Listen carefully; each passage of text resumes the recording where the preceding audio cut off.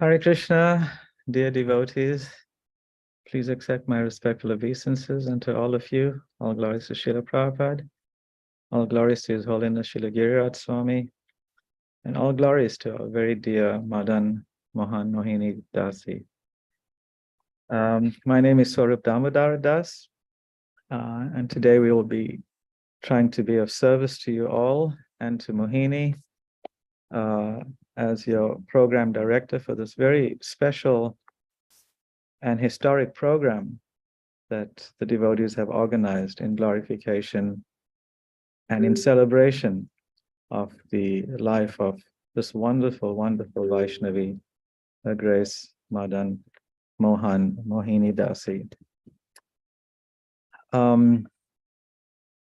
Yes, every now and then we become aware of a devotee whose life circumstances are so amazing and so extraordinary that we cannot help but take note of and learn from them. And when such an exemplary devotee, such an outstanding devotee is a child, a young, intelligent, bright, inquisitive child, a devoted child, we are most definitely very moved by that person. And when that young person leaves this world in a very auspicious circumstance, all of us naturally will be very humbled and very deeply inspired as we share in that person's success of going back home, back to Godhead. So today's program is a celebration of the life and the success of our very beloved God sister, Madana-mohana-mohini dasi, who definitely to all of us needs no introduction. After being very ill for many, many years with an incurable disease, muscular dystrophy, she passed away a short while ago, just a couple of months, just over 2 months to today, on March 12th, at the age of 22. And at that time, she was in Pune, surrounded by her loving family and various devotees from that community, and while listening to Kirtan. Many, many devotees have requested that we hold a special program in celebration of Mohini's inspiring life.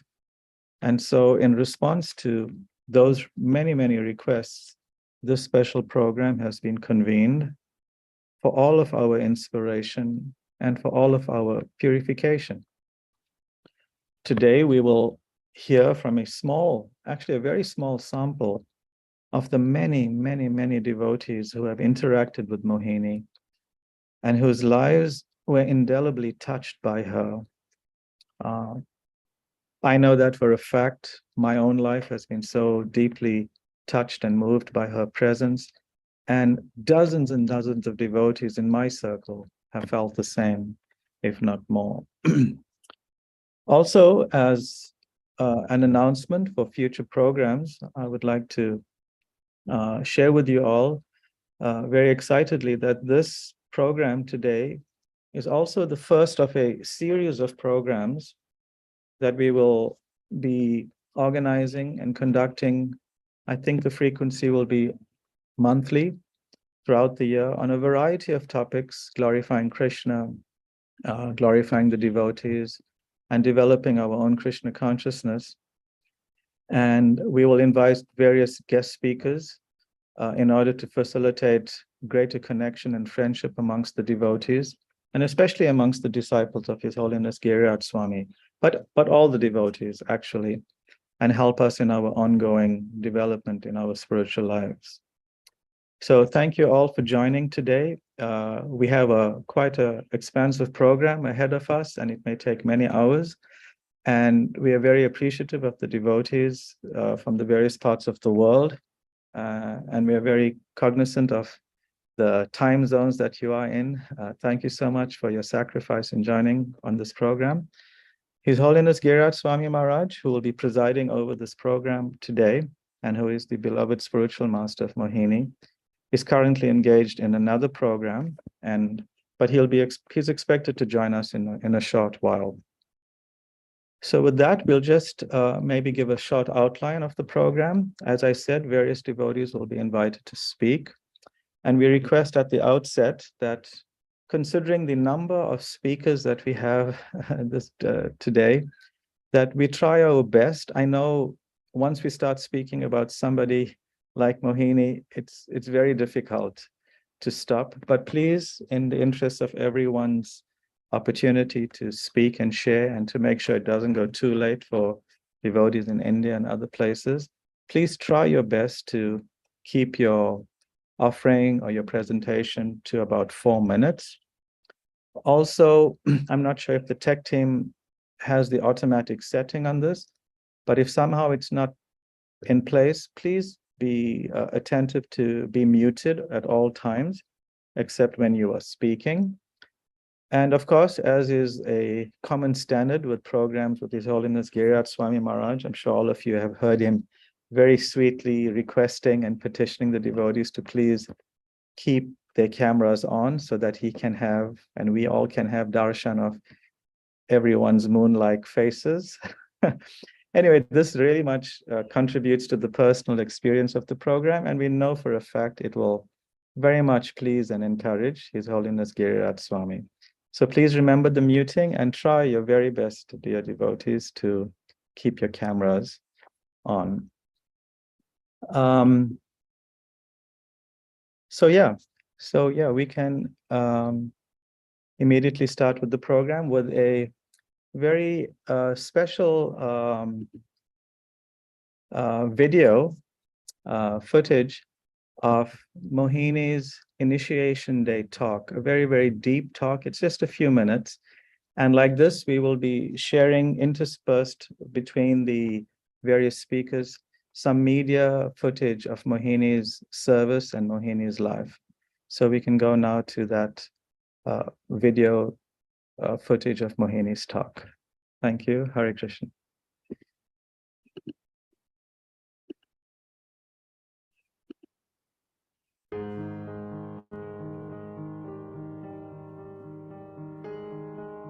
I want to say something to the audience that, of course, it's sad that we left Krishna's association and we fell into this material world. And none of us know how many lifetimes we have been just struggling here, entangled in Maya's trap. And I'm sure everyone in this temple room knows how fortunate every one of us is to be in the association of Krishna's devotees, which is, of course, very rare. And all of us have a lot of struggles, different struggles for different people.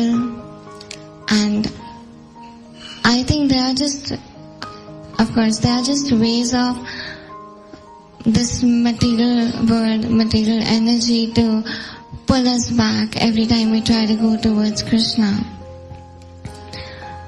But we should always try to not succumb to those struggles and really feel and understand that it's time to turn to Krishna.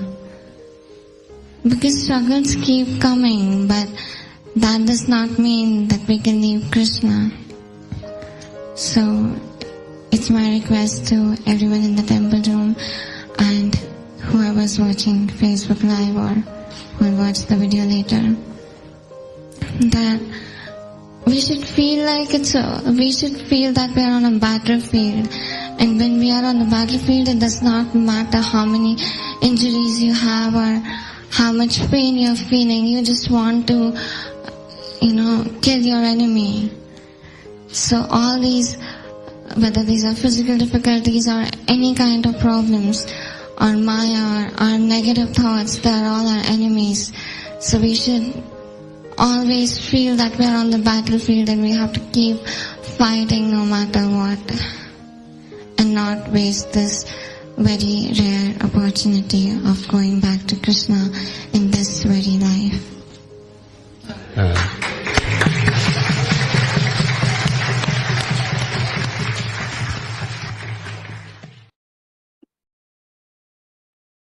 Thank you, Mohini.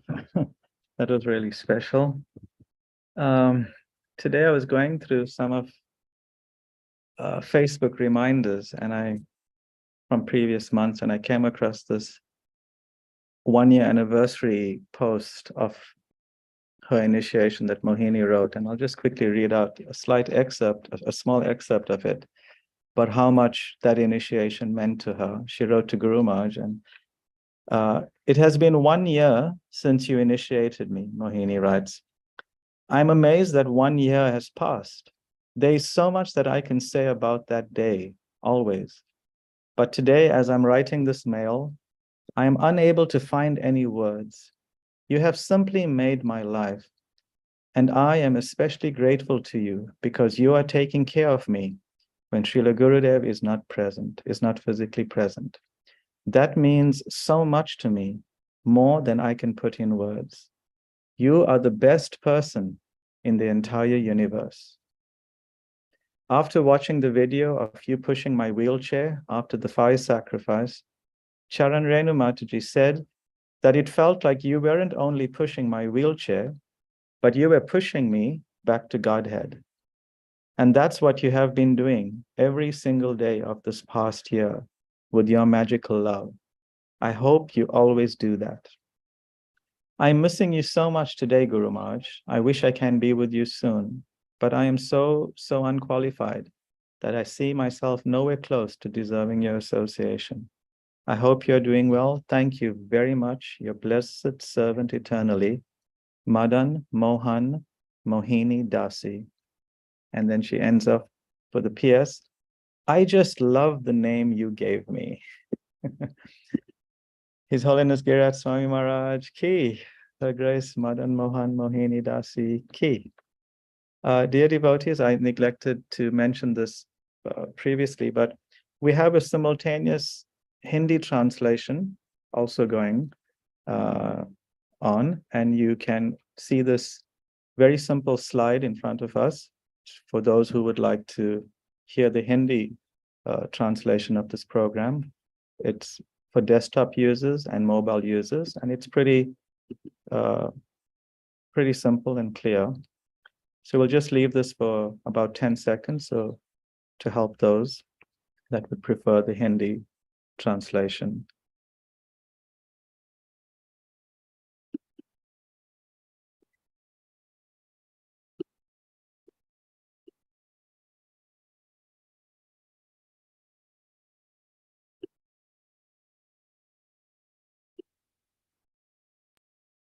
All right. Thank you. So to commence the proceedings of hearing the various devotees who have been touched by Mohini, who have played a part in her life, who she has played a part in their lives, we want to call upon one of the first devotees who met and interacted with Mohini and her family, and that is none other than Radha Charan Prabhu and Charan Renu Mataji, who are now based in Surat and are leading a wonderful congregational development there. So Radha Charan Prabhu and Mother Charan Renu. Hare Krishna, and we accept our humble obeisances at the lotus feet of all the assembled devotees of Guru Maharaj and Madana-mohana-mohini Mataji. Really, it is highly fortunate for us to come in contact with this family of Parasuram Prabhu, Shamani Radhika Mataji, Father Radhika Mataji and Mother Mani Mataji. Practically, when anybody is entering Krishna consciousness or starting to teach Krishna consciousness, the Prabhupada mentions Narad is wandering all over the universes in search of two kinds of persons. One who are bereft of Krishna consciousness, and the others who are highly elevated great souls like Madana-mohana-mohini. They're really so inspiring, so motivating, and giving us a real faith in the process that having no support or all adversities, it is ahatuti and apratihata. And Madana-mohini has demonstrated that what is real surrender to Guru and Vaishnava in the process of Krishna consciousness, what is its impact and how essential it is and how possible it is. I feel very fortunate to come in contact with this family, whole family, which is really exceptional on all fronts. And the way Madana-mohini has got the realization, it proves many, many words of the scriptures, particularly in Bhagavad Gita. Lord Krishna tells in 6th chapter that a yogi, due to his previous life, divine consciousness, attracted to the laws of yoga automatically, voluntarily, and spontaneously, and getting purified from all the contamination, progress with harm and truth determination, and attain the perfection. So, Madana-mohini has demonstrated. Actually, to glorify Madana-mohini, we need not any word from our side. I want to quote few quotes from our book, Twice as Bright. Every page, when we start reading, every page has so many pearls of wisdom, pearls of gems in her realization, in her writing. She writes, time never gets better. Now is the most ripe time to do anything. That is so true.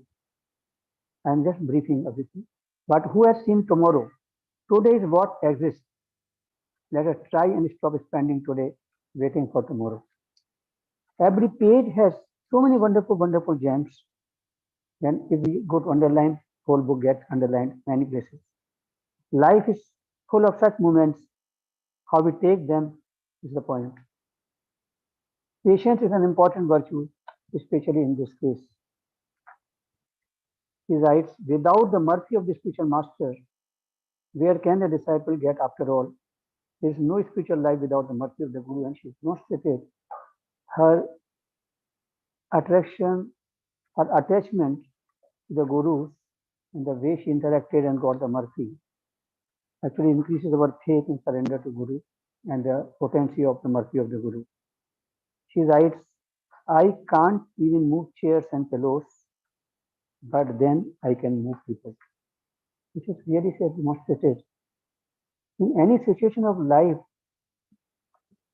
having no favorable situation in any way, there is no hope. But any person can do any service in Krishna consciousness. It's not dependent on any material possible favorableness or something like that. Then she writes many, many aspects on page number 21. But I pray that I can appreciate this fortune fully more and more and become more and more fortunate. She writes about her Didi that I should pray for her. There's a wonderful relation by her. And one thing she has very highlighted, we might have the desire, we might be trying hard, but sometimes in spiritual life, we just need prayers, our own and others. Every depth of her realization are so great, so instilling so much faith. How many people are moved because just coming in contact, as Uddhava Prabhu has told right now. So many girls, so many persons. The way she distributed Bhagavad Gita, it is a memorable thing, and it proves the potency of Krishna consciousness, the practitioners. If I really want to preach in the future, I must preach now. What a firmness. Don't stop just because you have some problem in life. Her realizations are so deep. The way she interacted with Guru Maharaj, with all the other sannyasis, the way she was lived, the way she had maintained her consciousness, her room, and her patience, tolerance, everything. We really pray at her lotus feet and give, just express our gratitude to the Prabhupada, Guru Maharaj, and all the Vaishnavas. Where we came in contact in whatever little moment with her. It is really memorable for me and is very inspiring. And I always praying at her lotus feet. The way she lived the life, the way she lived the life inspires us. Thank you very much, Madana-mohana-mohini, to come in our life and give us this opportunity to just associate with you and serve in whatever it is. Thank you very much. Hare Krishna. All glory to Madana-mohana-mohini, all to Guru Maharaj, all to Krishna devotees. Hare Krishna. Now over to Charanjini.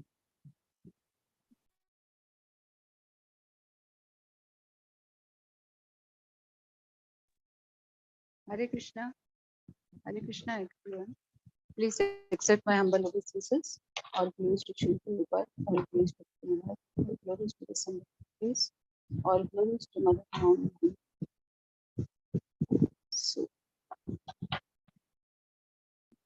we came in touch with Madana-mohana-mohini and her family in 2002 when she was just 2 years old, and she was a sweet, cute, chubby doll with a bright smile, bright eyes, and sweet smile. And I really loved her smile. And later on, when in 2006, they left Surat and they were settled in Ujjain. And then we were not in much touch, but in Surat, they regularly attended the house programs which we used to have. And she was playing with the kids because she was very small, just 2 years old. But when I met her in Ujjain, she was a different girl. She was much into devotion. She was helping, assisting her mother. And her mother, Shyamangi Radhika, is a great cook, good designer. She designs the outfits of the deities of many temples.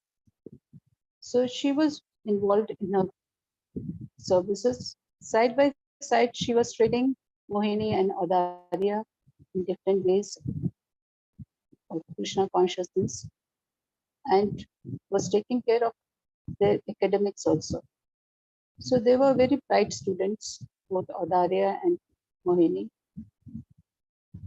And I saw her serving so nicely too. She was not able to do much, but she always desired to serve the devotees who came to a place. And once I was there in Ujjain, and later on they shifted to Pune. And once I was in Pune, then His Holiness Bhakti Karu Maharaj was about to visit their place. I was also there. And that time everyone was very busy. And I saw Mohini also very busy in her services. She wanted to do something for Maharaj. And when she couldn't find anything tangible for her to work, she did a very nice thing.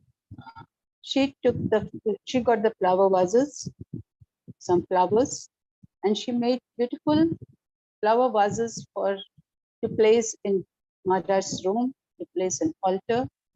So she had some or the other way to find out the services, not just remain to her, confined to her problems which she was going through.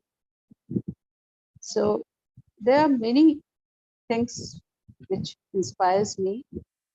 And this time I wanted to complete her book before her birthday, and somehow by her mercy and by Guru Maharaj's and Prabhupada's mercy, I could complete it. And it's really, every page, every line is very inspiring. And out of the books and from her life, I got many realizations. And what all inspired me, I would like to share some of them. First of all, I am very thankful to Shyamangi and Parshuram Prabhu for bringing such a wonderful child among us, who inspired so many hearts. She led a wonderful life, being confined to a small place. She was not able to do much like us all, but whatever she did was great. So I'll read some things, some notes which I need for her. Madan-Mohan-Mohini who has been battling like a brave soldier with muscular dystrophy, passed a final exam, achieving distinction, being victorious over life's challenges, over Maya's test. This was a fight against Maya, and she stood victorious. She became glorious in her struggle because she was genuine and true. What she experienced and realized in her short life, not many have done in a whole lifetime. Being confined to a wheelchair just to her room and specifically to her room, she did amazing preaching services, devotional services, attracted many Vaishnavas to come to her place and give their blessings, give their association, which she was always aspiring for. By her services, she touched many souls all over the world. Out of her many qualities, uh, some of her qualities I like to share, as she had respect and regards and reverence for the Vaishnavas. Her genuine love for them, I could see when I visited her room this time in Pune when Guru Maharaj was there. Her room has a altar of inspiration, which she used to call, where there are pictures of many devotees, disciples of His Holiness, disciples of Srila Prabhupada, and many other devotees from whom she got inspirations. Her room was decorated by all Maha from different devotees. As there prominently, we could see the shoes of His Holiness Tamal Krishna Swami Maharaj, garlands, different coats from different gurus. She had a whole range of soft toys, which she had named very sweetly, some spiritual names, as she had a teddy bear whom she used to call Jamban. And they were all, these spiritual figures were all her role models, her heroes.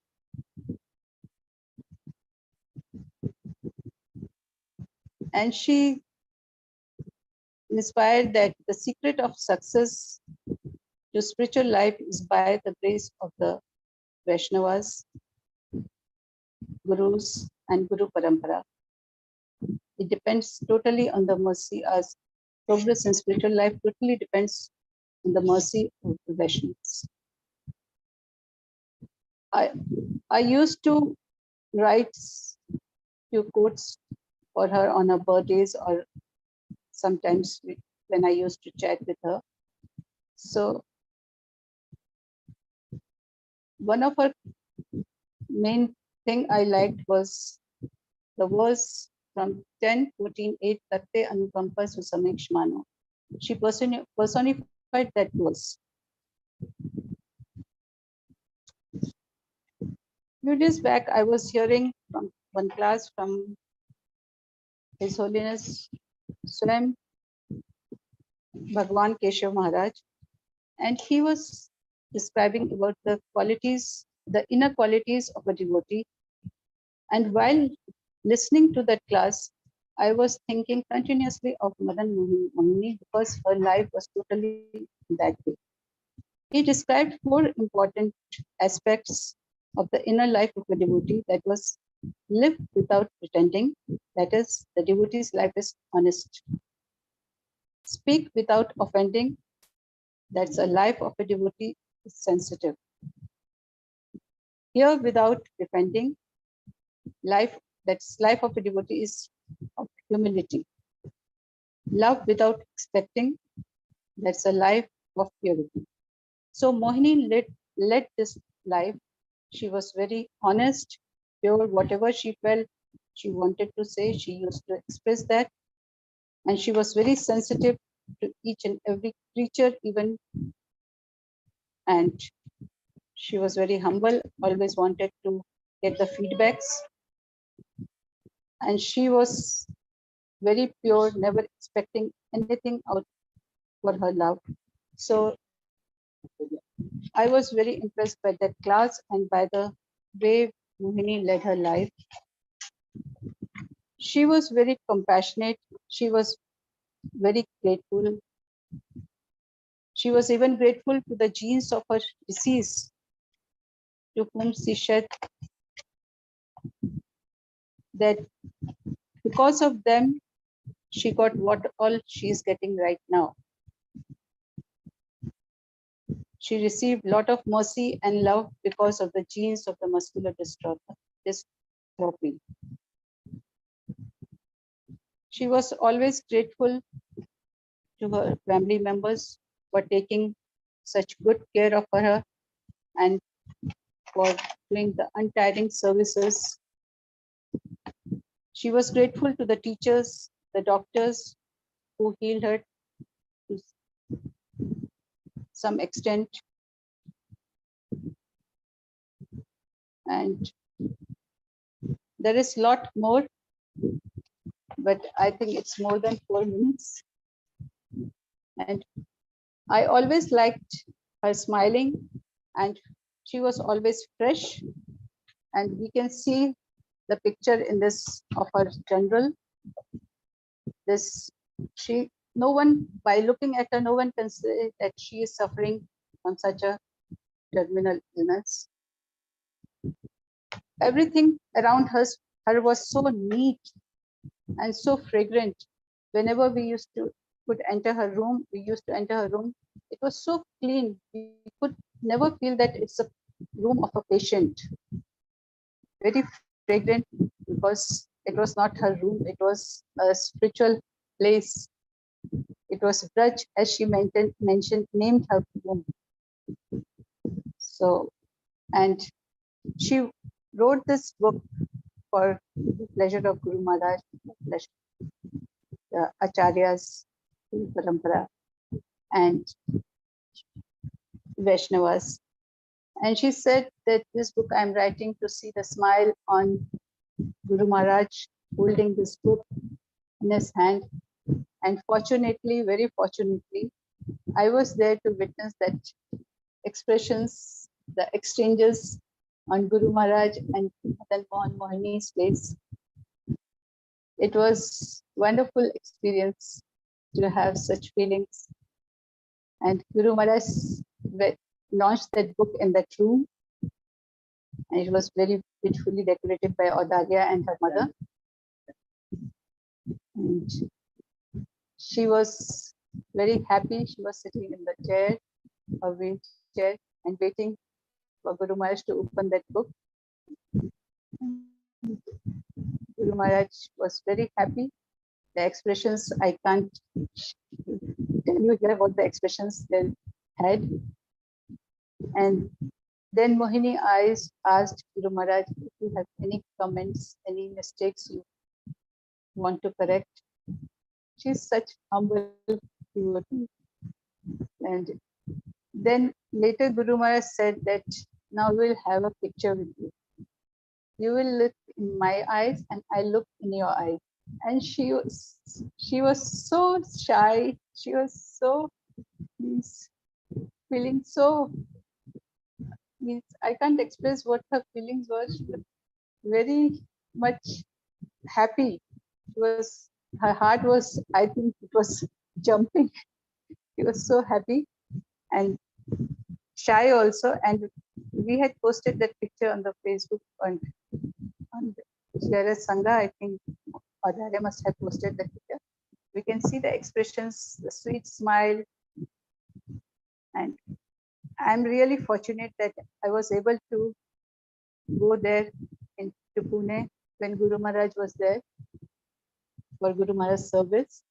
And I could meet Mohini and spend some time with her. We used to sit late in the night when Guru Maharaj used to finish his prasad and leave. Then we used to sit and we had a very nice time there. Audarya, her mother, Mohini, and myself. And she used to tell Audarya used to tell different stories about the different teddy bears, soft toys there over there. And I used to think that she's such an amazing child in such a young age. She is having such nice realizations. She is not in this material world, she's in the spiritual world. This room is the spiritual world, where she also gave me entrance. So I'm very thankful to her for coming in my life and inspiring me by her book, and by her so many talks. And one more thing I want to add that about her service mode.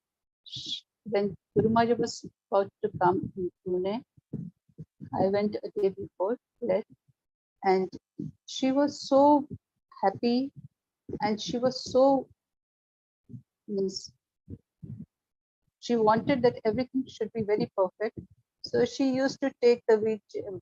Audarya and Mohini used to be there in Guru Maharaj's apartment, and she used to be there on the chair guiding Audarya how to place the things. Means she was taking care of all the details to make Guru Maharaj comfortable. It should be comfortable to him. So, and one time when Bhakti Charu Maharaj was taking his yatra to Vrindavan, I was also there. All of us went, and Mohini and her family was also there. And I saw Mohini. She was on a wheelchair. Her mother was pushing that wheelchair, and she took a broom and was brooming His Holiness Tamal Prince Swami Maharaj Samadhi. I can't imagine also that such service we can do. But she was sitting on the wheelchair and brooming, circumambulating the Samadhi and brooming the Samadhi. And it was just not one round. I don't know how many rounds she took, and she was continuously brooming and chanting the holy name. So that was her service mode. You can see she could take out anything. If we want, we can take out the chance to do the services. We have the options to do the services. So she was a great inspiration for me. I am very thankful to her and to her family for coming in our life and inspiring so many different ways. Thank you so much. Sorry for taking more than 4 minutes. Sorry, there is a lot to say. Thank you so much. All praise to Mohini. All praise to Hare Krishna. Thank you, Charan Renu Mataji. That was just so sweet and special. Although we wanted to jump in and stop you, but we didn't have the heart to because it's so wonderful. Thank you so much. Thank you so much for that wonderful sharing of those memories. Yes, dear devotees, please note that the devotees in India, what time is it there now? Like 8:45. 8:45. So yeah, just bear that in mind and try your best. I mean, it's true. When you start speaking about Mohini, one thing just leads to another because there's so much to her. But try your best. Immediately now, we will request one of Mohini's very senior god sisters, Her Grace Nama Chintamani Mataji, who's originally from South Africa, but served in many places Bombay and Vrindavan, and even in Guru Maharaj's ashram in Carpentaria. We ask her to also please share her appreciation and recollections. Madana. Hare Krishna. Can you hear me? Yes, very Hare Krishna. clearly. Okay. Namo Vishnu Padaya, Krishna Prastaya Bhutale, Prabhupadati Priyashkiri Raja Swami, Subhakshi Shastra Vigyaya, Trida Sadhana Salini, Shishirada Rasa Bihari Jai. So, thank you for giving me this opportunity to glorify Her Grace Madana-mohana-mohini, Dasi. My dear Madana-mohana-mohini Dasi, please accept my humble obeisances. All glories to our Guru Maharaj, Srila Giriraj Maharaj, all glories to Srila Tamal Krishna Goswami Maharaj, and all glories to Srila Prabhupada, who gave to all of us this precious gift of Krishna consciousness. Guru Maharaj was invited to Pune, and many disciples also traveled to Pune to serve and take Guru Maharaj's association just before the lockdown. Your parents had invited Guru Maharaj to your house, probably, I guess, for the first time, and Guru Maharaj kindly invited me to also attend the program. I think you were about 10 years old, 12 years old then. And when I arrived, you were making a garland, and you kindly allowed me to also assist you in making a garland for Guru Maharaj. And this was the beginning of our association. But I regret that, I lost the association somehow after that, until your initiation. Guru Maharaj initiated you on behalf of Tamal Krishna Maharaj in Dallas. And fortunately, we once again could associate with each other. And you often used to send me little voice messages to say that you're very eager to hear about Gurudev, because I had an opportunity to serve him and meet him. So you very kindly engaged me in glorifying His Holiness Tamal Krishna Maharaj and remembering him. And after that, I noticed that the highlight of every year was celebrating Srila Gurudev's appearance day. And you were very kind and, helped disciples of Gurudev who had drifted away, and, sort of encouraged them to rededicate themselves to Srila Gurudev. And your whole life revolved around Srila Giriraj Maharaj and Srila Gurudev. And Gurudev was famous for his Sankirtan and book distribution. So you also took up the distribution of books while you were restricted to the wheelchair. You were so determined to follow Srila Gurudev's example, and you transcended the limitations of the body. And Srila Gurudev must be so proud of you and your tenacity to serve against all odds. And in this way, you attracted his mercy and the mercy of so many exalted Vaishnavas, His Holiness Radhanath Swami, His Holiness Indradima Maharaj, and Baby Govinda Maharaj, and many other great Vaishnavas. And you also used to like me to tell you about Mother Achavigraha and Brajalila. And so I got an opportunity once again to also, help you to, you said you wanted to learn from them the inspiring examples in humility, tolerance, and the dependence on the mercy of the Lord and His pure devotees. I'll make it short, mine, so covering up for others who might take more time. Also, you used whatever energy you had in serving and associating with devotees. You loved the association of devotees. And you also used whatever energy you had in preaching and helping conditioned souls. And you had such a soft heart. I heard from Odaria how you would regularly call the family members together and ask for forgiveness for any offenses. And you expressed your appreciation for all the service that they rendered. And at this point, I'd also like to thank your parents and Odaria for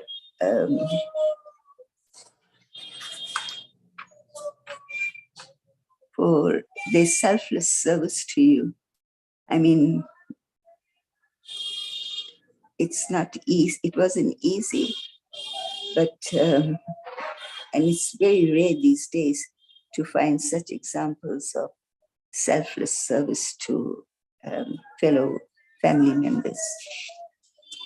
And just before your passing away, you assured your family that you were ready to leave.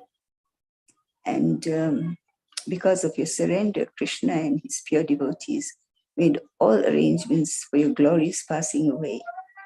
It says in Srimad Bhagavatam, Canto 4, Chapter 13, verse 37, that Lord Vishnu fulfills the devotees' desires of a devotee in different ways so that the devotees may gradually come to him. This is confirmed in the Bhagavad Gita, Dadami Buddhi Yogam Tam Yenamami Upayantite. The Lord gives the devotee the opportunity to make progress further and further so that he may come back home, back to Godhead. And His Holiness, I heard Bhakti Rasamrita Maharaj had spoken to you about 40 minutes before your departure and just asked you to meditate on Radha and Krishna. And the transition was so smooth that no one even noticed your glorious passing away. So, and you, of course, Guru Maharaj said as soon as he heard, he immediately thought that, oh, she is now with His Holiness Tamar Krishna Maharaj. So, although we feel great separation from you, and that was my great fear when you were on the planet, that what will I do when that day arrives? But after the initial shock, I was in one sense relieved that you were relieved from your suffering and that you are reunited with your most beloved Srila Gurudev. And please bless us to also follow in your footsteps and not give in to Maya's tricks. And that, like you said on your initiation day, that we should think we're on the battlefield and the only thing is that we have to fight our enemy at whatever cost. So I pray that I can also, without complaining, carry on my services right until my last breath also. Thank you so much, Madana-mohana-mohini, for your inspiration and for your association. All glories to your wonderful family also. Her Grace Madana-mohana-mohini ki jai. Srila Gurudev ki jai. Srila Giriraj Maharaj Guru Maharaj ki jai. Srila Prabhupada ki jai. Samveta Bhaktivinoda ki jai. Hare Krishna. Jai.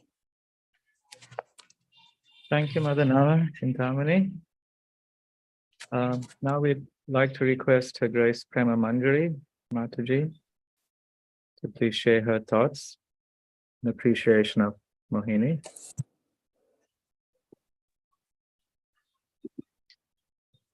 Hare Krishna, dear devotees. I would like to read. I just made an offering, so I'm not very confident to speak. So I would just like to read my offering. I offer my respectful obeisances to all of you. All glories to Guru Maharaj, all glories to Srila Prabhupada. I want to share my heartfelt gratitude for giving me an opportunity to serve Guru Maharaj and Madana-mohini by honoring the memory of our beloved Madana-mohana-mohini. Mohini was a very special soul whose devotion touched our hearts. I still remember the first time I met her in Pune. Her mother had invited Guru Maharaj to their home for prasad, and we were fortunate to be invited as well. At that time, I didn't fully comprehend the seriousness of Mohini's condition, Her mother seemed worried and unhappy because Mohini had just been diagnosed with muscular dystrophy. After Guru Maharaj finished his lunch, Mohini handed him a card with a poem or some message that touched his heart. He kindly spoke with her and the family, and though it seemed like a sad and a serious meeting, it left a profound impact on all of us and marked the beginning of a special relationship between Mohini and Guru Maharaj in this lifetime. Some years later, I learned about her connection with His Holiness Tamal Krishna Maharaj and how Guru Maharaj graciously provided her with shelter. I vividly remember her initiation ceremony in Dallas, which we all had the privilege to witness online. Later on, when Mohini visited Bombay, I had the opportunity to cook for her, and she graced our home with her presence for a program.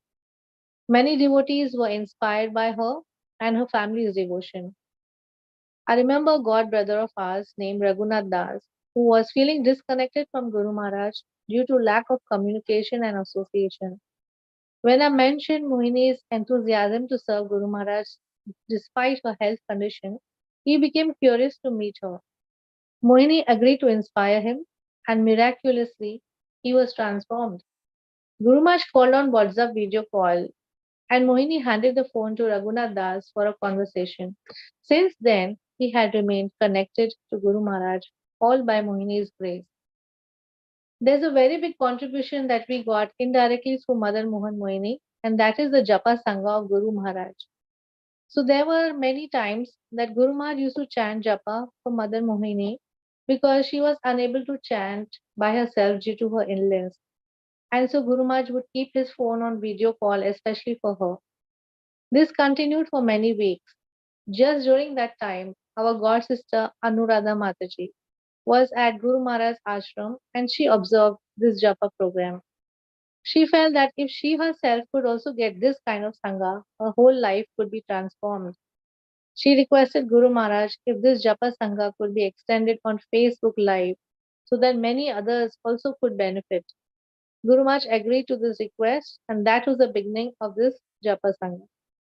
All glories to Guru Maharaj and to Madan Mohan Mohini, who started the seed, which fructified by grace of Anuradha Mataji. Mohini's life taught us how to confront the fear of death by immersing ourselves fully in Krishna consciousness. She exemplified unwavering faith, determination, and surrender, showing us the depth of Guru Maharaj's mercy. Guru Maharaj, we all saw how you went above and beyond to assist her and also so many other devotees during their most difficult moment of death, so they all could move to a higher destination back to Srila Prabhupada. Mohini's life will always serve us as a reminder of Guru Maharaj's compassion and presence upon his children. May we all continue to be blessed with such a compassionate and loving spiritual master. Thank you all once again.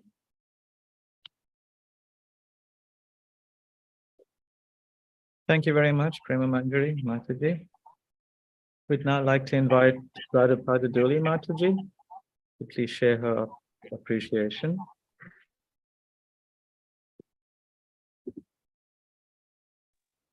Hare Krishna. Okay. I presume you can all hear me. Yes. While I was trying to write down my appreciation for Madan Mohan Mohini, I was trying to think of an adjective which would define her. So the first word that came to my mind was extraordinary. But then I thought she was beyond extraordinary. And then this word came to my mind, extraordinaire. She really was an extraordinary personality. So at a very young age, she became very cognizant of her physical condition and she learned to channelize energies, not being subject to the body's stressor mechanisms. She did not get defeated by this illness that she was suffering from. She made it her strength. In a very short span of time, she became a devotee celebrity due to her strong bhakti practice and with the extraordinary support from her family. Of course, when we glorifying Madan Mohan Mohini, we cannot forget the family because the kind of support she got from her family was again extraordinary. Her life was humility personified. She accepted her situation for what it was and took to Krishna consciousness with full zest and surrender.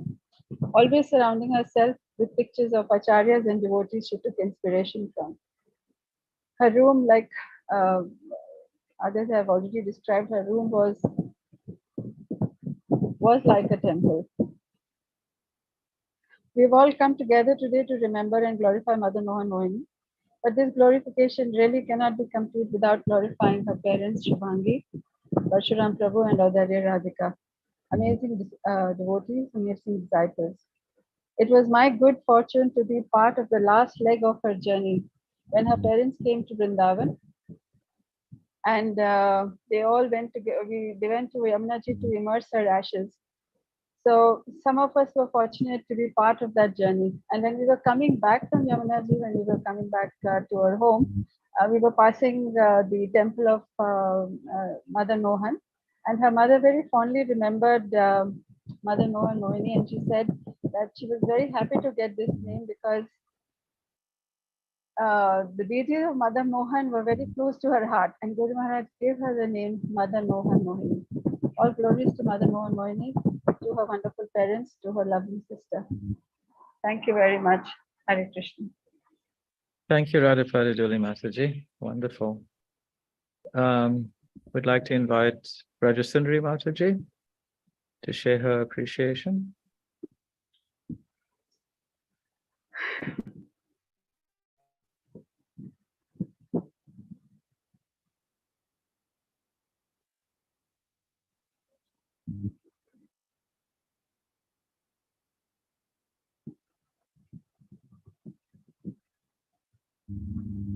Rajasundari Mataji, yeah.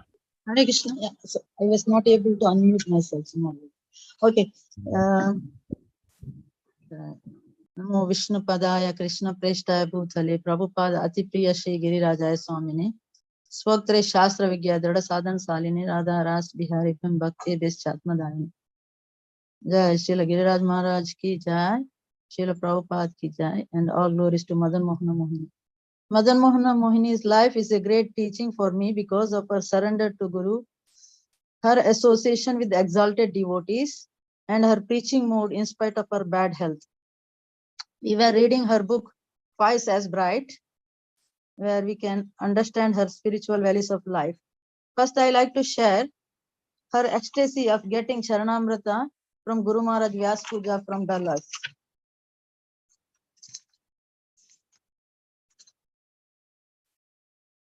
She says that my mother came with a small bottle in hand that had some water, and she started creating suspense about it. It was from Didi, and so I guess that it may be from His Holiness Bhaktichar Swami Maharaj. So Mummy was so excited and was just keeping it in suspense. Then she revealed that it was Charanamrit from His Holiness Giriraj Swami Maharaj Vyasa Puja in Dallas this year. Whoa.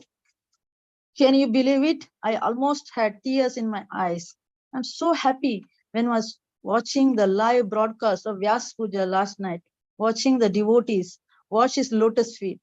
I was so wishing that I could get some Charanamrit too.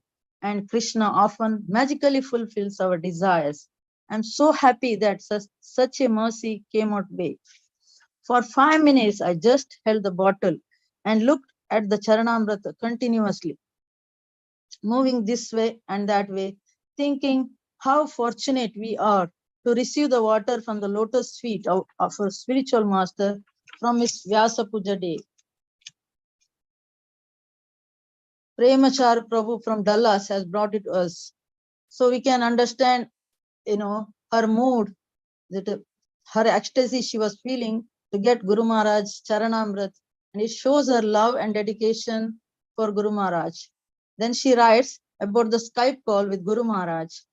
I was desperate to speak with him. He gave me 4 instructions, which I will try to follow. It helped me so much, just helps me like this. He was praying for us throughout, and his prayer did wonders. His prayers made the rest of my day extraordinary, a beautiful day after 2 weeks of intense struggle. The mercy of the Guru can do and does wonders. The question is, how much are we open and willing to receive it?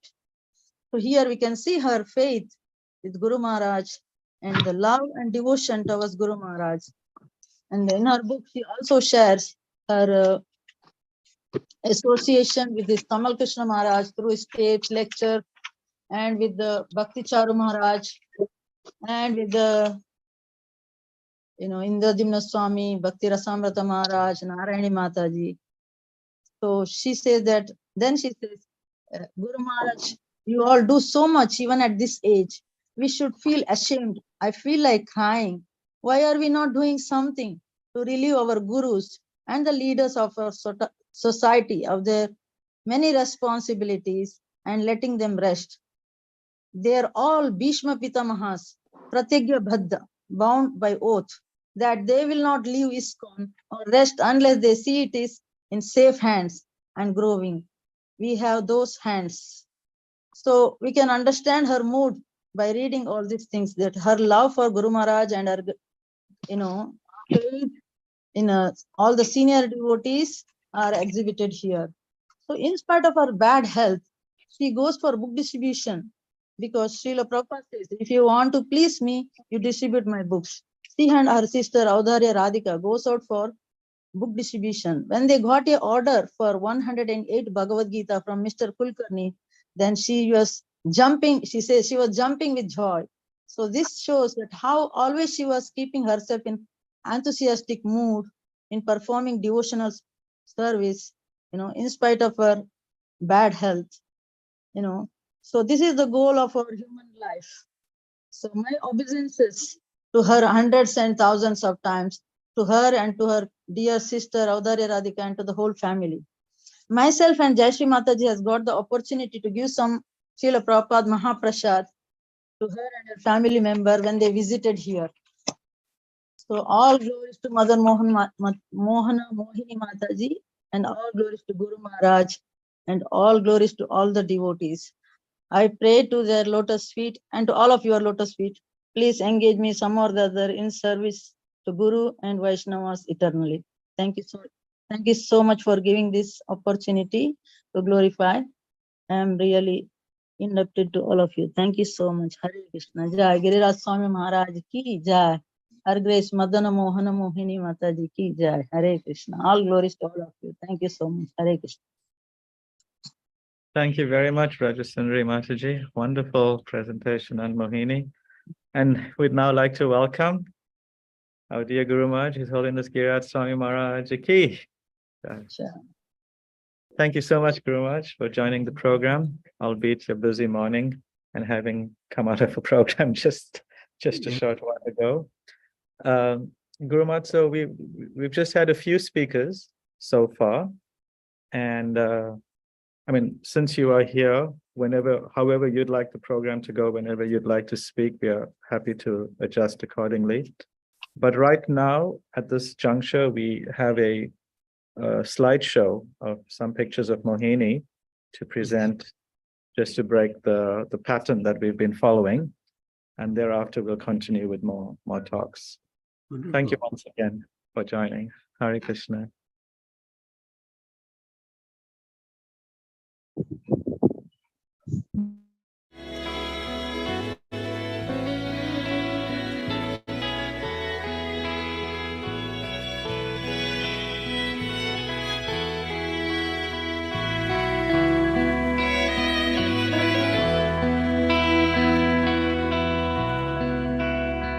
Her face is like a golden lotus, around which curly locks of hair are hovering like eager bumblebees to seek her nectar breath so rare. Her dark soft tresses flow around her face and billow like Yamuna's waves as they surround the Queen of Lotus Faces. May Radhika be praised. Madana-mohan, Madana-mohan.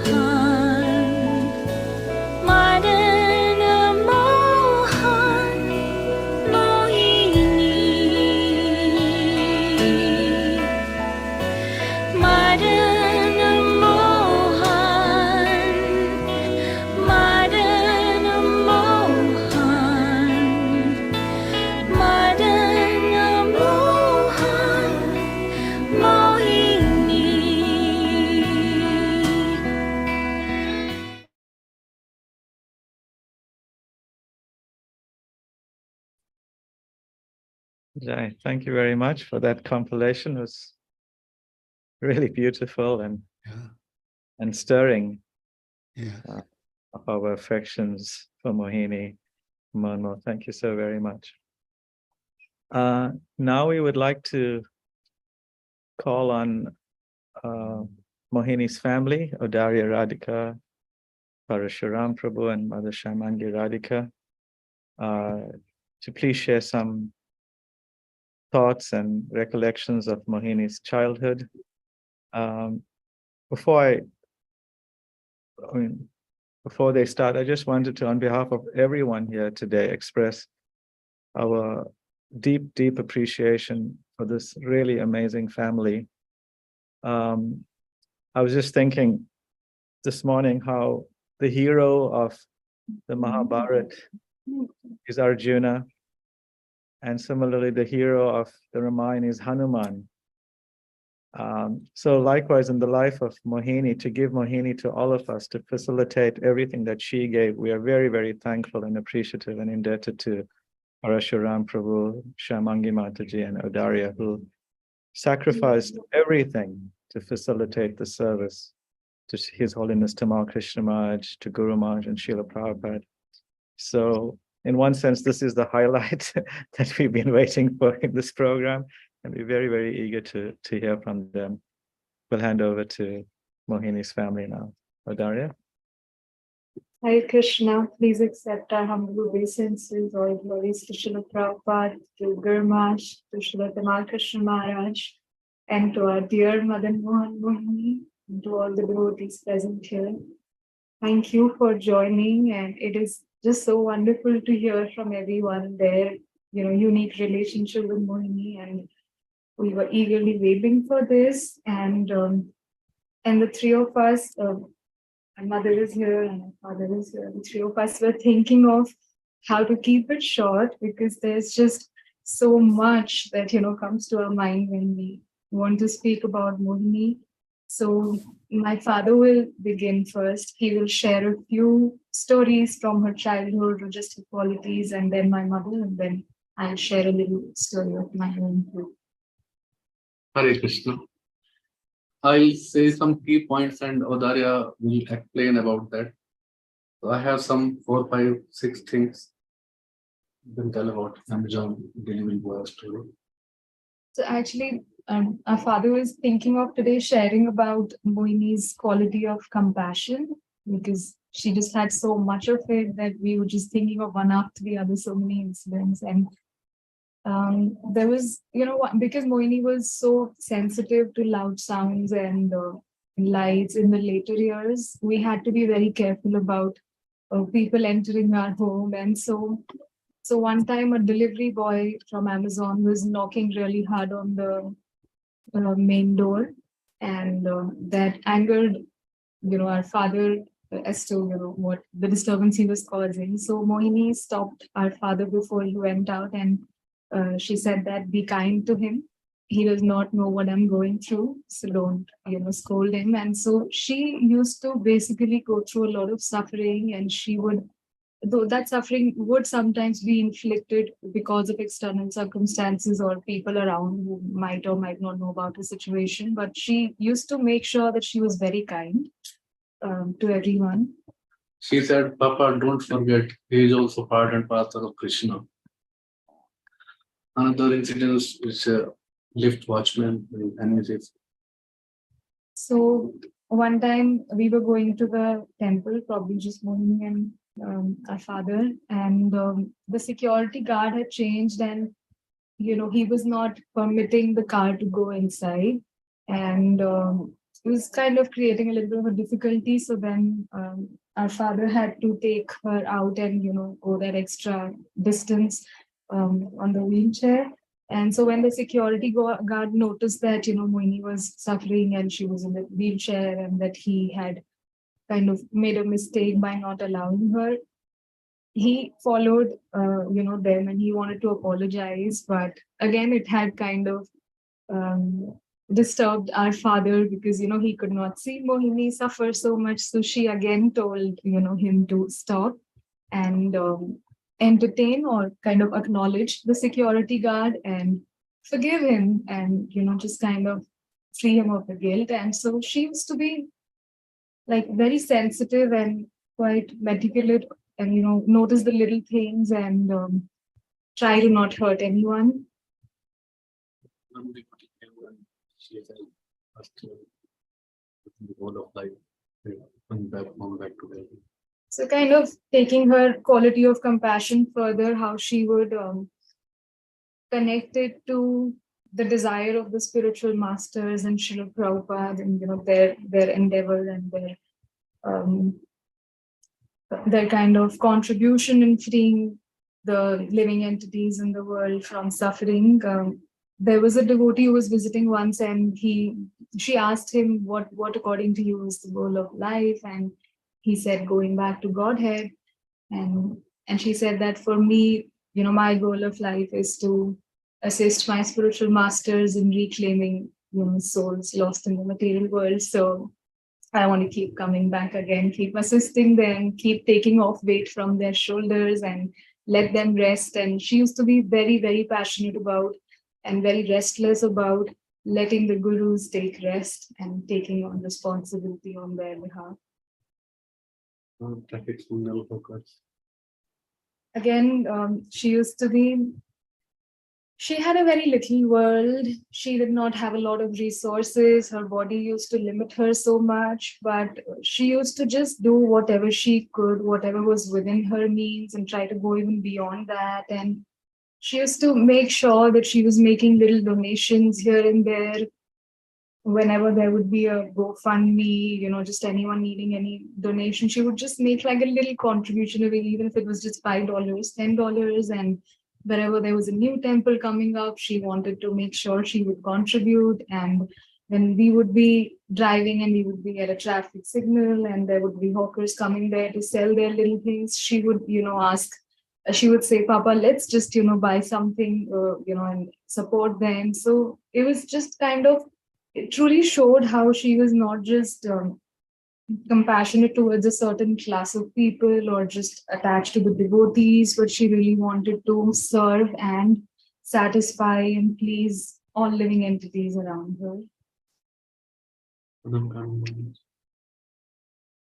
Also, just towards the very end, this is just a few days before she left, when His Holiness Kadam Kanan Maharaj was also about to leave, he was, in his final days.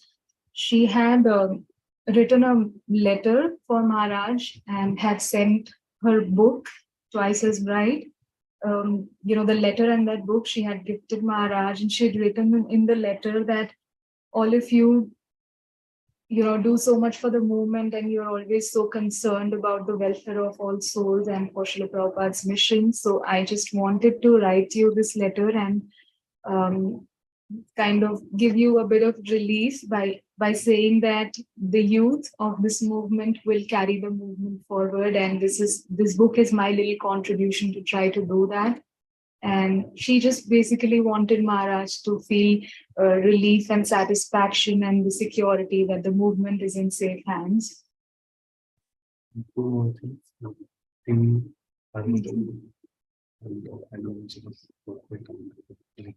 She was also very fond of life. She was very innocent and at the same time very wise, but she knew how to strike a perfect balance. She used to value life so much because she knew time was short, but this is something that she had in her even since the very beginning, when she didn't even know she had any disease. She used to want to enjoy life fully. She wanted like a big house and lots of money and just all facilities, and she wanted to go into the cockpits when we were flying in planes, and she wanted to go and see the driver who was driving the train of the train we were we were in, and she wanted to travel the world, and our parents did everything they could to fulfill all those desires she had. And slowly those desires started turning into spiritual desires, like wanting to, she had so much leadership in her, so much drive in her to just kind of make a big contribution, that all those desires started turning into big spiritual desires of wanting to support the GVC, bring big ideas for the movement and things like that. And so, but through her little actions, she showed us how to live life fully, how to value life fully. And just recently, I was reading something on Instagram, the 5 major regrets that people who are leaving the world, face at the end. And I felt like she had none of them. She had lived fully. She had expressed her love. She had spent time doing the things she valued, and it was beautiful how she practiced approaching death so gracefully, that she made her life so successful in doing that. That's from our father, and now our mother will say a few words. She will speak in Hindi and I will translate. हरे कृष्ण। सबसे पहले तो मेरे लिए बहुत ही difficult हो पा रहा है बोलना, पर मैं फिर भी चाहती हूँ बोलना। She's saying that it is very difficult for her to speak right now about Mohini, but she still wants to try and do that. Mohini जब तक थी हमारे साथ, हमें ऐसा लगता था कि हाँ वो कुछ स्पेशल है, पर अभी तब हम लोग भी काफी बिजी होते थे, तो हम उसकी क्वालिटीज पे इतना फोकस नहीं कर पाते थे। When Mohini was amongst us, we had the idea that she was a special soul, but since we were so busy serving her on like a real-time basis, we did not have the time to meditate on her beautiful qualities as much as we're able to do now. अभी जैसे जैसे time बढ़ता जा रहा है, हम लोग उसको और शुरू में ऐसे लगता था कि सब कुछ बहुत इजी हो गया, इजी ऐसे कि वो अगर गई है तो हमारे ऊपर बहुत मर्सी है कि हमने इस चीज को बहुत अच्छे से एक्सेप्ट कर लिया। When Mohini left in the beginning few weeks, we felt like because of all the mercy we were receiving from the devotees and the spiritual master, we felt like it wasn't as difficult to deal with her departure as we had anticipated. पर जितना हम उसको ध्यान करते हैं तो उसकी qualities ध्यान में आती है, तो ऐसे लगता है हमें भी उसके जैसे बनना है। But with passing time, the more we are meditating on her beautiful qualities, it is inspiring us to try and become more like her. तो उसकी कुछ चीजें मुझे ध्यान आ रही थी। So she was remembering a few things about Mohini. सबसे पहले तो ये कि मोहिनी के टाइम जब मैं प्रेग्नेंट थी तो मुझे कंप्लीट बेड रेस्ट था। When she was pregnant with Mohini, the doctor had suggested her to be on complete bed rest in the later months. तो कंप्लीटली मैं सोई होती थी, सिर्फ प्रसाद खाने के लिए बैठना होता था या वॉशरूम जाने के लिए मुझे उठना होता था। पूरा टाइम लेटे रहना, उस टाइम हम लोग इस्कॉन में भी नहीं थे और हमारे घर में बहुत कोई स्पिरिचुअल एटमॉस्फेयर नहीं था। So at that time we didn't have a spiritual atmosphere at our place. We hadn't joined ISKCON and we weren't very spiritually inclined at that time. तो मुझे नहीं पता कि कहाँ से प्रेगनेंसी के टाइम में कृष्णा की फोटो मुझे मिली, और जहाँ मैं लेटी होती थी बेड पे सामने कृष्णा की फोटो थी, और मैं पूरा टाइम वो फोटो ही देखती रहती थी या गीता पढ़ती थी और फोटो देखती थी।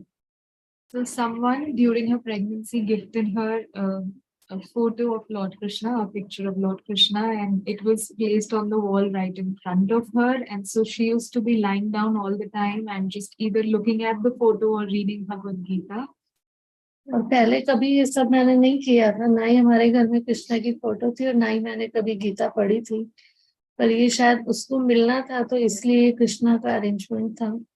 So since we did not have a picture of Krishna in our home before this, and neither had she read the Bhagavad Gita before, it felt like it was Krishna's arrangement for Mohini that these gifts came to us. तो जब वो हुई पैदा तो उसके होने पे वो कृष्णा की फॉर्म में थी So when she took birth, her feet were in the Tribhanga pose, like she was standing like this, how Krishna stands always, and it took us effort to kind of straighten her legs through massage. She used to be like in that pose naturally.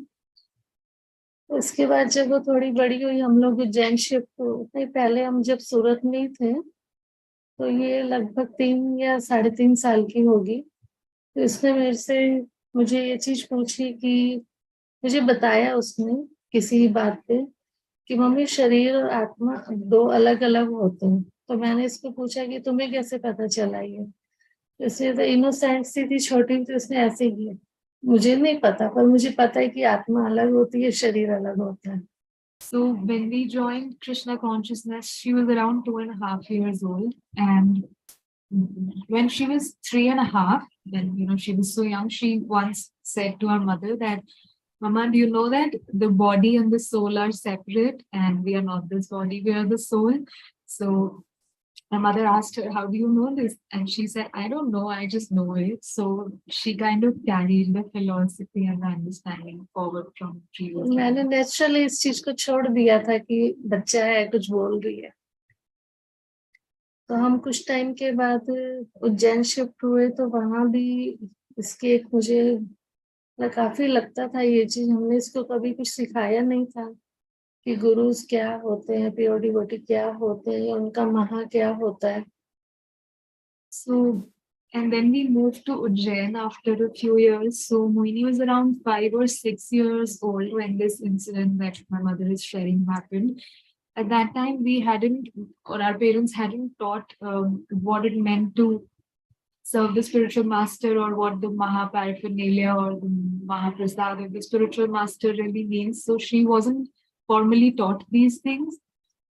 पर जब भक्ति चारू महाराज गुरु महाराज तो वहाँ पे roses का garland पहनाया जाता था देसी गुलाब जो खुशबू वाले रहते थे तो उसकी पेटल्स काफी गिर जाती हैं पहनाने के बाद जब गुरु महाराज चल के जाते थे तो उनके गार्लैंड के काफी पेटल्स गिर जाते थे और सब डिवोटीज गुरु महाराज को फॉलो करने के लिए पीछे पीछे चलते थे उन पेटल्स पे डिवोटीज के पैर आ जाते थे. So when we were in Ujjain and Zoe Bhakti Char Maharaj, mother's spiritual master, he used to be there and devotees would offer him garlands. Sometimes, petals would fall from those garlands and Mohini would, follow him and try to pick up all those petals so that the devotees' feet wouldn't touch them. And one time she even cried out of emotion and love that, this shouldn't be happening and Guru Maharaj's flower petals should not be kind of disrespected in this way. And she just knew the value of these things. Mohini की एक quality ये है कि हमने उसे बहुत सीखा कि सबको कुछ ना कुछ देना चाहती थी कहीं भी वर्ल्ड में कहीं भी डिवोटीज हो तो उसको अगर कुछ पता चलता था कि कोई जा रहा है तो चाहे वो छोटी छोटी सी चीज भी भेजती थी कुछ महा भेजा कोई एक बैच भेज दिया एक काउंटर भेजा या कुछ भी भेजा पर उसको ही रहता था कि मुझे सबको कुछ देना है. So Mohini had this beautiful quality of giving and sharing and gifting, and so she used to be very conscious and aware about anyone traveling from any part of the world to another part of the world, and she would make sure to send a little gift, a little thoughtful offering to all the devotees that she knew, and she would kind of just always keep thinking and calculating using her intelligence and her beautiful loving heart to just keep giving and gifting all the time.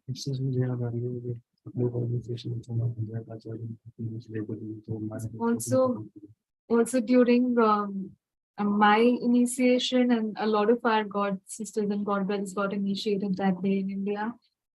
She went to great lengths to, it was Advaitacharya's appearance day, so she went to great length to get tulsi leaves offered to Advaitacharya from Sridham Mayapur to give as gifts to all the initiates that day. And there are countless such incidents where she would go to great lengths and engage all of us actually, extract everything we had in us to, employ us in service and yeah, just keep giving. 2013 में ये गिर गई थी घर पे, उसके बाद फिर ये चल नहीं पाई, उसको व्हील चेयर पे आ गई थी। तो जिस दिन ये गिरी थी, सुबह ये गिरी और शाम को हिज भक्तिचारू महाराज पुणे आने वाले थे, जो हमारे घर पे ही स्टे करने वाले थे। So in October 2013, Mohini was walking from one room to the other and she fell down. And she got a fracture that day. She couldn't walk after that day. And His Holiness Bhakti Charu Maharaj was going to visit us that same day and he was going to stay with us. So इसने कुछ time पहले ये सुना था कि GBC में कुछ funds का So she had heard just a few days back that the GBC needed some funds for some project. And इसके पास एक मिट्टी का पिगी बैंक है। So she had a piggy bank, like clay pot that she used to collect money in. इसने वो पूरा piggy bank गुरुमाज को दिया कि ये मैं जीबीसी के लिए देना चाहती हूँ। So she was actually collecting that money for maybe, going shopping or just doing some savings. But then when she found out that there was a requirement for funds and His Holiness Bhakti Charu Maharaj visited, she was that day in a lot of pain. She was going through a lot of difficulty because of the fracture, but she was thinking of what she could do to serve. And so she gave the piggy bank to His Holiness Bhakti Charu Maharaj and said that all of this is for you, please give it to the TBC. And it was so innocent because she was a little girl. She was 13 years old. And when we broke that open, there were just so many coins and coins and coins there. Just, very little saving. It was about 10,000 rupees or something she had collected like that and she gave it to him. इसने पूरे donate कर दिए। इसके साथ उसको एक ये रहता था कि जितने भी वैष्णवास उसको पता चलते थे कि जिनका डिपार्चर हुआ वो भी और जो हैं वो भी, उनका डिसअपीयरेंस डे हो या पेरेंट्स डे हो, कुछ भी छोटे छोटे से भी सेलिब्रेशन होते थे वो करती ही रहती थी। She would be very inclined. She was very inclined to, or very attached to the Vaishnavas, especially Vaishnavas who had either recently departed or some of our leaders of the movement. Like a lot of the people might already know, she has an altar of inspiration. So she has around 16 to 17 devotees on that altar. But even beyond that, whenever she would find out about any devotee who we might, consider just like any other, she would just value every devotee and their life story so much. She wanted to celebrate festivals on their appearance and disappearance days. And because of this, inclination or quality of hers to glorify Vaishnavas, we would almost every other day have like a little celebration at our place, reading about them or inviting devotees to glorify them or offering feasts to them. मैं ये मानती हूँ इस चीज में कि इसकी भले ही हमें ऐसे बहुत छोटे छोटे सेलिब्रेशन होते थे, छोटी छोटी सी डोनेशंस होती थी, तो इन सब चीजों से उसने बहुत मर्सी गेन की है। So our mother believes that all these little things that Mohini would do in celebrating these little festivals, glorifying lives of these devotees and making her little contributions, little donations, doing little services, pleasing the devotees by her little gifts, she attracted a lot of mercy, a lot of prayers, and that helped her go on, through this life and into the next place that she is in very smoothly by all the mercy. तो यही सब mercy से जिस तरह से उसका departure हुआ है, उसकी पूरी लाइफ में कुछ भी ऐसी सफरिंग्स नहीं होंगी जो उसको नहीं मिली हो। अगर हम उस चीज को सुनने या सोचने बैठे तो मन बहुत दुखता है कि ना वो खा पाती थी, ना पी सकती थी, ना बैठ सकती थी, ना सो सकती थी, ना ही किसी से मिल सकती थी, ना बाहर जा सकती थी। हर तरफ से वो बंधी हुई थी। All her life, she was really confined in a lot of ways, limited in a lot of ways. She, in the later years especially, she couldn't eat. She could hardly eat or drink. There were, not many options. She couldn't go out or meet devotees, or she was so sensitive and in so much pain. And all her life, basically, she had so much suffering that when you think about it, it gives us a lot of. Light ही नहीं दिखती। She could not even see daylight for days at end. And all the sufferings, if we start to think, it gives us a lot of pain.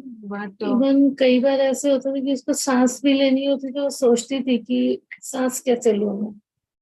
she sometimes couldn't even breathe, and she kind of used to freeze, and she said that I sometimes used to forget to swallow, like how does the body perform that function, or how do I breathe after a particular breath. She would have to take a pause, and basically she was in a lot of suffering.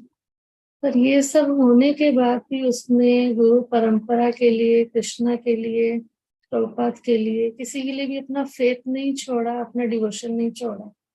But despite all this, she never let her faith towards the Guru Parampara, towards the spiritual masters, and towards the Lord get compromised or waver, and she was very determined.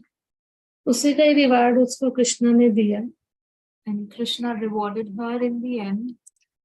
वो हमेशा यही बोलती थी कि मुझे मरने से डर नहीं लगता, मुझे प्रोसेस से डर लगता है, जो उसमें ब्रेथलेसनेस होती है, जो पेन होता है।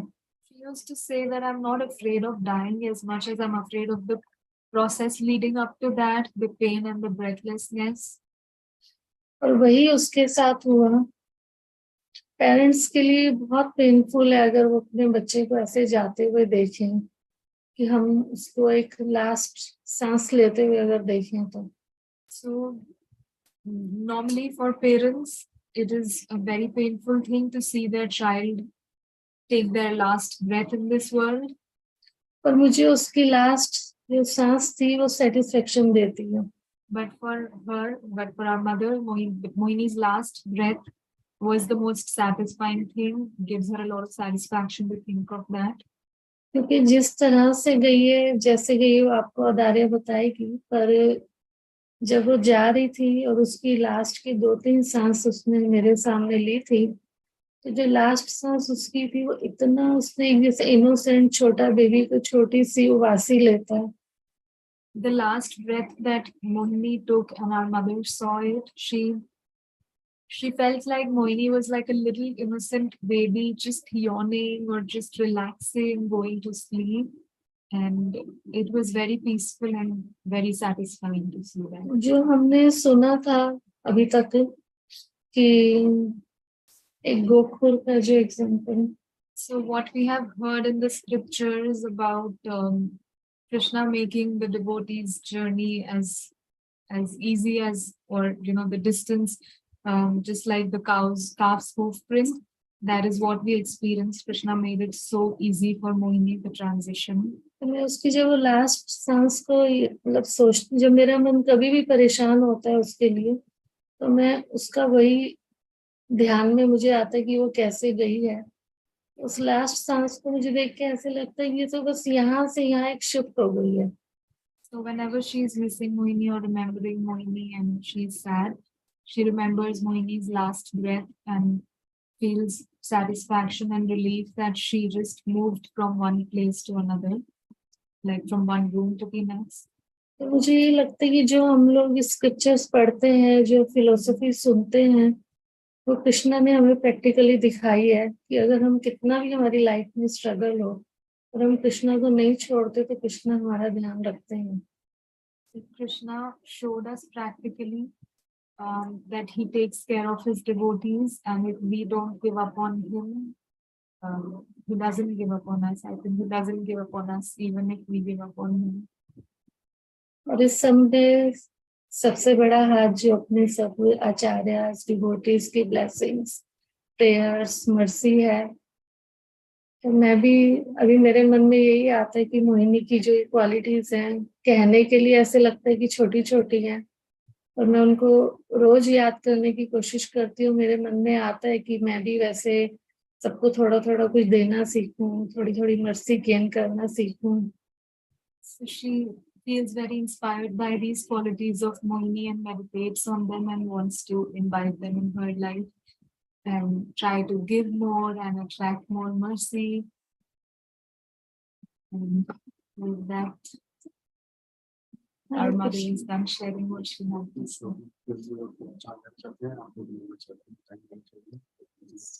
So I think we've taken a lot of time already. So probably we could move on to the next speaker, and I could speak later probably. No, it didn't. That was really beautiful. Thank you so much.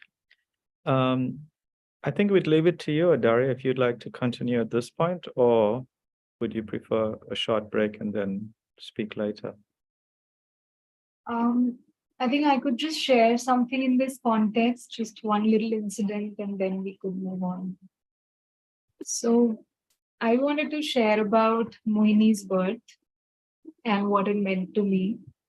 And I was 6 years old and I really wanted a sibling. And I used to tell my parents a lot, will I have a little brother or sister? Can I have one? And they would say, go to, we had a little temple at our home. So they would say, go and pray to the Lord.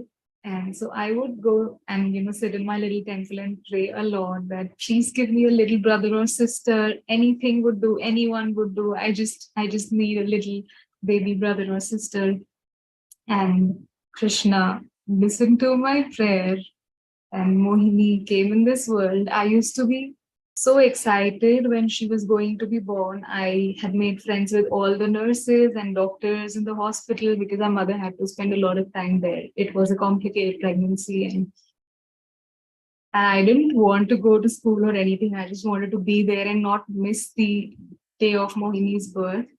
And everyone knew there that I was really, excited about this. And I had said to the doctor that I wanted to be the first person to hold the little newborn baby, not even my mother. And so they had said that, okay.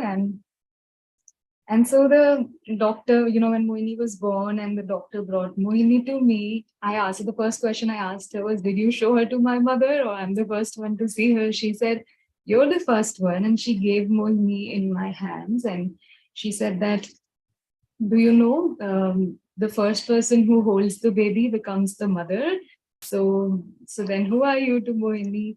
I said, I'm her mother then, or a little mother maybe. And the doctor said then, no, it's me because I held her before you did. And she was kind of trying to joke with me or scare me a little or whatever. But I was so happy that day. It was the best day of my life. And I used to be so protective of her and just always trying to, she just taught me how to love really from the beginning of her life.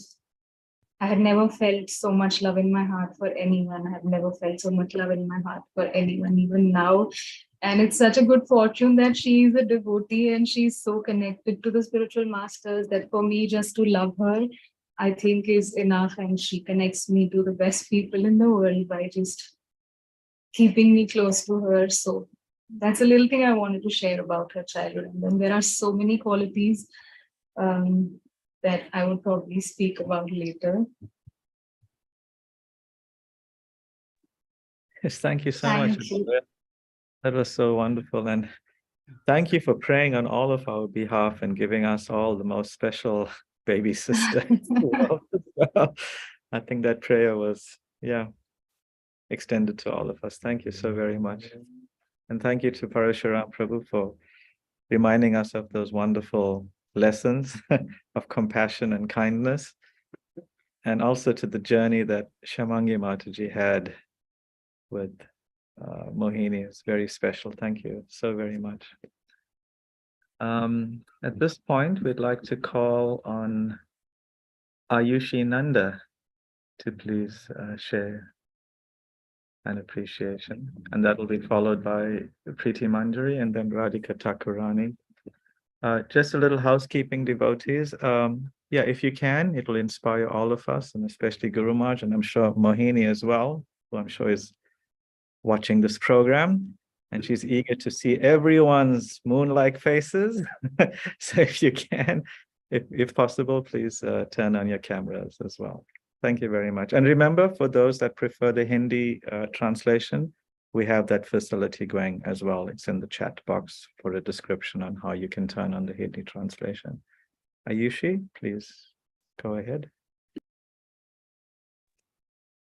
Hare Krishna Guru Maharaj, please accept my most humble obeisances unto the dust of your lotus feet, and Hare Krishna to all dear devotees. I would read whatever I have written. There was actually so much to write about Mohini, but I was feeling so overwhelmed while even writing. I was shivering while writing. I would just read. Mohini to me was not just a friend, but a baby sister, very, very kind and caring towards me. I have never met her physically, but as they say, some relationships are so deep that it doesn't matter if you don't get to meet them. To me, my relationship is beyond words. She gave me faith in Krishna consciousness process. She was younger than me only in age, but was a mentor to me during my most challenging times. And not just once, but always. I used to always pray for health, wishing that her pain magically goes away someday, like it happens in movies. I couldn't see that magic, but it was no less than a magic how gracefully she left us all with a void in our hearts. But now,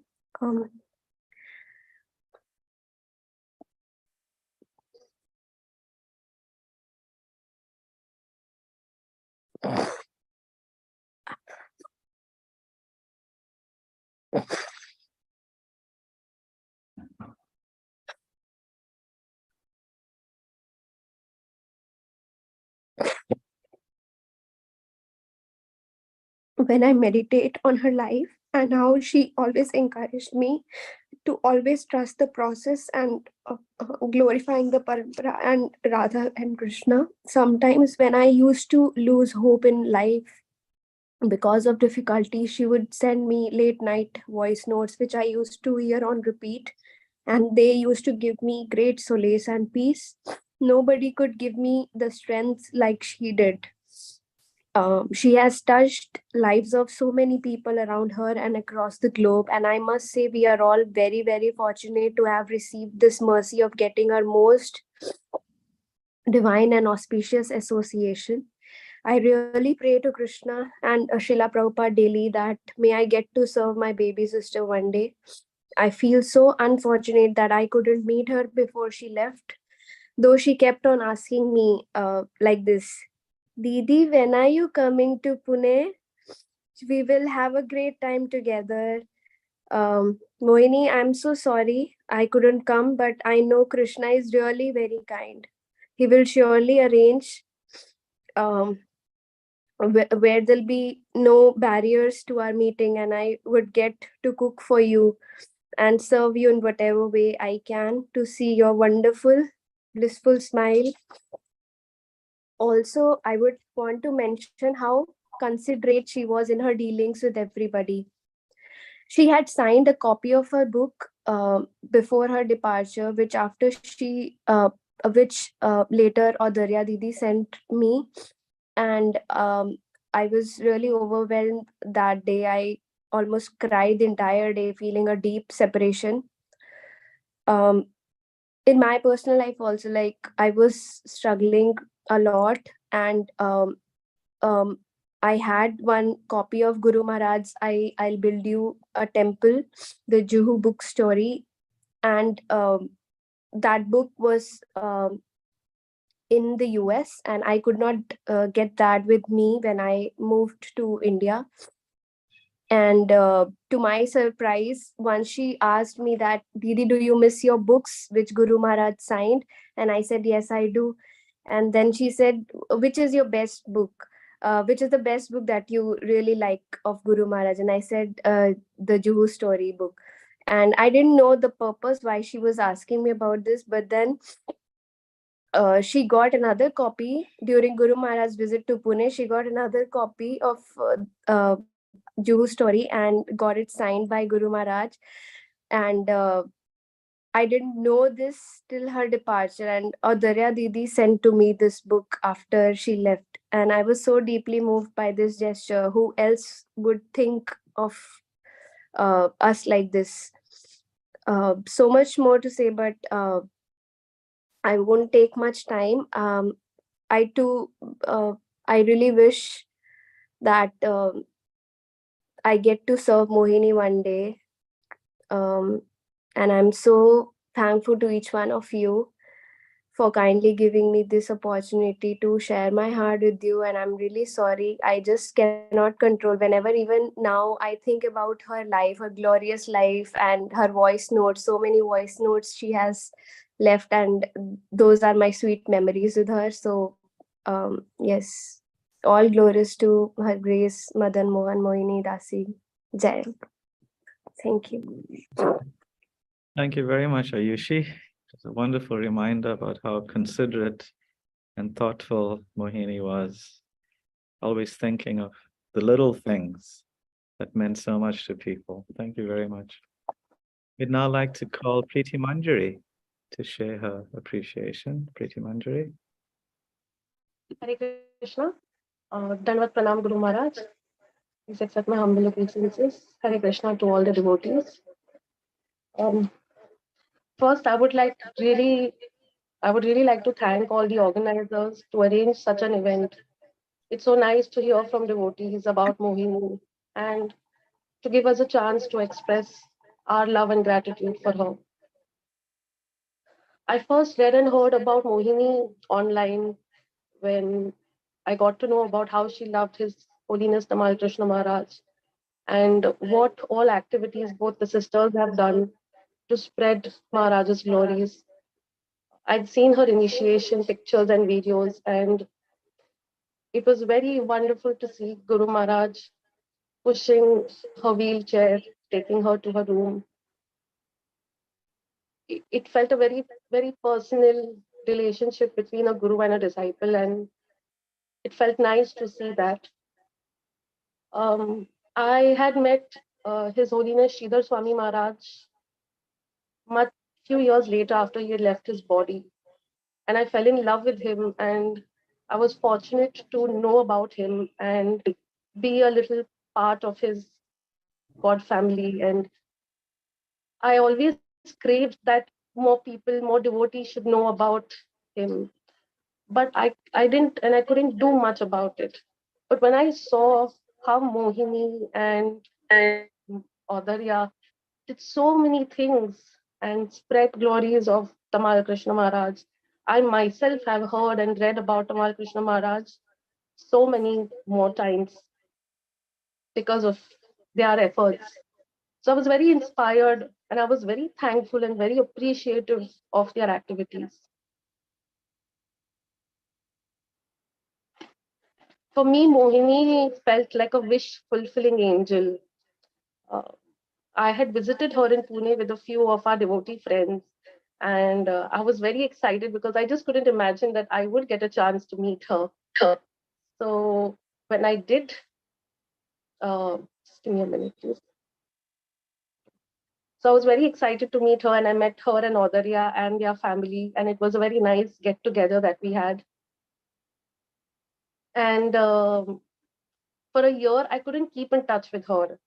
We had a WhatsApp group of young devotee Matajis together, and I would see everybody's interaction, but I was so involved in my own challenges that I couldn't get in touch with her. But I would always remember her and crave to be with her and serve her or an Adarya in some way.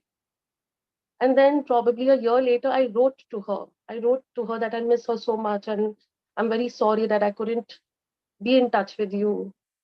And I don't know what happened. It was a complete surprise for me. I messaged her probably in the day, and the next day I was already on my way to Pune. And I was like, oh my God, I should have expressed her much earlier, you know. I mean, if I knew that she would just fulfill my desires so quickly, I wouldn't have suffered this entire year. You know, I could have gone to see her much more faster. And somehow Krishna's mercy, Guru Maharaj's mercy, I was staying in the temple guest house, and even the entire family was in the guest house. So I got to meet them so much more often, and I had a deep desire to serve them, and I got to do some little things at least. So again, I felt it was Mohini just Mohini, Guru Maharaj and Mohini just manifesting my desires. I used to go for Mangalarti in the mornings, and they used to be awake. So it was like a little ritual we had for those 2 3 days where I would go and see them before Mangalarti. And both of them were always full of plans. I'm sure they had like 1,000+ plans of how they could preach and how they could spread the glories of devotees and how they wanted to serve devotees. And they were so full of it, and they always wanted people to come and help them. I mean, they didn't have practical feasibility to make those plans true, but just that desires among them. And I think that's my biggest learning, that in spite of their practical circumstances, in spite of Mohini's practical circumstances and Audarya's, they went much beyond it. I think most, if I talk about myself, I think I would have been very constrained in such a situation. But just to see such devotees going such beyond, so much beyond, just to serve Guru and devotees, it was very inspiring. Even when Guru Maharaj came to India, when Guru Maharaj was in Mumbai and in Vrindavan, she and Audrey always reached out to us and, sent gifts for Guru Maharaj, sent gifts for devotees. And I would always think, wow, if I was in their place, I would be sulking for not being a part of it. But they never focused on that. They just focused on whatever is possible in there and how they could reach out, to devotees. So I really learned a lot, that in spite of the situations, how they still continued loving and caring for everyone. Due to Guru Maharaj's mercy, we visited Pune twice, and we were very busy with service. And also, Mohini had limited energy, so she would want to spend that time with Guru Maharaj. So we didn't disturb her a lot. But I thought that, okay, no, after Guru Maharaj leaves and once Mohini is also a little better, I'd go and visit her. So I was a little shocked when I got to know that she'd left her body. I always thought she would pull through like she always does. And I was too shocked that night. And I was like talking to her. I felt like she was right there. And I was talking to her that I promised I'd come back to be with you, and I couldn't. But again, I felt she was like a wish fulfilling angel. Somehow she arranged for me to reach Pune, and somehow I was able to do some service in her last rituals. I think that's a very private moment and service where only probably family members and maybe senior devotees can take part. But I just felt it was Mohini giving me another chance to fulfill my desire to be with her, serve her. And she looked like a goddess. I'd never seen somebody like that. She really looked like a goddess. In fact, I didn't even realize she was tall. I'd always seen her sitting. But when I saw her that day, I found her so tall and so beautiful and so radiating. And I felt like I could talk to her. I could express my thanks for her. And yeah, that's about it. I was just very thankful that even in the last minute, she somehow reached out and gave me a chance to be with her. And I just want to thank her for teaching us to love and care. Hare Krishna. Beautiful.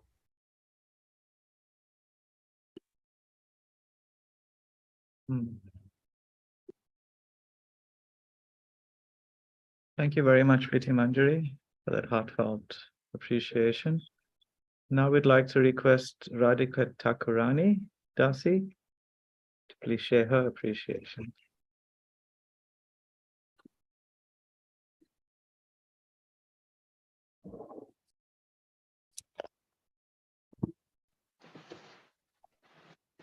Hare Krishna. Am I audible? Yes, yes. Hare Krishna. Danvat Pranam. I actually wanted to speak from heart, but thankfully I've written it down, and right now I think I can only read it. My dearest, sweet little Madan-mohana-mohini, please accept my humble obeisances at the effulgent glory of your loving bhakti. All glories to Srila Gurudev, all glories to Srila Prabhupada. Mohini, today your memorial is a live expression of your sister Adarya's heart for you. And it just shows how you effortlessly always brought out the deepest devotion in all who got a glimpse of your association. By being the realist, truest, and an honest version of yourself, you brought out the best version of others. I can never forget that this last birthday of mine in December, when I visited Pune while Guru Maharaj was visiting you, at that time, at 12, when my birthday started, you and Adarya arranged for me cutting a cake in Guru Maharaj's presence. It was my first conscious memory of a birthday with Guru Maharaj being around. And so simply, you both gave me my biggest gift ever, that is his personal association. I didn't even know my heart had that desire, but you fulfilled it. After that, even though you were so exhausted and needed to save your energy to be spent with Gurudev, you both sisters ensured that I am not left alone on my birthday. That is so rare and uncommon. We chatted, we exchanged gifts, and we spent such a special quality time in those late hours of the night. And then the most special thing happened. You gifted me the first ever copy of your newly authored book that was to be launched the very next morning officially to the world. That gesture, that personal love was so heart touching and overwhelming for me that I can never repay you for it. We clicked some pictures as you always wanted a picture with the first receiver of your book, and you also personally signed it for me. Mohini, I will always remember you exactly like I saw you the day you passed away, not in this material body, but something that I had at that time also shared with Odarya.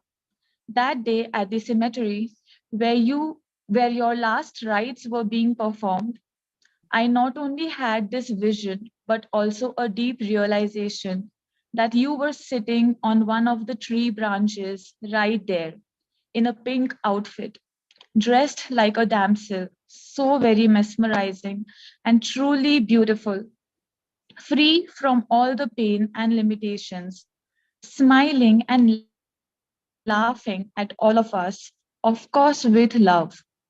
And that is the image I will always remember of you, an image of love. Thank you. Hare Krishna. Thank you very much, Radhika. That was very beautiful. We now request Govardhan Das Prabhu, who lives in Pune, to share his appreciation. Hare Krishna. Dandavat Pranam Guru Maharaj. All glories to Guru Maharaj, all glories to Madan Mohini. I just read my offering. Dear Madan Mohini, first time I met Madan Mohini in 2007 in Pune. Actually, I got news from Guru Maharaj to here in Pune, one special devotee stay about Madan Mohini. That time I shift from Bombay to Pune here. So I asked Guru Maharaj about in Pune, any devotee is here as your disciple. So Guru Maharaj told me about that. One special devotee, Madan Mohini, staying here. So first time when I met her in her home, so she's so much simple and very humble. I got to that in interaction. Her life is so much fully inspired by her devotional service and her activities. She is inspires so many devotees all over the world. Her contribution in ISKCON Pune and VCC are glorious, are amazing. There are so many things, but I will tell one thing. In 2009, she organized Kamal Krishna Goswami Maharaj Vyas Puja. So before that, I don't know about so much Kamal Krishna Goswami Maharaj, but she invited me to do some service in temple. So she organized so much very nicely, and she used to me as an instrument and giving me encouragement to how to serve Vaishnavas very nicely. I'm very fortunate in Pune. Uh, she is the best god sister. She is.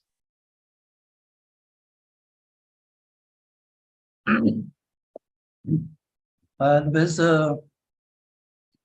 miss our association, and she is very sweet, always telling you do that this way service and Guru Maharaj, and do more and more service. I miss Madan-Mohini, and I lost best god sister in Pune. When Guru Maharaj left India, after that, I planned to visit Madan-Mohini's home for what talking with you, Guru Maharaj, and what's interaction with you. So, but after that, Guru Maharaj left India, so she got virus infected. So nobody's allowed to her home for restriction. So I thought I will meet after some time, but Avtare Radhika Mataji told me on WhatsApp group, she is now not well. So after some time you can meet her. So I thought, but when I got that news, she passed the body that day. I can't. I got sad so much. She's the best. Thank you so much.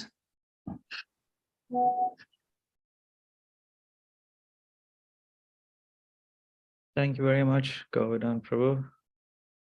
Yeah, I remember very often how you would speak to me about your affection for Mohini.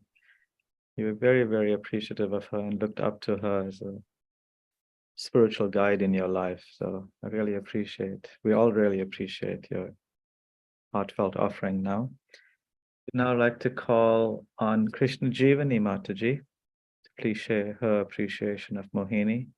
Mataji is a doctor from Columbus, Ohio, and I understand that she connected with Mohini earlier this year after being very appreciative of her book, Twice as Bright. Krishna Jivani Mataji. Thank you, Prabhu. Thank you. Hare Krishna, Guru Maharaj. Please accept my humble obeisances. Hare Krishna, dear devotees. Thank you for your association. I want to acknowledge Her Grace Kunti Devi, Mataji, and Audharya Radhika for giving me this opportunity. On January 1st this year, I was listening to a class at ISKCON Chowpatty by Guru Maharaj. And before Guru Maharaj promoted his book about travels, he talked about Twice as Bright. And that was the first time I knew that there was a book coming out. And so I purchased the book, and I couldn't put it down. I had to read it all in one setting. But I couldn't fathom that someone so young could be so wise. So my main association through Madana-Mohini is through her book. And I wrote to Guru Maharaj, and next thing I know, Guru Maharaj connected me to both of them, Audharya Radhika and Madana-Mohana-Mohini. And we had a couple of phone calls. I had a chance to talk to both of them. And it was amazing how they were so humble. They asked for feedback about the book. And it's been a fortune of a lifetime getting to know them. So thank you, Maharaj. Many of you have shared so many things about Madana-mohana-mohini. For me, 4 or 5 themes come to mind. The first one is unity. Madana-mohana-mohini brings people together. The fact that she brought people from Dallas and Pune and Mumbai and the US, that alone speaks volumes of her. She is living proof that we are not the body. We are the indomitable spirit soul. And when we set our mind to pleasing Guru and Krishna, the body is not a barrier. So that's one thing. The other is her dedication and determination through everything. And more importantly, her honesty. Throughout the book, she shares very openly about the struggles she had in bhakti, going through the ups and downs of her life. And when we get to the part about her acknowledgements, I was shocked when I saw that she said, I'm grateful to the genes that gave me muscular dystrophy. So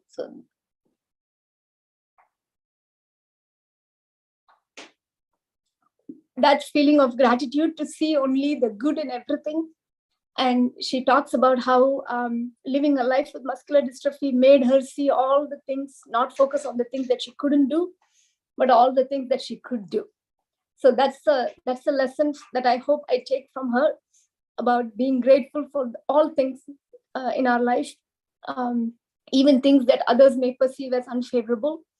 And of the things that we see about factors that are favorable to devotional service, her enthusiasm. We are typically told to give up association of non-devotees, but by distributing books to her medical team, she turned everyone around her as a devotee, made everyone around her favorable to Krishna consciousness.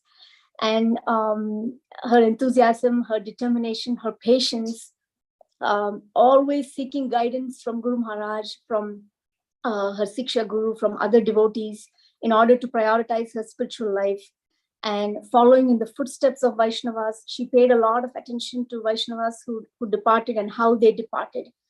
Vrajalila Mataji, numerous Siksha Gurus, all of those tiny details that she shares in her book will be things that practically will help us as we go through ups and downs in our life. And finally, I want to acknowledge that a soul like Madana-mohana-mohini, it takes a village. The Madana-mohana-mohini that we see is nourished by a lot of people, all of you in this Sangha, and mainly her parents and her sister. You may never know the impact that your child has had on others. But for anyone who's either dealing with chronic illness or caring for someone with chronic illness, your example as a family, as a community about prioritizing Krishna consciousness will stand as a beacon of hope to many people around the world. So thank you very much. Thank you for the opportunity. Hare Krishna. Yes, thank you so very much, Mataji, for that wonderful offering and realization. It's really, really inspiring. Now, devotees, we'd like to play a video of a beautiful song that Mohini made or sang on the occasion of her initiation. I'll just read an excerpt of a letter that she wrote to Guru Maharaj describing this song. She says, "To express how you make me feel, Aishwarya Didi and I recorded a song for you, Top of the World by the Carpenters. This was the first time we recorded a song, and we did it at home, so it hasn't come out so good. But we hope it's worth your pleasure. Here is the link." And she shows the video link. So now we'll watch that beautiful video that she made for Guru Maharaj's pleasure, which pleased all of our hearts so much.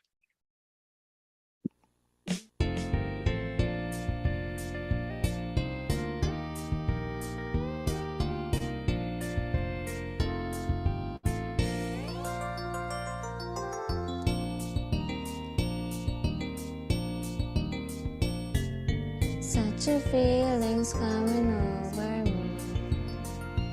There is wonder in most everything I see. Not a cloud in the sky, got the sun in my eyes, and I won't be surprised if it's a dream. Everything I want the world to be is now coming true, especially for me. And the reason is clear, it's because you are here. You're the nearest thing to heaven that I've seen.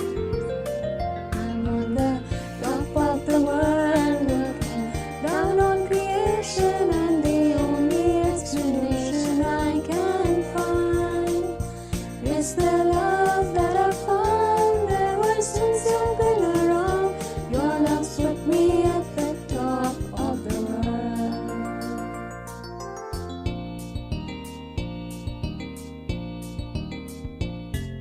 Something in the wind has learned my name, and it's telling me that things are not the same.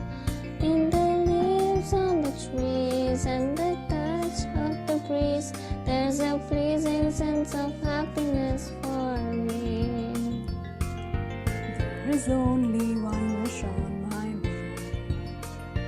When this day is through, I hope that I will find that tomorrow will be just the same for you and me. All I need will be mine if you are here. I'm on the top of the world, looking down on creation, and the only explanation I can find is the love that I found ever since you've been around. Your love's put me at the top of the world. I'm on the top of the world, looking down on creation, and the only explanation I can find is the love that I found ever since you've been around. Your love's put me at the top of the world.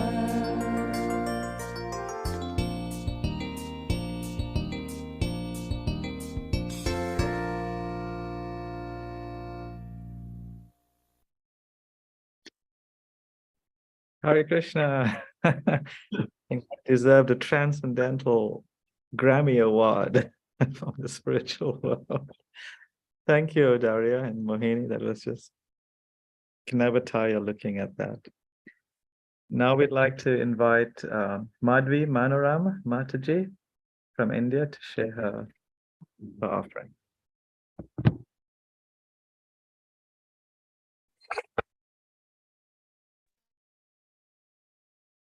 Hare Krishna, Guru Maharaj. Hare Krishna to all of the lovely devotees present here whose lives were touched by Madana-mohana-mohini. I wrote a letter to Madana-mohana-mohini when she left her body, and I wanted to tell her a lot of things that I didn't get an opportunity to tell her. So today I'm taking this opportunity to share that letter with her and with all of you here. My dear most Madana-mohana-mohini dasi, you truly burn twice as bright, my beautiful god sister. In your young life, you were able to reach the level of devotional love that matches none other. You knew how to engage different people in their service to Guru Maharaj and to Krishna as per their disposition.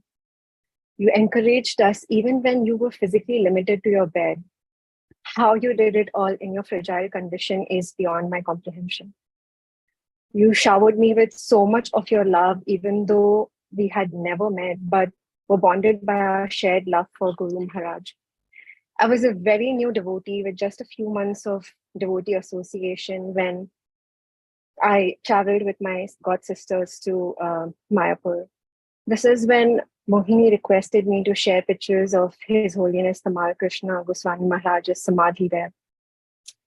Until that point in my trip, I had thought of visiting the Samadhi multiple times, but had still not made it there. So when Mohini asked this of me, I immediately changed my plans and split from my group and went and visited the Samadhi so I could make her happy. When I reached there, I felt so much peace and connection with Goswami Maharaj that after sending her the pictures and the video clips, I ended up spending a lot of time there thinking about all of the pastimes of Maharaj that I had heard and read in Prabhupada's book and in all of the pastimes that Mohini and Audarya had shared with me. This quality of a sincere Vaishnava to bring others close to Krishna and his spiritual warriors by exhibiting their own love was present in abundance in Mohini, and it was so beautifully supported by her sister and her parents. I knew her for only about 3 years, but every interaction with her, all of her requests of me made me appreciate my new life in Krishna consciousness even more. She encouraged me to write offerings for Tamal Krishna Goswami Maharaj on his Vyasa Puja. She gave me the idea and helped me execute the plan to replicate our Guru Maharaj, His Holiness Giriraj Swami's desk in the exact same fashion as it is in Carpentaria Ashram during his visit and stay in Mumbai and Vrindavan. I remember Mohini very fondly in all of the voice notes that she has left me. And now learning about her in this congregation, like, I just feel that I did not even know how to truly reciprocate with her or truly like see her for who she was. But I'm very appreciative of being able to see her now better. Like, at least I think I would be in a much better position to appreciate all the memories that she's left behind for me. I will miss you very dearly, my beloved friend and guide. I love you so much, Mohini. Hare Krishna. Thank you very much. That was really wonderful. We'd now like to request Chaitanya Priya Dasi to share her appreciation.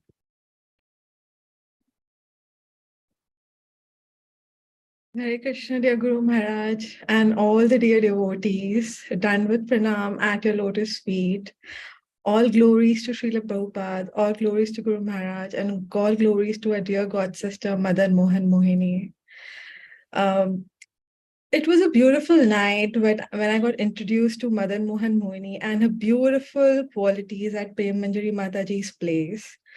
She was an inspiration to me and many more. Our little superstar. And on that line, I'd like to share something.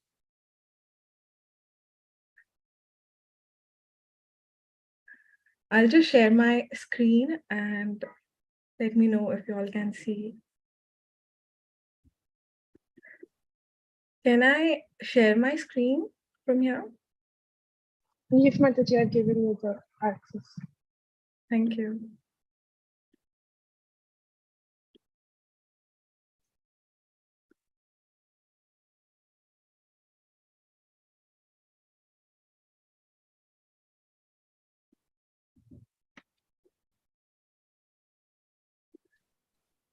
Okay, for some reason, I can't share that. Maybe can I WhatsApp that? Yes, Mataji, you can WhatsApp that to me. Or if you could just drop your number, I will share that and we can show that after the next one. Okay. All right. Thank you so much. Hare Krishna. Hare Krishna. Hare Krishna. Okay, we'll come back to Chaitanya Priya. Now we'd request Sukumari Sundari Mataji from Pune to share her appreciation.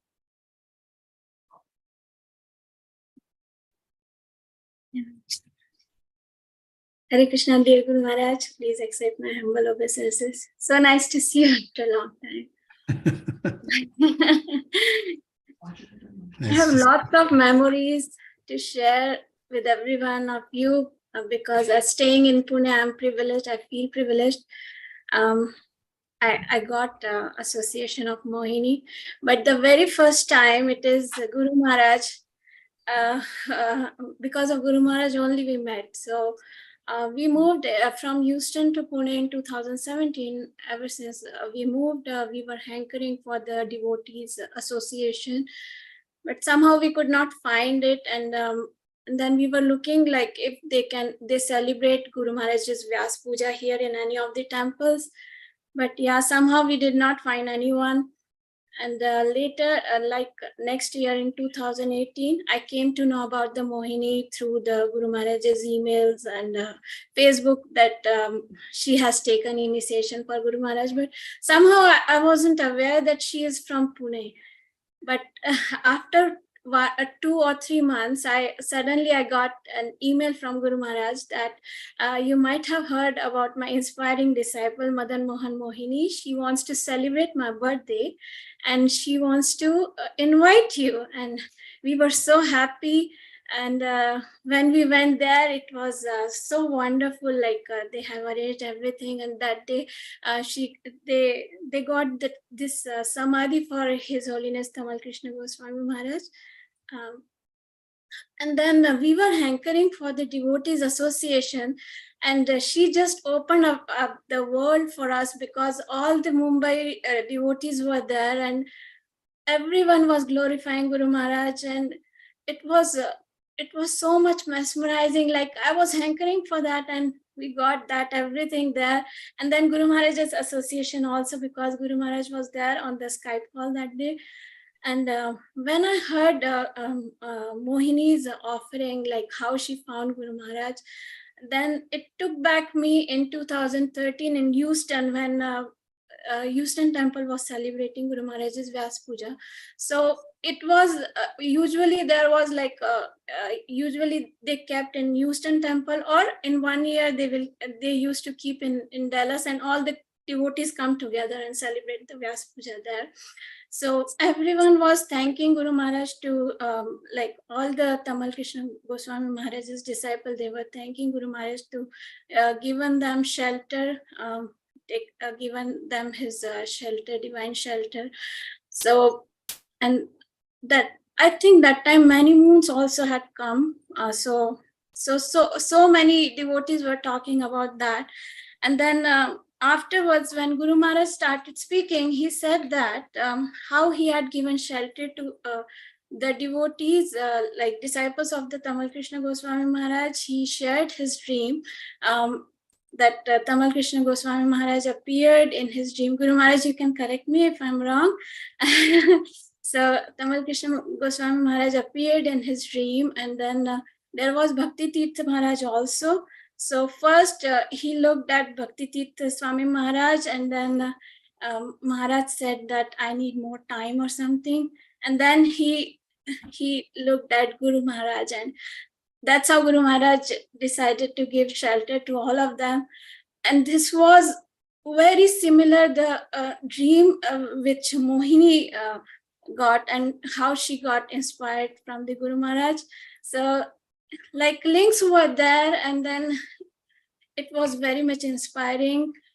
I could see like what inspired me a lot from the Mohini. She had this, as everyone said, that she had tremendous love for Guru Maharaj. Like she would do anything, and she knew she can't do much because of her body, but she had desire for doing so many services at the same time, and she could make it possible also.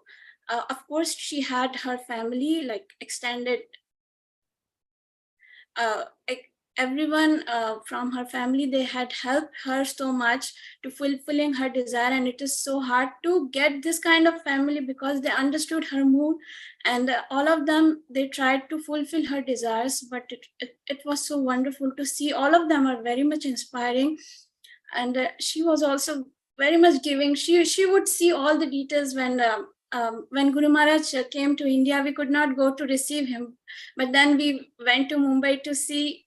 After some time, we went to meet Guru Maharaj, and because we were also hankering for his association. Ever since we moved to India, we could not meet him, so we went, and then it was so much pleasure to see Guru Maharaj. Guru Maharaj has signed a book, and after coming from the Mumbai to Pune, I called Mataji, like Shamangi Mataji, but that day, fortunately, Mohini picked up a call, and she said, oh, and she was so happy, and she was asking me all the details, what happened, and she asked me as a, like she had a fond of getting garlands from all the sadhus. So she asked me, what did Guru Maharaj give you? I said, Guru Maharaj was so happy and I was also so happy. We were also so happy. And Guru Maharaj signed our book. She said, have you got a garland? And I said, no, this time I did not get a garland, but yeah, that was really like, she was inquiring all the details. And but that day she expressed her anxiety also. She said that Guru Maharaj is coming to Pune much later. I don't know I will stay that long or not. I said, why are you talking like that? But she said that my health is declining now and I don't know. So Guru Maharaj was very merciful to her. And because of her, we also got the mercy. Guru Maharaj visited Pune twice, in December and January again. And we got the service opportunities also. So Guru Maharaj knew her heart. She knew Guru Maharaj's heart. And like they had a wonderful connection. And it is so inspiring. She would look for each and every detail, like before Guru Maharaj would come for the lunch, she sometimes she would come out of her room. They have that this Govardhan Parvat, like replica of Govardhan Parvat at home. She would take parikrama, she would do parikrama, and she will see all the details, like everything is kept on the place, like how's the mat is there, how's the menu is written. And sometimes she would write the menu. And one time Adarya jokingly said that ever since Guru Maharaj has told her that she has a beautiful handwriting, she's keep writing, she's not stopping. But she would write a beautiful menu, she will make flowers on that, and then it is always like well written. So these details. And one time, like Guru Maharaj was staying in front of the flat, like Mataji Mohini stays they're only in front of that flat. Mataji and Prabhuji has made arrangement for the Guru Maharaj. So I used to go for cooking seva. So whenever I find time, I would go there and take darshan of Guru Maharaj's paduka, because those were there. Even the Guru Maharaj go for some temple program or something, but those padukas were there. So I would go just to take blessing from them. And that time, usually Preeti Manjari would do all the service, like the cleaning services, once Guru Maharaj would leave. But that day Mohini was there, and then Adarya was there too. And she was telling Adarya, Didi, you have to clean this, that, everything. She was taking care of everything.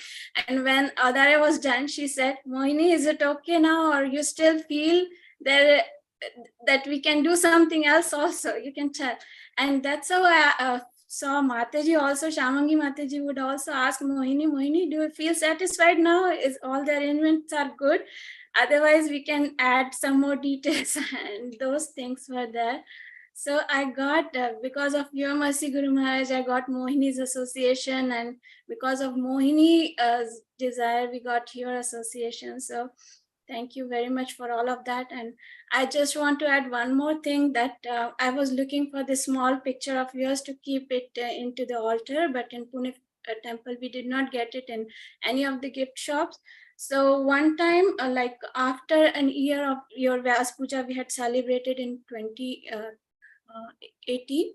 After that, she called us, like three of us, and she was inquiring all the details, what kind of sevas you have done in Houston. I said I did not do much, but Kalpatru Mataji was very kind to me, and sometimes she would allow us. She would allow everyone, and I used to cook some 1 or 2 savory items. And but she was asking all the details. And that day she had given me small picture of yours, that I have kept it in the altar, and it is still with us. And one more thing I want to add here, that His Holiness Indradumna Swami Maharaj had given pranam mantra for you, right, on one of your Vyas Pujas. So that pranam mantra, we could not hear it properly that day, and the Sanskrit words, if they are in front of us, then it is easy to pronounce them, and then we can see. So after our initiation, Adarya and Mohini, they had given small these stamps, we can say, or the small ticket kind of thing. So it has a picture of yours, and the other side, the pranam mantra is also there. So that is the thing we got from there, from them. And then we can chant our rounds after initiation, like before saying your pranam mantra. Then it was so wonderful gifts I had got from her, and I have really so many loving memories. I cannot stop. I can go on and on, but there are limitations. But I really thank you, Mohini, for coming in our life and enlighten us. We are really inspired with you, and I hope one day we can also imbibe the love you have. We can develop that quality for spiritual master as you have. Thank you so much. And we also think that we can serve all the Vaishnavas in the mood that you had. And thank you so much, everyone. Hare Krishna. Thank you so very much, Kumari Sundari Mataji. Yeah. Mohini, she could engage so many devotees all at once. It was quite, she could have easily been one of the best temple presidents in ISKCON. Easily, she had that ability. And not just as a manager, but with a lot of heart and devotion as well. Thank you so much for that heartfelt offering.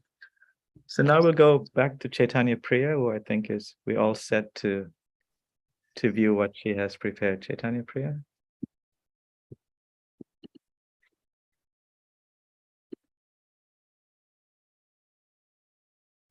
Hare Krishna.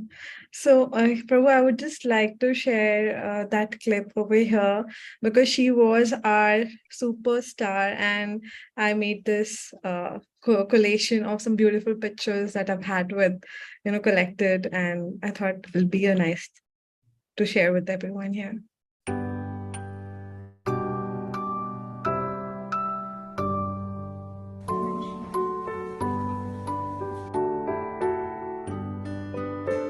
How he's so considerate.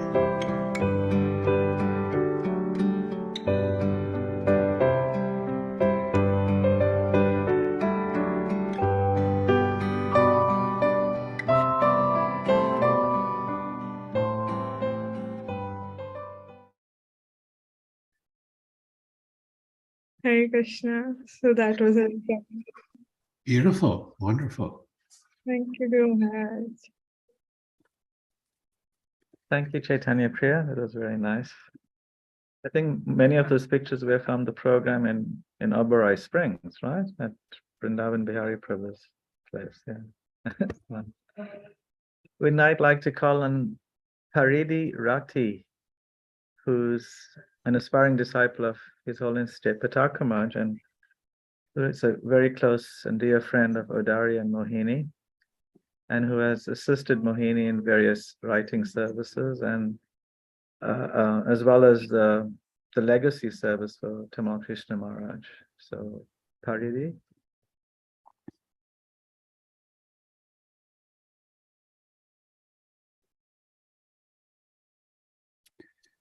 Can't hear you.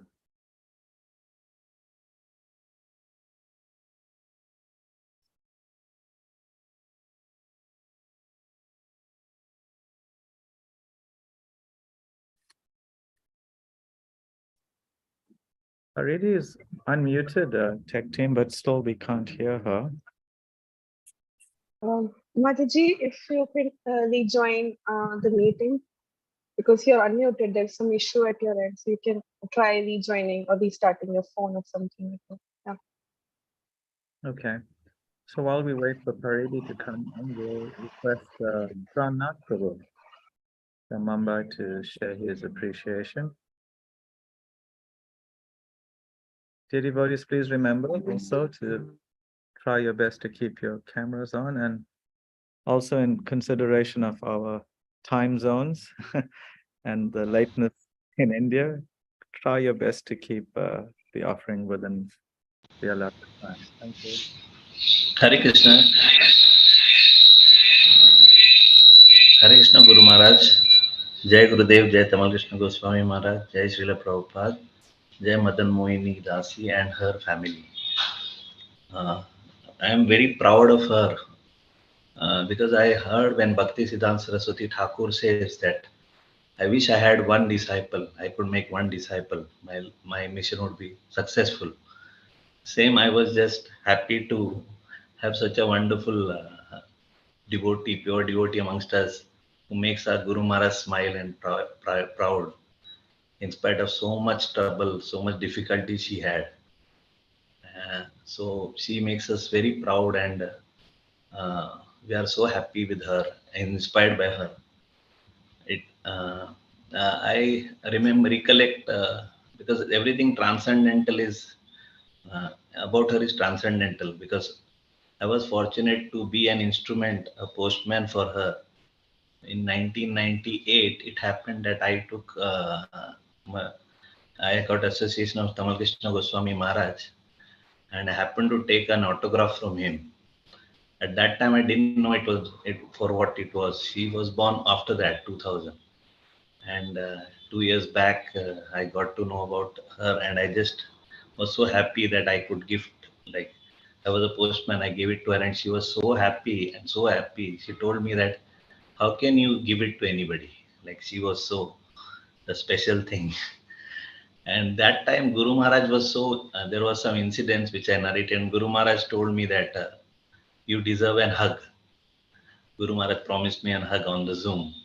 And another episode also happened.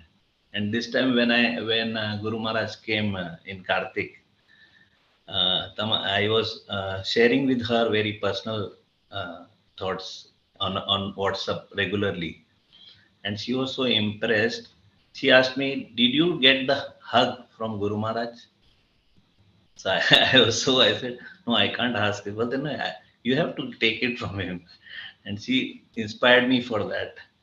And I got that in my Vrindavan house by Guru Maharaj Mercy. And I sent the private photographs to her. And to my utter shock, after some days, I get a gift from her. This is what she framed and gifted me back. So this was her gift just before she goes back, it's a special gift. And it it melted my heart. I said, she can give me more. I was sharing, so and she gave me so much. Then the next gift I received again was, she herself gave her with my name from her part, and I've still kept it. And there she gives me an to dear Pranath Prabhuji and family, let life be a part of our service and not service a part of our life. That was the instruction which she gives. The second gift before she left. So these are special gifts from her. It's transcendental. I can't explain. I can't even. And everything is mystical and transcendental. The best gift she gave to me. And the day from I met her, I've always been praying. She's in my prayers daily. With Guru, I pray for Guru Maharaj, then Jayapataka Maharaj, Radha Govind Maharaj. So amongst that, she also was in my prayers. And the day she passed away, it was a vacuum. The next day, it was a different scene. I was praying to her that I know that you're relieved from everything. You're back to Tamal Krishna Maharaj and in his service. Just keep an eye on me, because I am the one who may run away here and there. Just keep an eye on me. And daily I pray to her. So the things have changed drastically, that now I'm happy to see that she's back where she desired and where my Guru Maharaj wants her to go. And I could see a prophecy when Guru Maharaj visited her twice this time, because this visit was totally for her, I could see. The Guru Maharaj was having the heaviest, toughest schedule. I have never seen Guru Maharaj after so much time being so hectic. I can't believe actually. Every day is up with everything. He's traveling, everything. But he travels twice to Pune. He misses Mayapur. So I was seeing that how much love he has, and he knows that she may not be there. So my Guru Maharaj knows about it, and he gave everything to him. So I'm so happy to see this exchanges, which is transcendental, which we don't actually realize these things. And to my most happy thing, I saw Radhanath Maharaj put her in the memorials. lively with Guru Maharaj's photograph. So it was so touching that my Guru Maharaj is so appreciated. A rascal like me. But she is our savior. She is our guide.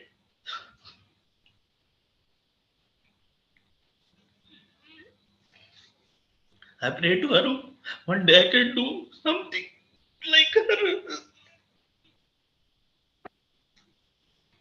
She's an angel for us. Because Guru Maharaj has given me everything. But I have to do many much. I have not done anything for him. I pray to her that I can do something for him. And I pray to Tamal Krishna Maharaj to give me such a wonderful opportunity that I could serve her way for going. Even when my brother was in the hospital, just I told her to pray. She's asking me and she's praying for my brother. I was thinking, just see, we have everything with us, but we are not serving. And she is in such a situation that impossible. I can't think also. So I just pray to her lotus feet that she prays and like blesses all of us and gives empowerment to all of us and help my Guru Maharaj in his service more and more. Tell Tamal Krishna Maharaj, tell Prabhupada to give my Guru Maharaj good health, long life, and give us more association. I don't know what to speak, Guru Maharaj. Thank you so much for everything. Right. Wonderful. Wonderful. Thank you very much, Prananath Prabhu. Yes. Wonderful. I'd now like to request Vrinda Priya Dasi to share her appreciation of Mohini.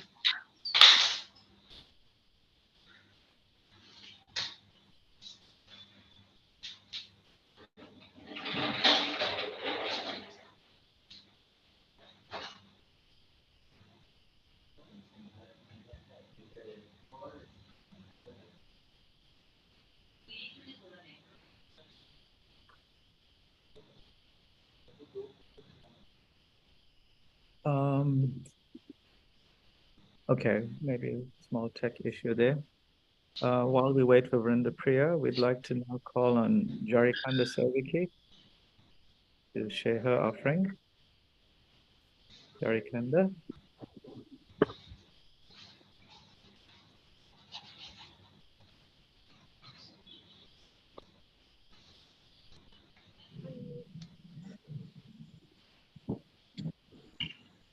Hi Krishna.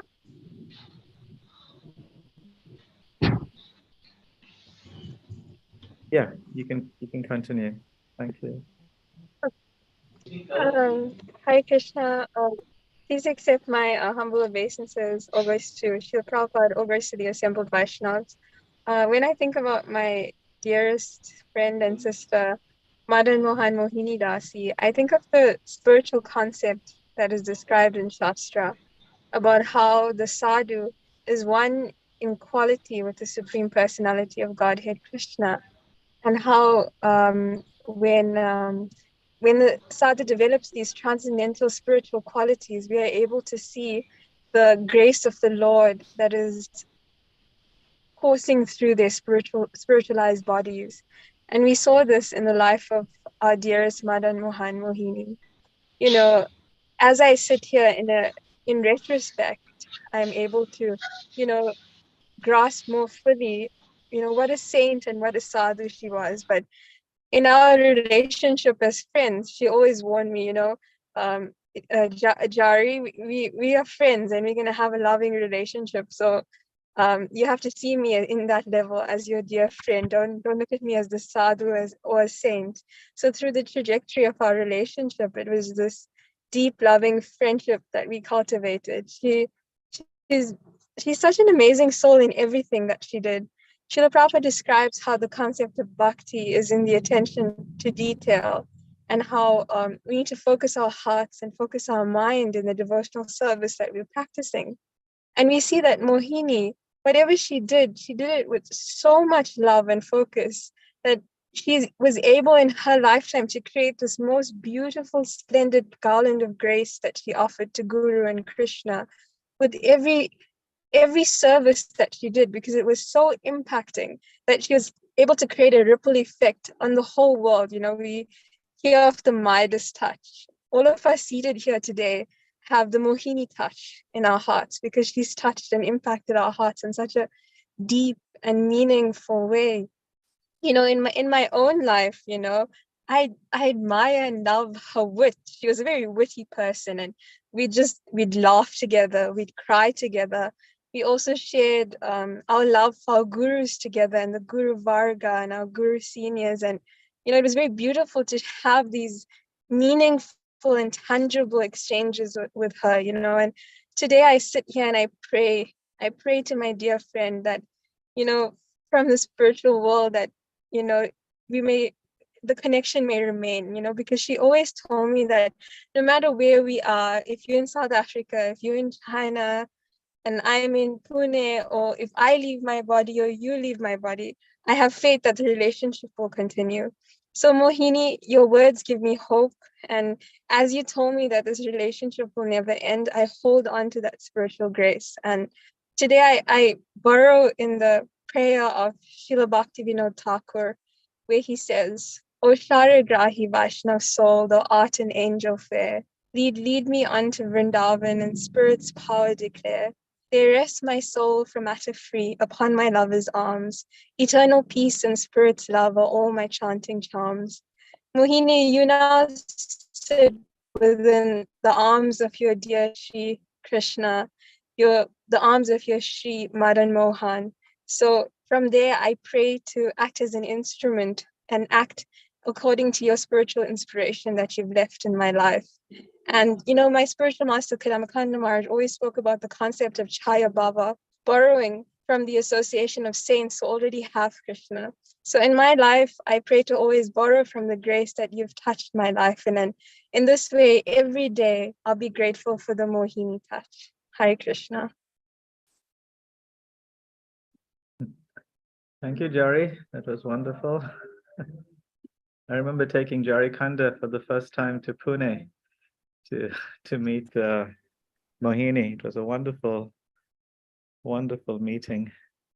I actually took her thinking that it will also benefit Jari, but Mohini also thanked me that that meeting benefited her as well in so many ways, that they rekindled an eternal relationship. Thank you very much. Now we'd like to recall, 1 second. So if Vrinda Priya is here, is Vrinda Priya here? Hare Krishna. Can you hear Yes, me? please proceed with your appreciation. Hare Krishna, Guru Maharaj. Hare Krishna to all the devotees. Please accept my humble obeisances. It's so wonderful that we're here from all over the world to honor Madana-mohana-mohini dasi. And when I first met her, I noticed that she had the ability to bring people together.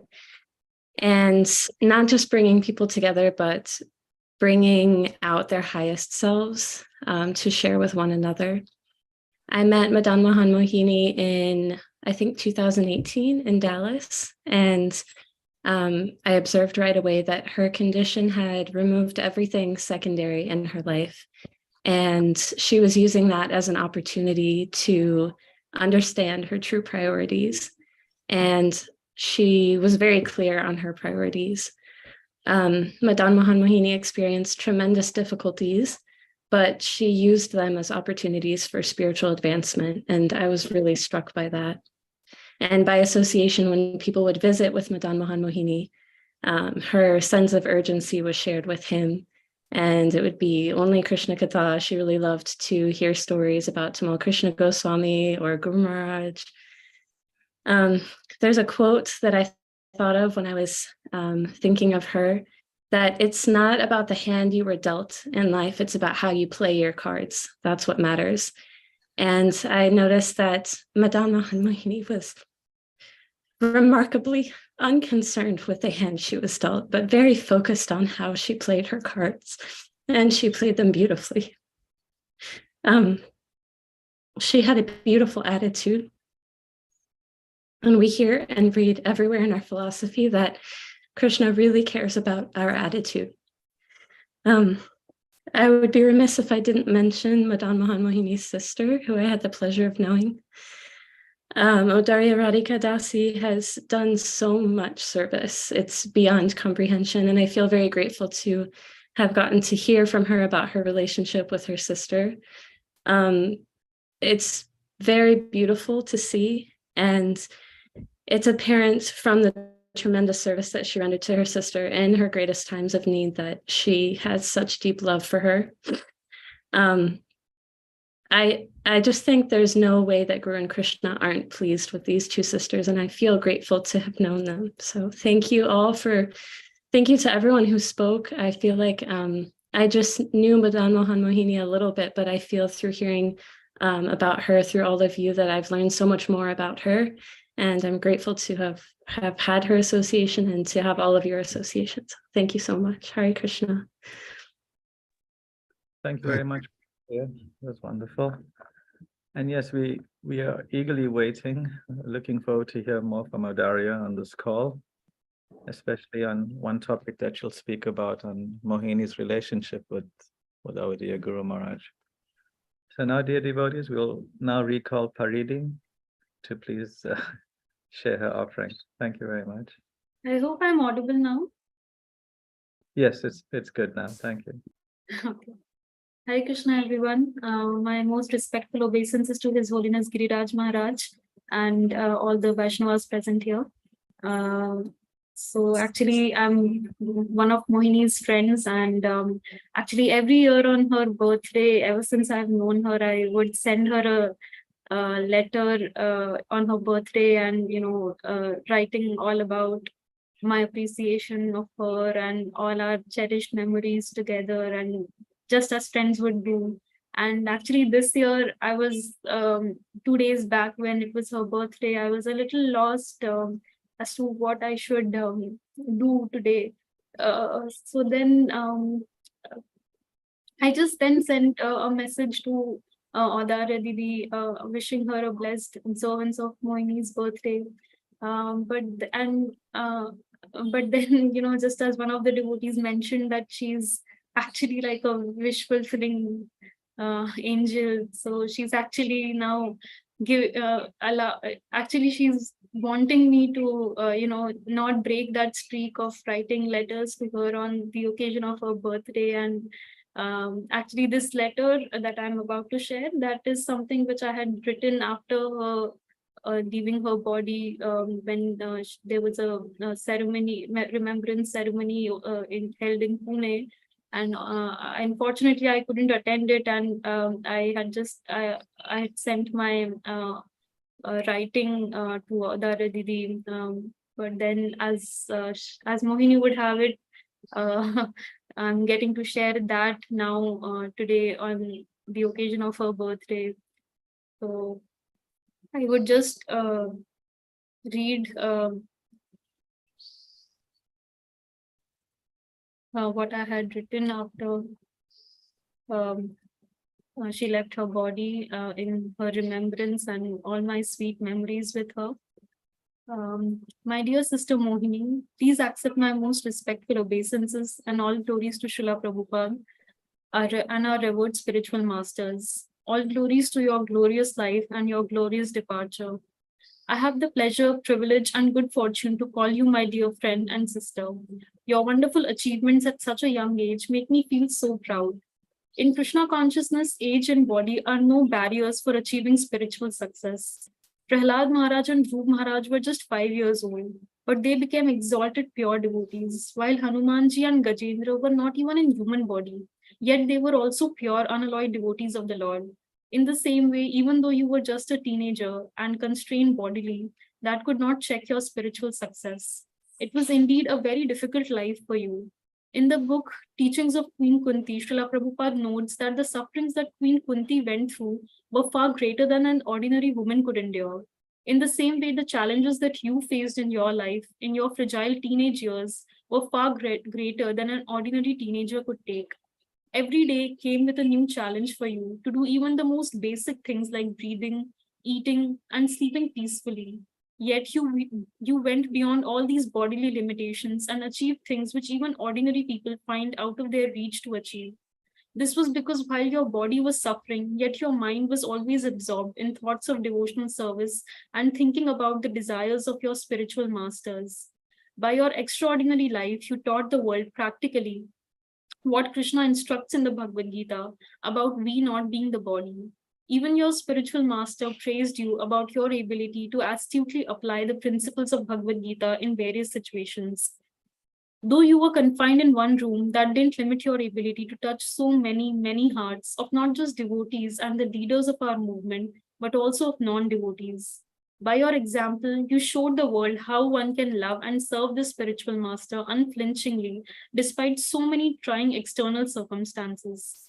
Actually, Krishna sends glorious devotees like you so that ordinary people like us can see that it is quite possible to reach the highest levels of spiritual success if one has the sincere desire to. It was very evident that you were a very special soul in many ways. You took birth in a transcendently elevated family, and coincidentally, your birthday comes around Mohini Ekadashi. Your sister Adarya would always love recollecting how when you were born, your feet were in a crossed position, just like Krishna's lotus feet, as if you were meditating on Krishna while still unborn. You excelled in your academics right from the beginning. Till that time, you could still walk. But after your 10th grade, your health started deteriorating rapidly. Yet you were always sharp and astute.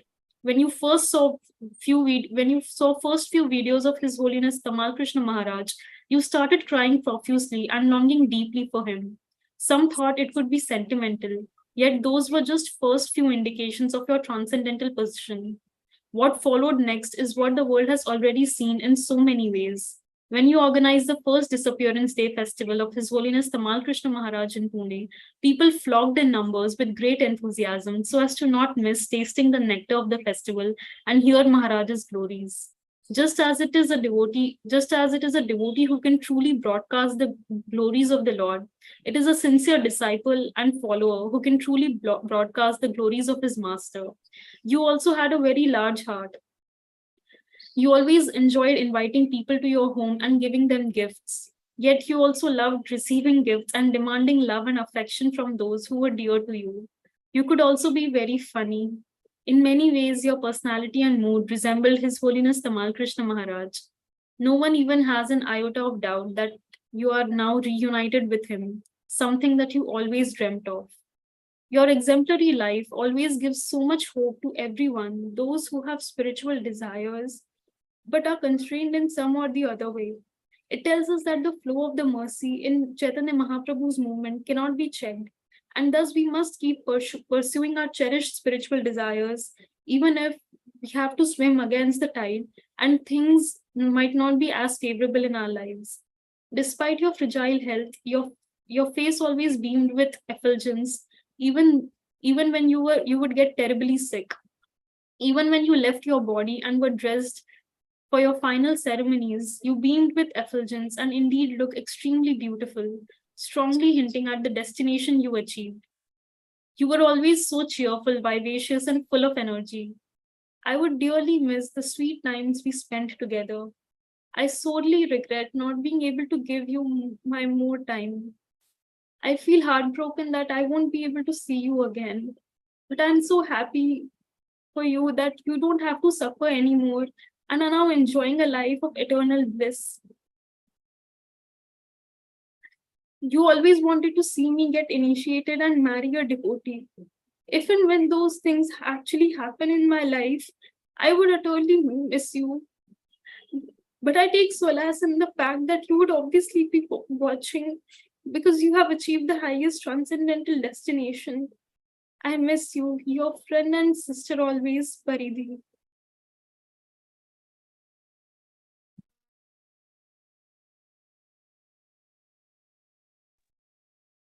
Thank you very much, Paridi. And yes, thank you for all the assistance you gave to Mohini in her very important services. World of devotees really, really appreciate that. So now, devotees, we are going to move to a short video presentation that was posted on an Instagram site, that's what you call it, The Better India, it's a brief description about Mohini's life and some of her realizations. So we'll view that video now for the next few minutes.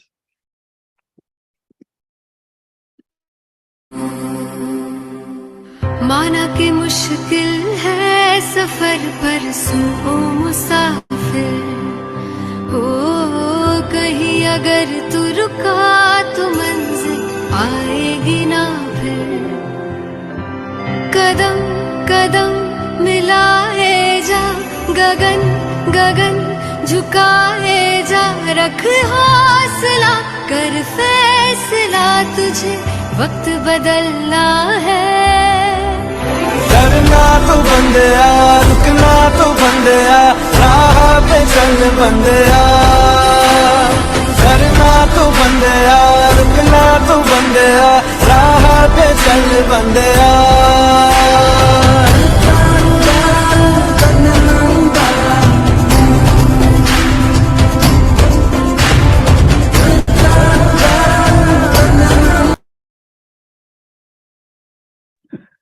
That was nice.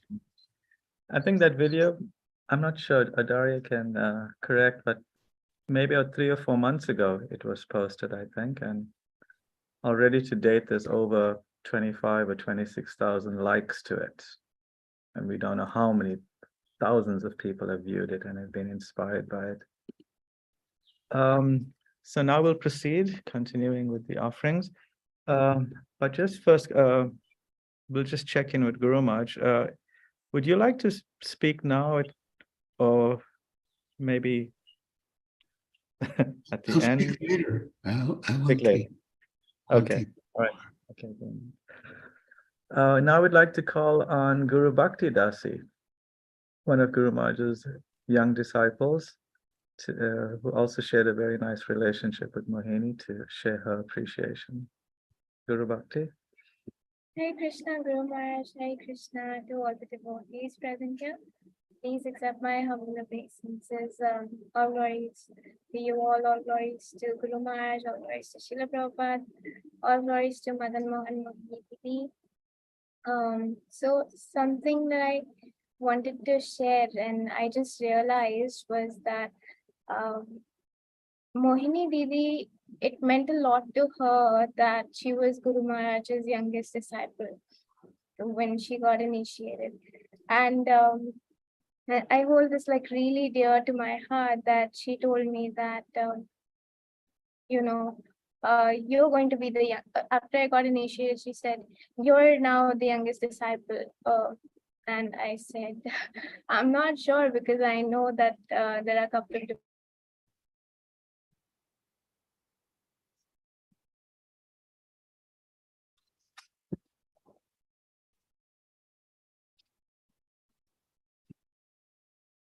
Oh, that looks like a power outage. Guru Bhakti, okay. We'll come back to Guru Bhakti and hear about that story. Now we would proceed to Pandit Gadadhar Prabhu to share his Hi appreciation. Krishna, am I audible? Okay, all right. Just hold on that, Pandit Gadadhar. We're sorry about that. We'll continue with yeah, you're audible. Hi Krishna. But your video is missing.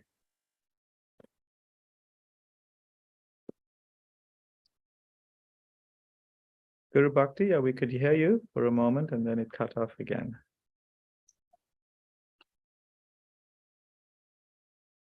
She's joining back. We can move with the Okay. order. Pandit Gadadhar, Prabhu? Yes. Hare Krishna. Hare Krishna Guru Maharaj, Hare Krishna devotees, please accept my humble obeisances. So, I came in contact with Mohini and her family a few years ago when we had a program at Prema Manjari Mataji's house in Mumbai. So, Mohini was so encouraging and so inspiring for me that I felt blessed to be there at that program. After that, many years I was not having any live interaction with Mohini, but I used to message her a couple of times on social media. But when Guru Maharaj was supposed to visit Pune, that time I decided that I will go there for Guru Maharaj service. So I got a call from Shamangi Radhika Mataji. She asked me to come earlier so that I can help them in arrangements prior Guru Maharaj's visit. I went there a couple of days prior to Guru Maharaj's visit and helped them in the services. So that time Mohini was eager to meet me and speak with me. She gave me instructions what services I should do. And we made a WhatsApp group in which her mother told me to send all the posts, like all the photos frequently, so that Mohini should feel that she's around and she is involved in every service going on there. So she was very enthusiastic to be involved in the all the services. Like uh, she was very particular about everything, like choosing a flower or choosing a bed sheet or curtains at Guru Maharaj's place. So I get to learn so many things, that how precise we should be while serving Guru Maharaj.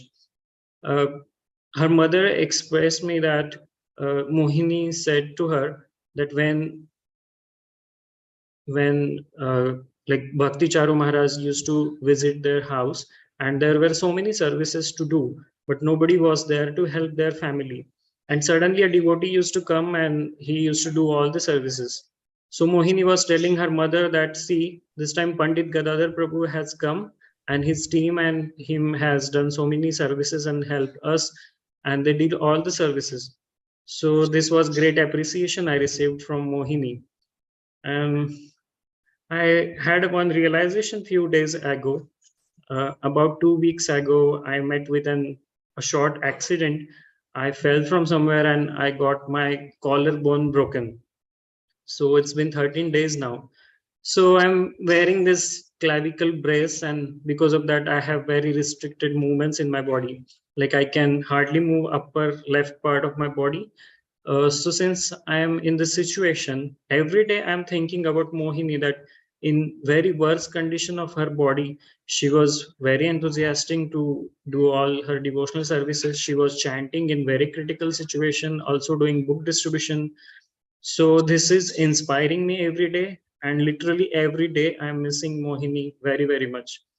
So this is like an example that at the time of death, when I'll be in the great pain, and at that time I have to tolerate all this pain and still move on to the devotional services. So as Mohini is guiding me in this particular situation, I am sure that she will also guide me during the time of death.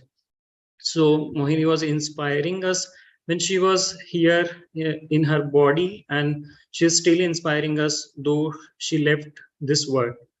And we will never forget her.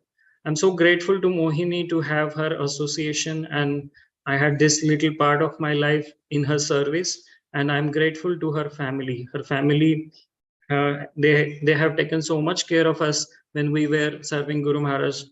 Her mother was looking after us like a mother, and her father was also too much taking care of us, all the servants of Guru Maharaj. So I'm very thankful for all this family, and especially Madan Mohan Mohini. Thank you very much. Harish. Thank you very much, Pandit Gadadhar Prabhu. That's very nice. Now we're just going to make a quick adjustment to our list and call on our god sister from America, Kishori Radha, who's on call at the hospital. So, Kishori Radha, I'd like to hear from you. Hare Krishna Guru Maharaj, please accept my humble obeisances in the dust of your lotus feet. All glories to your divine grace, all glories to Srila Prabhupada, and Hare Krishna to all the devotees. So I scribbled down a few thoughts that I will read from. So I first met Mohini through Facebook. She had actually sent me a chat message about a picture on my profile that was from my initiation. And Mohini had a very natural, warm way of connecting. And I personally find chat somewhat impersonal, But on that occasion, it felt as if I had known Mohini for a long while, and it felt very natural to exchange messages with her. She was visiting Dallas at the time, and she mentioned that she would be receiving initiation soon. She was so grateful, surprised, and very happy to receive Guru Maharaj's shelter. And I remember watching her initiation and experiencing something totally mystical. Due to my immaturity and in a spirit of enjoyment, I sometimes try to think of spiritual names that a devotee might receive at the time of initiation. It's sort of a guessing game. And as Guru Maharaj was going to hand her beads, I blurted out loud to my husband, she's going to be Madana-mohana-mohini. So I was very embarrassed and surprised a few seconds later when I actually heard her name, because my guesses were never right. And it seemed so apt that she was Madana-mohana-mohini. In my next message to her on Facebook, I addressed her and congratulated her. And I said, congratulations, Madana-mohana-mohini Prabhu. And she said, I'm Mohini and you are Didi. And that's what it's going to be. And that was very sweet. So we spoke a few more times over Skype and exchanged messages somewhat infrequently after that. But I looked back at my messages and I found two. One where she said, I'm just thinking how nice it would be if we can serve Guru Maharaj together sometime. And another time she said, and I quote, I'm looking forward to being connected with you for eternity. So Mohini, I'm sorry I didn't fully avail of this opportunity and didn't connect with you as you would have liked during your time here. I continued to watch from a distance how you were such an expert facilitator, fanning sparks, inspiring by example, and enthusing devotees, including myself, in their devotional lives. And you loved with your whole heart, and by your love and through your love, magic happened, which I felt was not unlike the love of our glorious spiritual master. So even though I lost this opportunity in this life to be more closely associated with you, I pray that you'll allow me to remain connected to you. And as you said, that we can remain connected for eternity. So my humble obeisances to you and your glorious family. And thank you for being you, Mohini, and for charming our way out of Maya. Thank you. Thank you very much, Kishori Radha. Wonderful. Yeah, beautiful. Now we'll revert back to Guru Bhakti, Dasi, for her offering.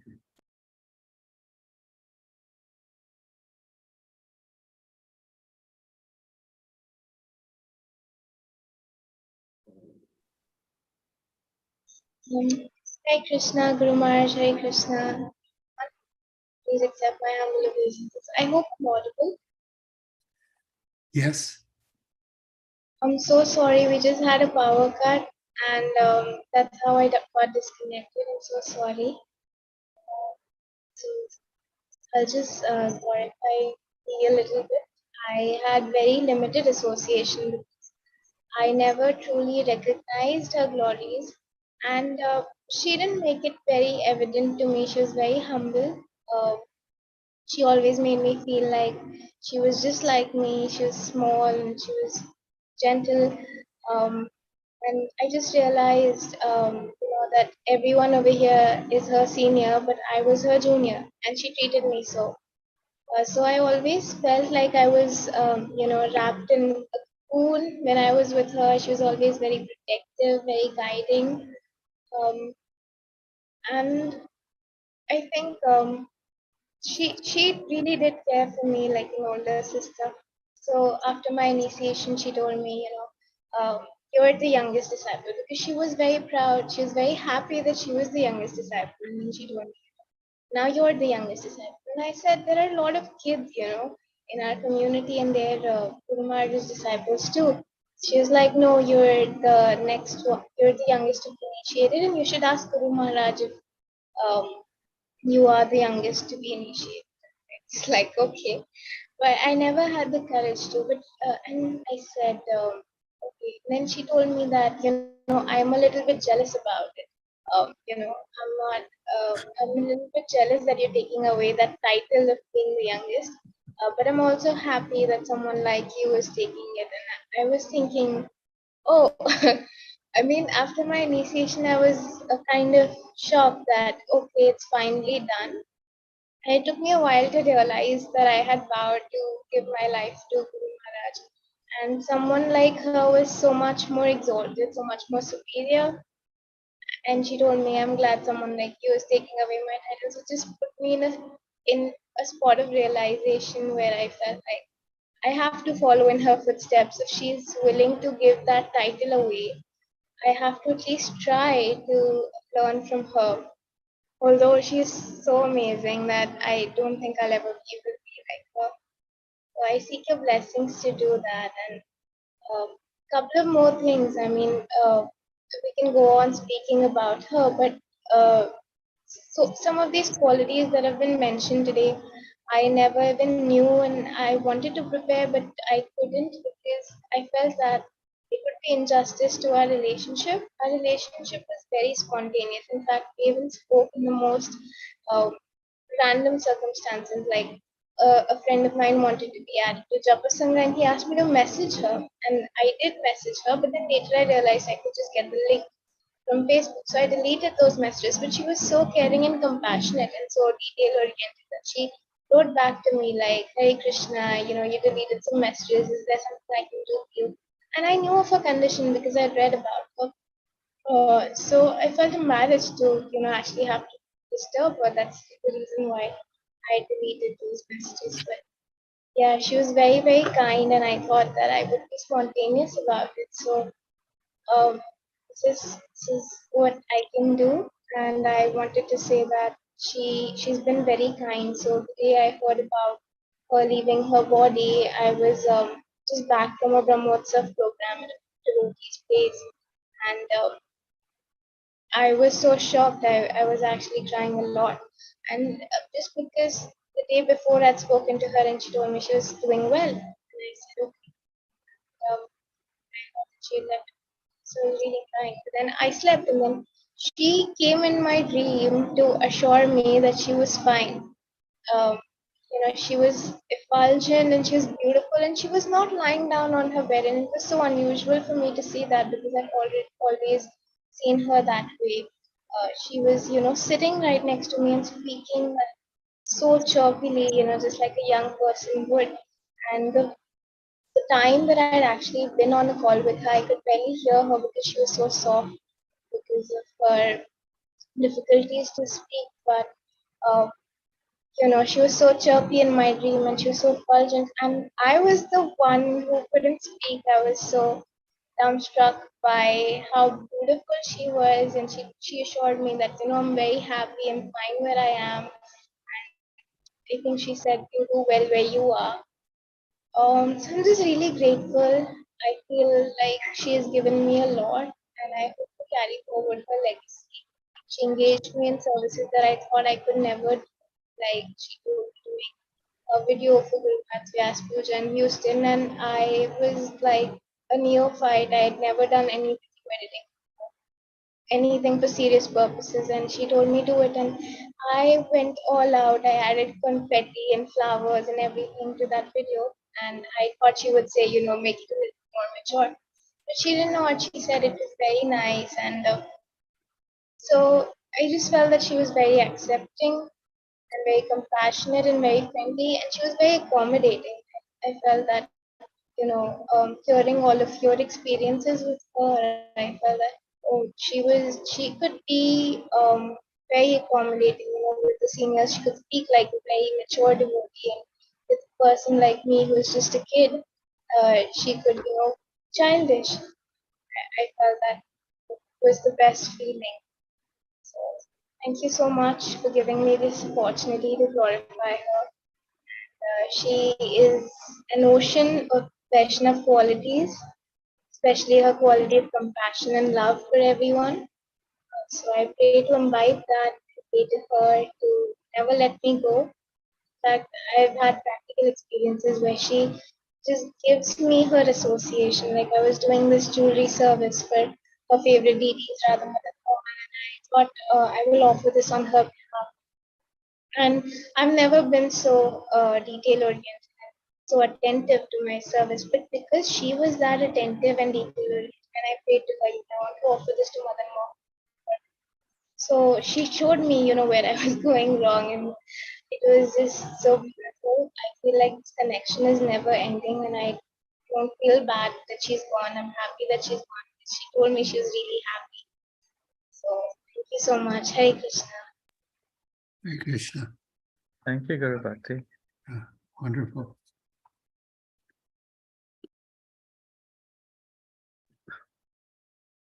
Now we are very happy to call on Rajeshwari Mataji, who's currently based in Mauritius, I think, to please speak her appreciation of Mohini.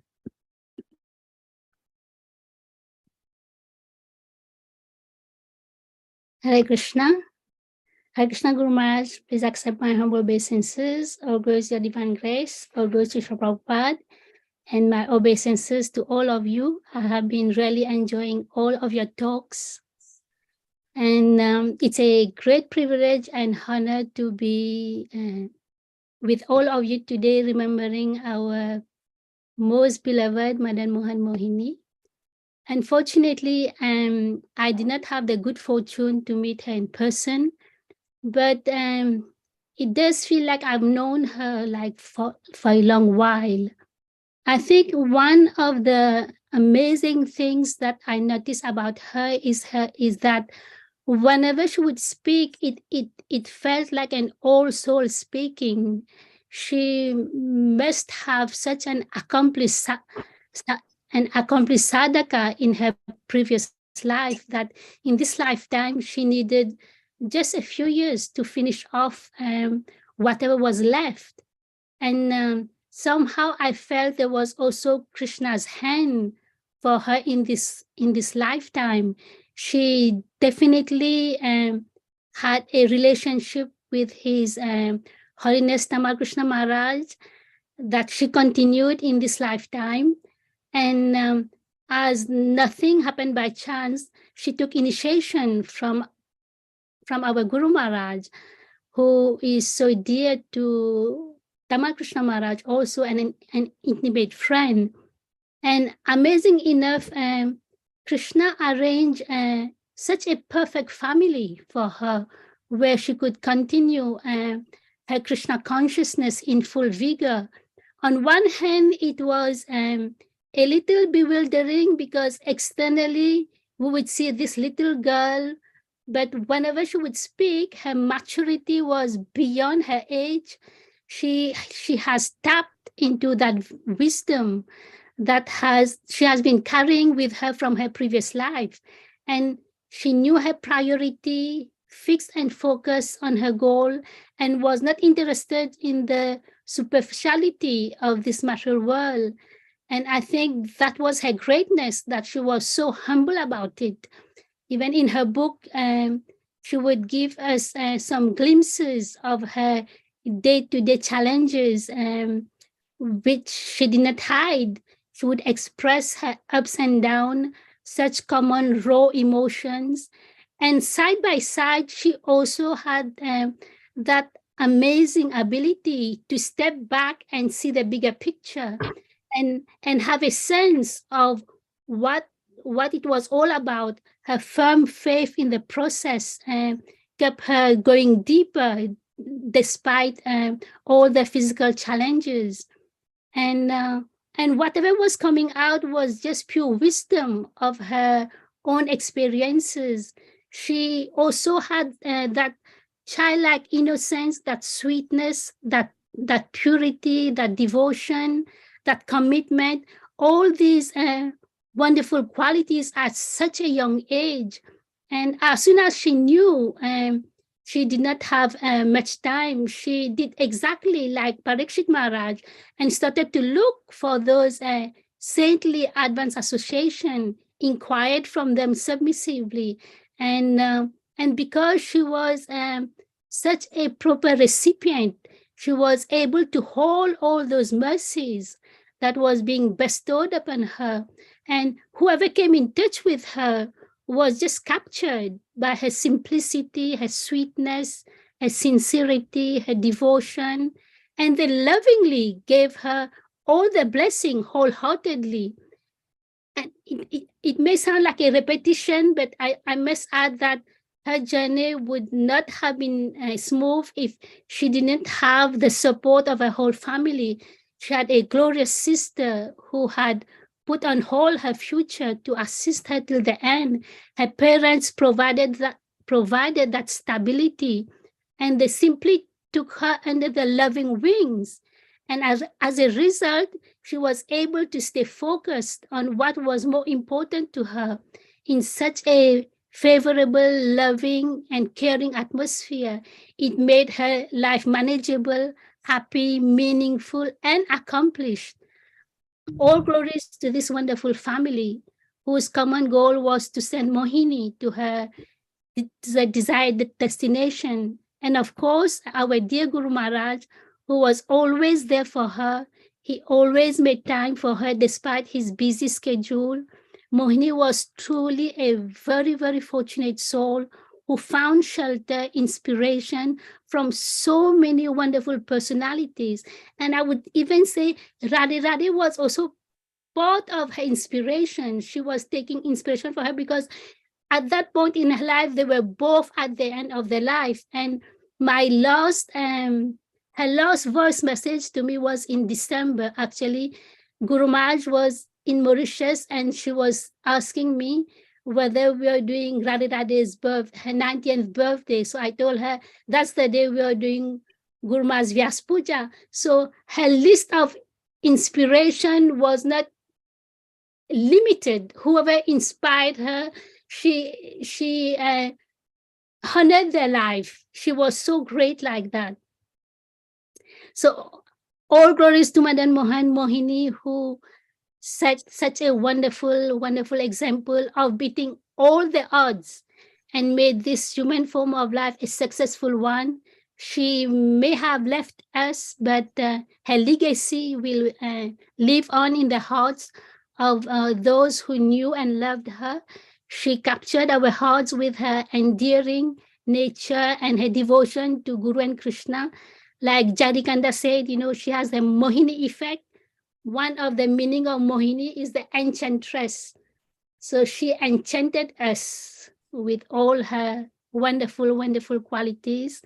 Thank you for giving me this wonderful opportunity to express a little of my affection and appreciation of her. All glories to Madana-mohana-mohini, all glories to Guru Maharaj, all glories to Srila Prabhupada. Hi, wonderful. Thank you, Rajeshwari. That was very nice. We're now happy to call Giri Govardhan Prabhu, who had a lot of association with Mohini and the family. So we look forward to hearing from Giri Govardhan Prabhu. Hare Krishna. Hare Krishna Guru Maharaj, Dandavat Pranam. Please accept my humble obeisances onto your lotus feet. And seeing all the devotees, I'm very happy. I'm very happy. So my journey with Mohini was very interesting and inspiring. Agavit Prabhu first told me about Madan Mohini. He called me and she informed me about there is one god sister of ours, she's suffering, and she said he said you are a palliative care person, so you may try to help them or talk to them on the phone. So that's how I got in connection with Madan Mohini. And even our medical director and spiritual care in charge, HOD of our department, Bhaktivedanta Hospital, Vishwarup Prabhu, he informed me about Mohini's condition because he was on and off going to their house and helping them. But on phone it was very different because I was trying to understand what's going there, and they were like the whole of the family was trying to contact, and there was a lot of things going on. But the clarity came when I visited with Guru Maharaj, the personal association, and She is truly inspiring. The way she handles each and every small, delicate, she's very specific in her service, what I understand. And in my lectures, and I have heard this, that your mind is stronger than your body, your mind is stronger than the body. But yes, in her case, practically, I witnessed it. She had a lot of ideas. She every single day she comes with a different idea. How can we please Guru Maharaj? How can we do something new? Oh, this Vaishnava, we should do something. And that was, I feel I was dead. When I see her, I used to feel like how hollow, how dead I am, because she was so much of life, and her thought process was like amazing. Always in the service. 2 o'clock. Oh, when you get up, Giri Govardhan, the first thing what you would do is put a rose on Guru Maharaj's table. If he sees that rose, he will be very happy. The smallest thing. Before she goes to bed, what is Guru Maharaj doing now? If you go and massage Guru Maharaj, please recite my name and do some service from my side. So even in the smallest of things, she would. I feel like she was full of life, and yeah, I take a lot of inspiration from her. Um, uh, I think whole of the family, because they are a species of devotees, what I usually call, always in the service, always thinking about how to help the devotees, how to serve Guru Maharaj. I have a very nice short encounter with her, but she asked me one question, like, what should I do that can please Guru Maharaj the most? And I was thinking, what is it? Then I told her, like, you can chant you around nicely. And then she just waved at me and she's like, okay, that's a good answer, but I need a real answer. So I said, I will think. I'll think and I'll let you know. The next day I told, like, if you smile, looking at you, Guru Maharaj becomes very happy. That's what I have noticed, because whenever Mohini smiled, I can see Guru Maharaj smiling broadly. So I said, like, if you can smile, and she did it, and she said, like, that's very nice. That's a real answer. So, um, uh, and Guru Maharaj is still smiling. So. She was very inspiring, and I remember, like, I sent a small Hanumanji, because Hanuman is like Lord, like the way Hanumanji serves. I'm very inspired. So I sent a small DT of Hanumanji, when I was in Mumbai. She will, like, like, even if we do one person, she will glorify, and she put it on the Facebook and the Instagram. And she wrote a very beautiful letter, like thanking me for the small thing. I don't remember even a slightest thing if I have done, she not thanking me for it. I learned this very beautiful quality of, like, these are Vaishnava qualities, and I can see that, for every small thing, she will thank, she'll make a personal call, or she will write a note. Even in the book, what she gifted me, she has written a note that, Giri Govardhan, I want to be a servant like you. And I was looking at my deities and I was saying, she has a wrong idea about what I do. But yes, I want to become, I really want to become like her. I really want to think the way she thinks. And I want to love the way she loves people. She's very inspiring. And I remember the small service, she used to come and she say, am I interrupting you? And like, she will make the flower vase and she will tell me which edge you have to keep that flower.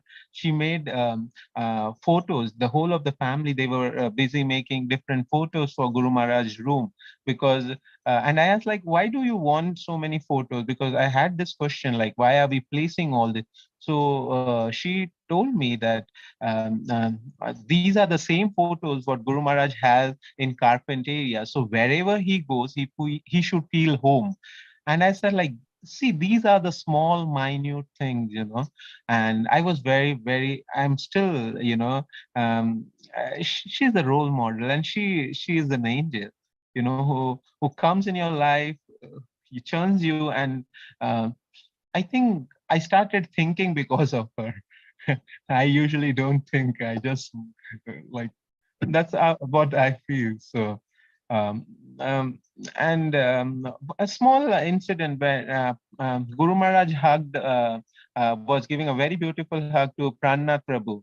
So she immediately captured, like she called for that photo. She made a frame out of it, and she gifted it to Prannath. And last time when I visited Prannath Prabhu, I could see the photo, and he said, like, Madan Mohini gave me, and I was like, wow, these are small qualities, but I feel like being Vaishnavas, we should really have these qualities. And I would really like to be someday, be like what the way she is.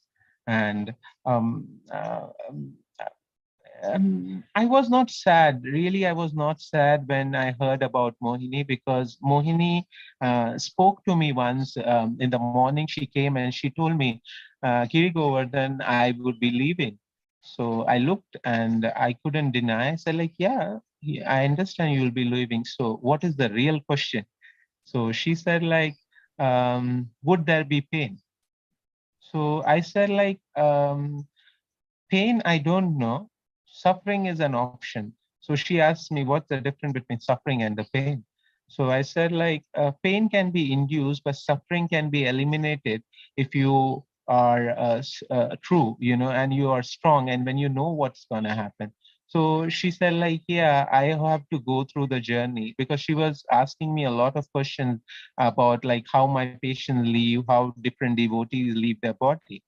But I think more than I counseling her, she was the one who was counseling me, And but yes, she was very clear about the idea, because she told me that maybe next time, I told her, like, after Guru Maharaj goes, I will definitely visit Pune.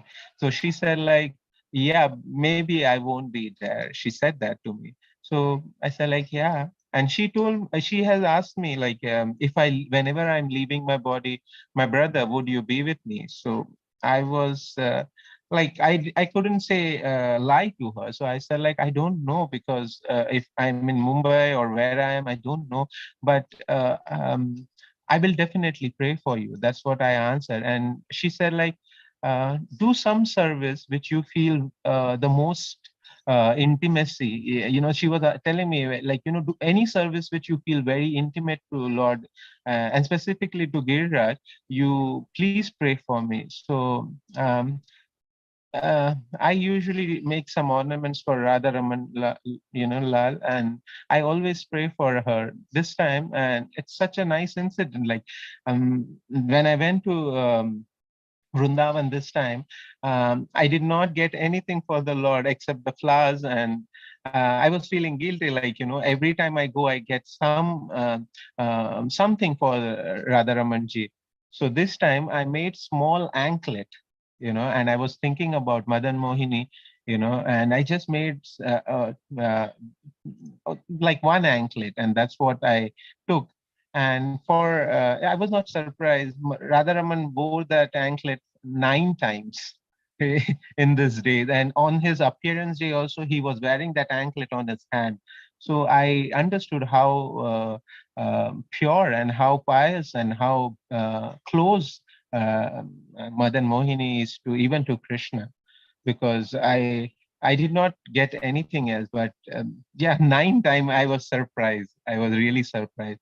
Lord wore those anklet 9 times. So there are a lot of things I feel which inspire me. And I feel like, yeah, we should, being a Vaishnava, we should get all these quality. And someday, with Mohini's blessings, I would really like to do and think the way she thinks, and have a heart which has so much of love and so much of devotion. So that's what I can say. And thank you all. Hare Krishna. Hare Krishna. Thank you, Giri Govardhan Prabhu. So happy you came online. Very nice. Devotees, now we will travel all the way back to Mauritius, and we request Karunika Mataji and her daughter Shri Radha Kripa Kataksha to come online and share their offerings. Hare Krishna. Hare Krishna, Prabhu. Obeisances to Guru Maharaj, obeisances to all the devotees. It's just so wonderful to hear everyone's experiences and love for Madana-mohana-mohini and how she loved everybody. And I didn't get the chance to meet her personally. I just missed the chance. I feel so terrible, but we just had some little exchanges. And as Vijayashri said, it just feels like so much more, and that there was such a long-standing relationship. Odaria was saying how Madana-mohana-mohini was always thinking of like little donations and gifts. And I was just so touched. Her father phoned me once and told me that Madana-mohana-mohini had a dream, I think, and of Sri Sri Radha Golokananda, because the temple is in construction. And she just wanted to give some donation. And that was arranged. The father managed to arrange it to fulfill her desire. And I just was so touched and felt, wow, out of all the temples, I didn't realize that she does it. She was giving donations everywhere. It's just such a wonderful quality. And then when Guru Maharaj came and the team brought her book to be distributed in Mauritius, then also we received instruction that there's some percentage should go for the temple. And I just felt that was just like so sweet and so thoughtful. She was just so thoughtful. Even when Guru Maharaj was coming to Mauritius, all the photos that Giri Govardhan Prabhu was saying that she had done in Mumbai, she sent Vijayashri the whole set to be printed in Mauritius also. And just like always one step ahead and always so thoughtful. And I just wanted to mention that and share it with everybody. And thank you so much to Odaria and her parents for all that you have done. I know it's been a very, very sweet sacrifice and very rewarding. And we thank you for that. I thank you for that. So I'll let Shri Radha Kripa Kataksha say a few words. Hare Krishna, everyone. Please accept my humble obeisances. I didn't have so much interaction with Madana-mohana-mohini, but whatever interactions we did have on Instagram or Facebook chat, it was always so sweet. Even if I didn't really, I regret so much that I didn't realize and reciprocate with her so much as she did with me. She was always so loving, and she was so loving with everyone. And she was so loved.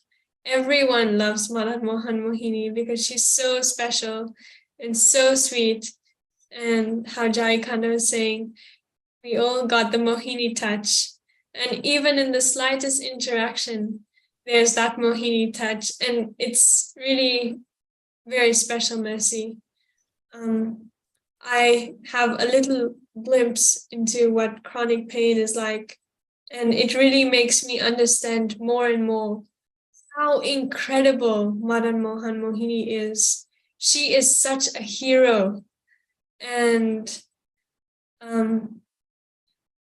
I don't have the ability to understand how she did so much service, even if she had so little energy or she was confined everything was service, even from wherever she was, even if whatever little energy she had, she would invest it in some service, whether it was book distribution or just create nourishing, loving relationship with devotees. It's such a wonderful quality. And it really makes me realize that I should not have any excuse to not do service because I'm feeling a little weak.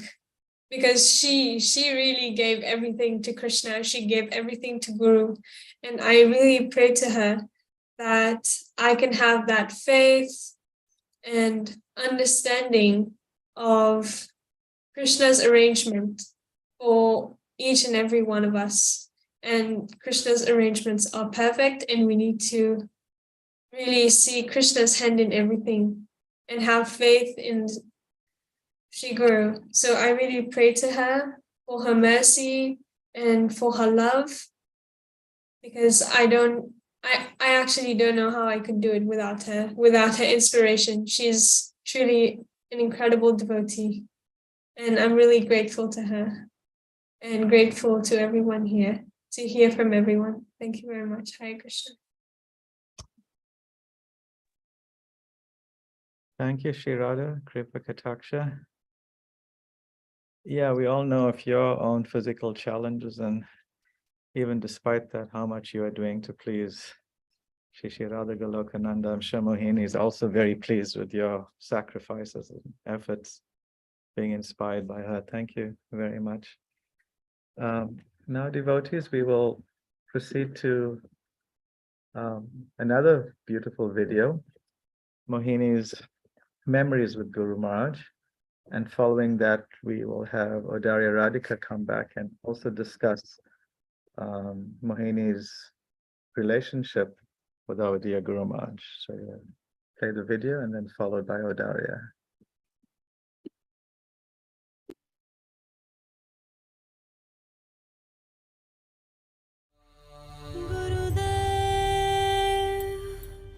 कृपा बिंदु दिया करो ए दासे तृण पे खाती ही ना गुरुदेव कृपा बिंदु दिया करो ए दासे तृण पे खाती ही ना सकल सहाने बल दिया करो निज माने स्पृहाहीना सकल सहाने बल दिया कर निज माने स्पृहाहीना गुरुदेव कृपा बिंदु दिया करो ए दासे तृण पे खाती ही ना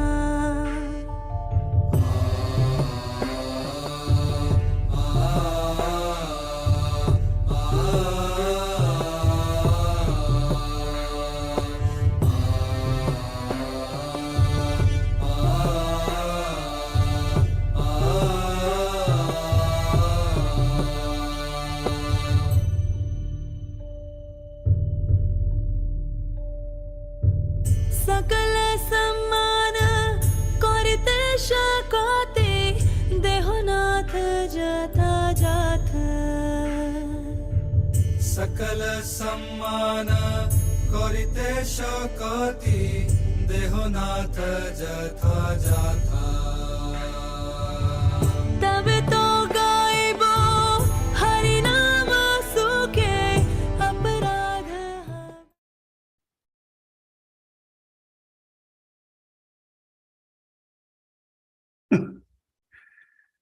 Nice. Yeah, that was really beautiful. I would think we should circulate that slideshow as well to the devotees. I'm sure they'll want to watch that a few times. So now we'll proceed to Odarya Radhika Dasi, who will discuss Mohini's relationship with our Guru Maharaj. Odarya.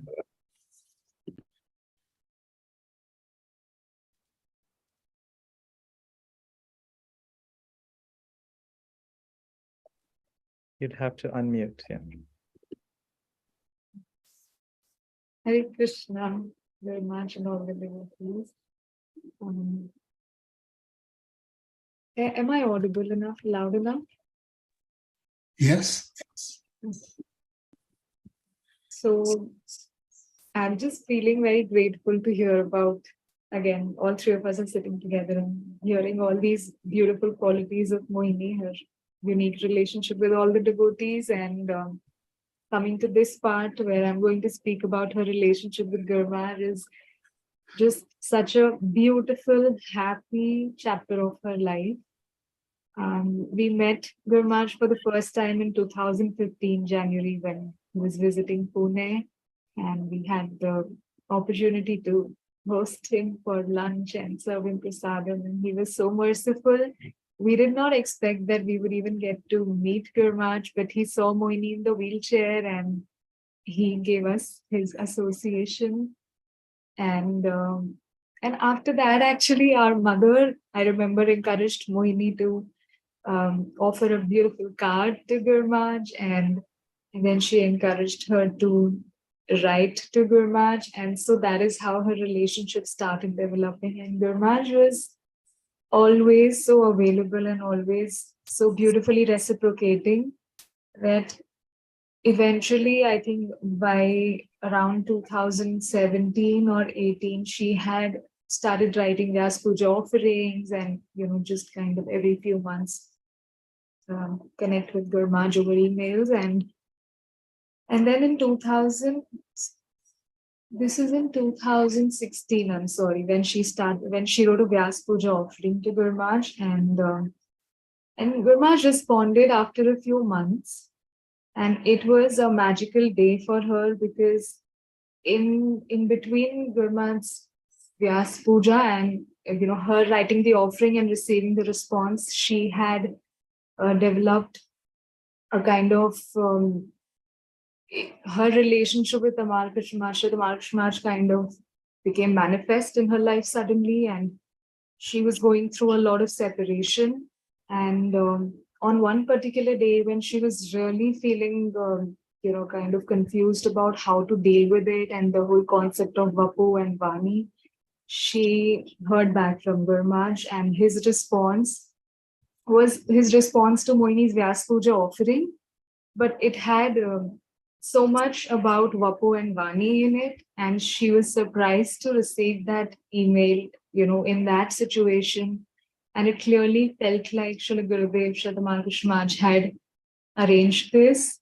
These two transcendental brothers were such a perfect team who have been on both sides of Mohini, one in this life and one in the other life. And so, yes, Gurmaj that day just kind of manifested in her life and took it over from there. And he so lovingly and just so patiently, so attentively just was there for her through this whole journey. For Mohini, her physical difficulties were one of the biggest challenges of her life, but more than that, it was her pain of separation from Srila Markesh Maj that she held very intimately in her heart, and she wasn't very expressive about how difficult it was for her. But Gurmaj was pouring so much love, and he was just soothing that wound or that pain that she was going through in separation from the Markesh Maj. He gave her so much time, so much association. He never denied anything she asked or never even delayed anything she asked. He was so fully giving and on, so much priority. It was always so beautiful to see them, exchange their love for each other, Gurmaj and Mohini. Gurmaj loves, like so fully and like very, like just, those rare pure souls in this world, like His Holiness Bhakti Maharaj or Jayapataka Maharaj, or, just these few rare personalities in this world that we are so blessed to have. Gurmaj loved so fully, but it was so amazing to see how Mohini loved Gurmaj so fully, how much capacity she had to love. I used to wonder how she could keep going on despite all these physical challenges. I would get tired, our parents would get tired, but she would never get tired of giving and loving and serving. She used to be very particular about making special days special. And so she would always keep thinking of how to send gifts to Gurmaj, how to celebrate Gurmaj's initiation anniversary, for example. One time she made a little frame. She wanted, of course, with Mother Kunti's help, but she wanted to give Gurmaj a frame of Gurmaj's letter of initiation that he received from Srila Prabhupada. She gifted him that. And then she would want to send little candles and little cards. And every time someone was traveling to the US, she reminded Mother Kunti, or just innocently asked her on a certain, I don't remember the date now, but when the date was approaching, she asked, is the birthday of Gurmat's or Nitai deities coming up on this date? And then Mother Kunti later shared that Mohi reminded her of that. And so she used to be very detail oriented in the expression of her love. I'm so sorry for this. That's the Ekadashi reminder. I'm so sorry. So, and I would see how Mohini would meditate so much on Gurmaj and his qualities. And in doing so, she started adapting those qualities.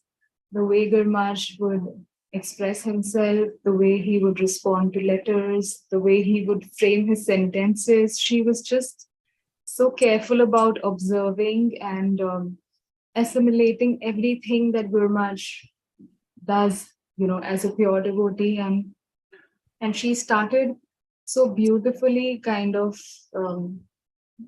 reflecting those qualities through her meditation.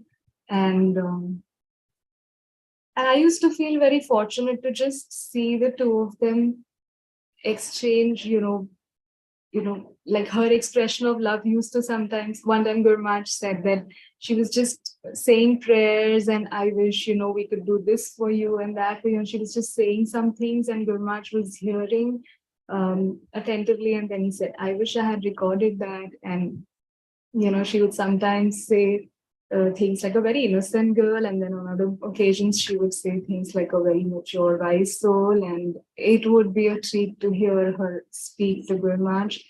And even generally, I am just very grateful and very happy in my heart, all of us, all three of us here, that Gurmaj entered Mohini's life at such a time when she was really struggling with her separation from Srila Tamal Krishna Maharaj, and he just always encouraged her and brought her closer to him. He gave her more clarity in her relationship with Srila Tamal Krishna Maharaj. He connected her so deeply with him. He could answer questions that Mohini wanted to ask Srila Tamal Krishna Maharaj, and at a time when she was feeling very confused about receiving initiation, when she was guided that she must accept initiation from a spiritual master while she's, in this life. And she was just so strong about only receiving initiation from Srila Tamal Krishna Maharaj. Gurmaj was always so loving, so accepting, so understanding, and not just her, but he gave all of us shelter, everyone connected to her, just completely took care of us, fully. And he's like Premanjali Mataji was mentioning, Gurmaj has chanted so many rounds with Mohini, giving her his personal association, giving her so much of his time. I think, Gurmaj, I really want to thank you that you soothed her pain so much. You gave her so much love and happiness that she could survive in this life because of that love, because of that.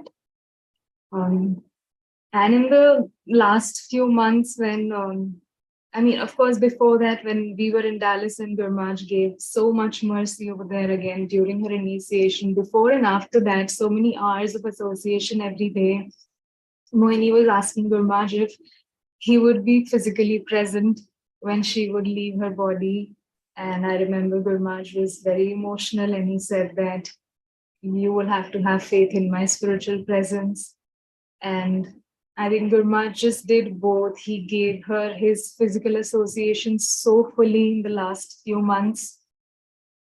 There was just no stone unturned, really, Gurmaj. You took all your time, you gave it to her, and for so many days, she was so conscious of you in the last few months of her life. After you left, or even before you came, she was always thinking of what she could do to serve you. She would encourage me, this is our opportunity to physically serve our spiritual master. And when you were here, she was transcendental. She wasn't eating much, she wasn't resting, and she was getting all that potency and blessings and mercy from you that she could sustain without any physical support from anywhere. And after you left, she just wanted to freeze time in that particular arrangement. She didn't want your room to be changed in any way. She didn't want the dining table and the chair to be moved. She didn't want your asan to be moved.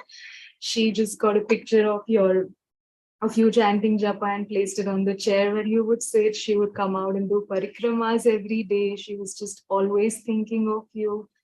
And I want to share here something that I realized later. Every time we would speak to Gurmaj about how much time Mohini, could have, we didn't know, and we would be so confused about how to plan our lives, how to plan our services. And Gurmaj would always say that she's going, I want you to be here. He was so hopeful always that she would get some help. She would be able to stay with us longer because of his love for Mohini. Gurmaj I feel that she was so dear to him that he, in some way, wanted her to stay here forever, probably. But in this last visit, we felt like when Gurmaj saw her suffer so closely, and he heard her, feelings, her deepest feeling in the heart, he said that I think I feel ready to let you go in some ways, and I think that was the permission that the spiritual master gave her. And it's just so mystical how she was waiting to meet you for all these years, Gurmaj, and she used to ask Gurmaj every year, will you come this year? And of course, COVID happened, and she waited to meet you, and you made sure that she stayed till you came, and then you allowed her to go, and she left soon after. And she used to pray that next time when I have the opportunity, she used to pray to all the gurus and to Krishna that may I be able to take that opportunity gracefully and leave. And it all just turned out so beautifully, so perfectly. And I'm just sometimes amazed at how I got to see all of this happen so closely. And she's given me Gurmaj's association, Gurmaj's shelter, and I'm just secure for the rest of my life, the rest of my eternity. She's just given me such a beautiful blessing. Thank you so much. Wonderful, beautiful. Jai.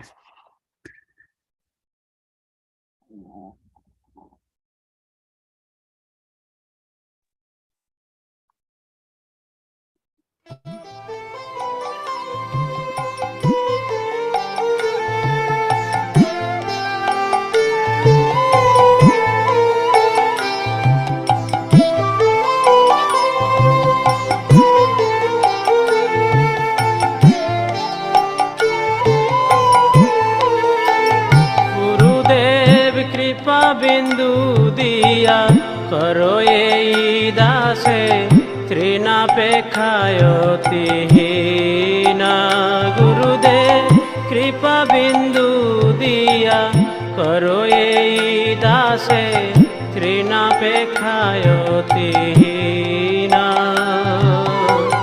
सकल सहने बल दिया करो सकल सहने बल दिया करो निज मने स्पृहाहीना गुरुदेव कृपा बिंदु दिया करो ये दासे तृणापेक्षायतिहीना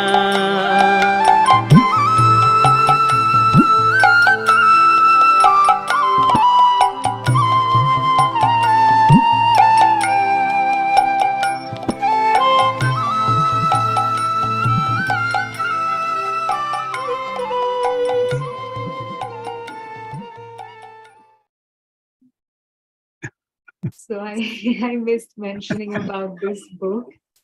Among the many services, of course, that Mohini was always so eager to do for Guru Maharaj, this is a little thing we thought of doing together. We came up with the idea of making a gratitude book for Guru Maharaj, which we offered to Guru Maharaj 2 years ago. And she was just so driven to do everything perfectly and so personally that we, because of her inspiration, we felt inspired also, all of us, to make these little artworks ourselves and collect all these offerings and do the whole, make the whole compilation. And it gave us so much satisfaction to collect so much, love from all the devotees and offer it to Guru Maharaj. And I think for her, Vyas Pujas were always very, very special. And she would say that June to September is our Vyas Puja period. And we just keep preparing offerings all this while for our gurus. So, yeah, please, you could get the link in the chat box here and please have a look at the book and read the beautiful offerings there. Thank you, Hare Krishna. Also, Sir Prabhu, do you think I should take it ahead from here now since you've been Yes, speaking please. for? Yeah. I think next is Hannah. You can call on Hannah. Yeah, I also want Next to hear, I'd like to hear from Radharani Dasi sometime soon. Yeah, I think she could probably speak now. She's here.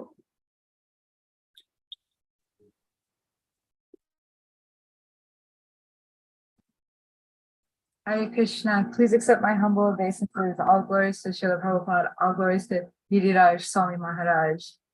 I want to thank you all for coming here and celebrating Mohini. You already know how she is. I don't want to take my precious time explaining. I do want to express gratitude to you, Guru Maharaj. It's because of you that I had the opportunity to have Mohini's association and Adari Radhika and her family. If I hadn't taken shelter of you and if you had not accepted me as your disciple, I don't know if I would have ever gotten the opportunity to know Mohini, especially not as closely as I got to know her. So thank you. Mohini reached out to me, I believe it was 2018 on Radhastami. That's when we first started speaking. It's like she knew what my name would be or something. She taught me to love myself and accept myself. She was with me through the most difficult and turbulent times in my life. And she never once judged me. She never once did anything negative. She was always there to support me and to tell me how wonderful I am, even when I didn't see it.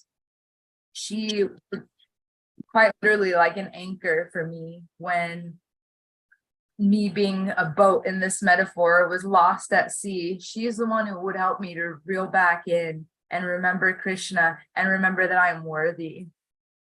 It's difficult for me to feel worthy as a devotee. And she taught me, no, you do your service, you love Krishna, you serve Guru Maharaj, and your life will be sublime. She told me once, one of our last conversations, actually it was our very last phone conversation. It was quite a long one, it was more than an hour. And which, as you know, was a very long time for her.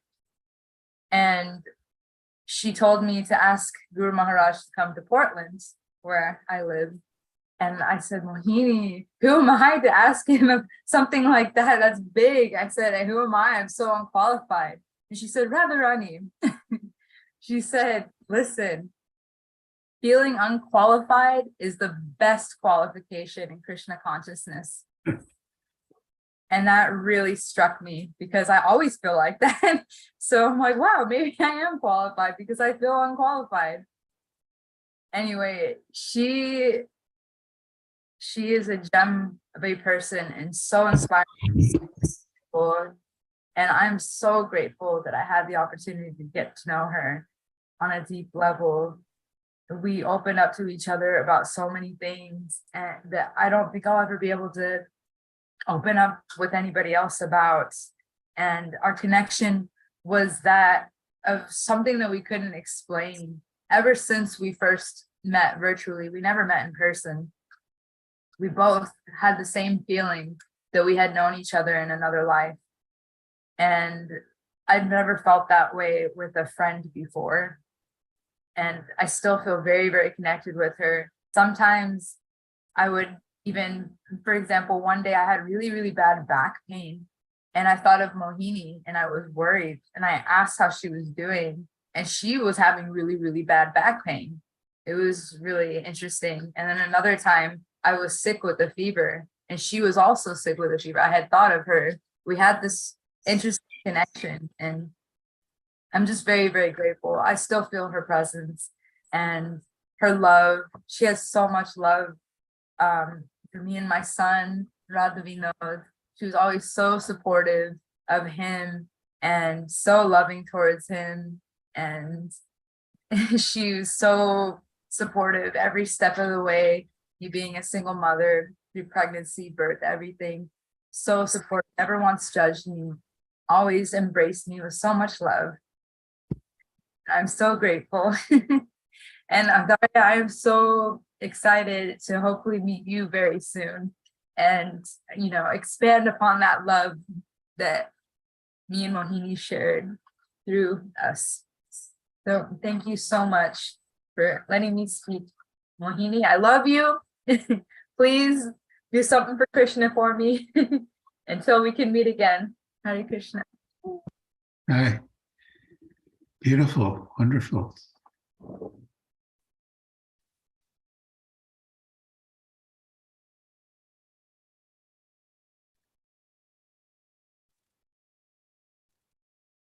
Thank you, Radharani.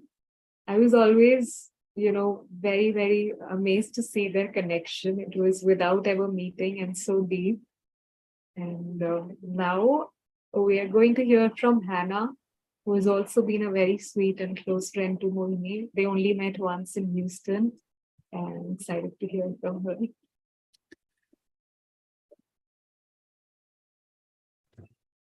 Hare Krishna, everybody. I feel so happy to be with all of the devotees and Maharaj. Okay. Here's my note. Dear Mohini, I miss you, dear friend. How are you? We are here today, if you can see us, talking of you. You're more alive now than ever. I miss you, but then again, in a moment, you are there. You are teaching me in life, as you do in death, that love has no bounds. So then I wrote her a poem called Love Has No Bounds. Mohini, you were a beacon, a shining example of what we could all be. But Krishna consciousness is a process and one I can't always see. Mohini, we both love to write. You said it was an element that completes my soul. I couldn't have said it better, my friend. Once love is felt, it has no end. I felt it the day I saw you. The saying is true love at first sight. Two transcendental lovers and friends, alike in purpose and on the same team. You said the essence of Krishna consciousness. You said the essence of the Krishna consciousness movement is the experience of love. Look at us, even with distance, we're serving together, your writing and my poetry. You are also transcendentally sweet, a self-realized partial portion of their lordships, the primeval lords, Sri Radha and Krishna. All glories to beloved Madana-mohana-mohini. Chai. Love I feel for you in my heart is eternal. It was with me when you lived and grows even though your body is gone. Such a transcendental nature. Please take me with you. Occupy space in my life. Make it beautiful by your company. And I'll strive to make my activities pleasing to you. When you first left, I was worried about you. Death in the material world is confusing, but Krishna and his devotees make it easier. I wondered, where did you go? And then when I found you, I wrote a hymn. On the day of your departure, I looked up at Gauranga Mahaprabhu.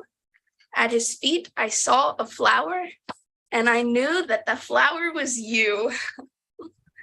In so many ways, we were similar, but all those ways you surpassed me in intensity. We both wanted to know Krishna. We both struggled with chronic pain. We were both born in the month of May in the year 2000, but you were born before me. You struggled with pain much worse, and you wanted to know Krishna much more, and your fight for him was proof. But though you surpassed me in those ways, you never saw it that way. You said a problem is a problem, no matter how big or small, and all your problems are important, and I'll be with you through them all. When you said that, I knew you were special because of your loving interactions. They pierced through the veil of my hard-hearted heart, and you brought me to Vrindavan, a place absent from fear. Thank you for letting me read my appreciation of Mohini. Hare Krishna. Chai. That is very beautiful. Is there an echo? Because, okay, it's better. So thank you so much, Hannah. And now we have Swarup Damodar Prabhu coming up. And Swarup Prabhu has been a very special person for Mohini, very dear to her heart, very important for her. And she's had some very valuable exchanges with Prabhuji, and I'm sure we are going to find out more about Mohini from him, a lot more. So please, Prabhuji. Hare Krishna. Thank you, Daria. Mohini was very powerfully attractive. So it's a very apt name that Guru Maharaj gave her. From her apartment in Pune, we see she attracted devotees from all over the world to come there, to bless her, to guide her, and to inspire her. Such was her attractive potency. But everyone who came there, practically everyone who came there, knew that she was doing the same for them, blessing them, guiding them, and inspiring them as well. I first met Mohini, who then was a young girl, at that time confined to a wheelchair, when we had visited with Guru Maharaj Pune, their home, for the first time, I think, 9 or 10 years ago, maybe. But my initial attraction, real attraction to Mohini started when I was serving, maybe it was 2017 or 2018 in Carpinteria, Guru Maharaj's ashram. And, those of you who served Guru Maharaj up close, you'll realize very quickly that he has so many things going on. He's engaged in so many services. We hardly know even a fraction of the things going on. So one morning when I entered his temple room office, he asked me if His Holiness Indradyumna Maharaj, who happened to be staying with Guru Maharaj at that time, was going to Dallas for the initiation. And I was like, what initiation is happening in Dallas? And then Guru Maharaj said that he would be going to Dallas for a few days for the initiation of Mohini Madan. And at that time, Guru Maharaj's health wasn't the greatest. I mean, he wasn't traveling to India. He wasn't well enough to travel. And I was immediately thinking, this is a bit too much. It's too much of a strain just to go to Dallas just for a few days, And Guru Maharaj was doing initiations on Skype, over the phone. He was doing it. I was thinking, why can't he just do this? He's going to go all the way to Dallas just for a couple of days. I didn't vocalize it at that time, and I could see that he was quite fixed on that. And he went to Dallas.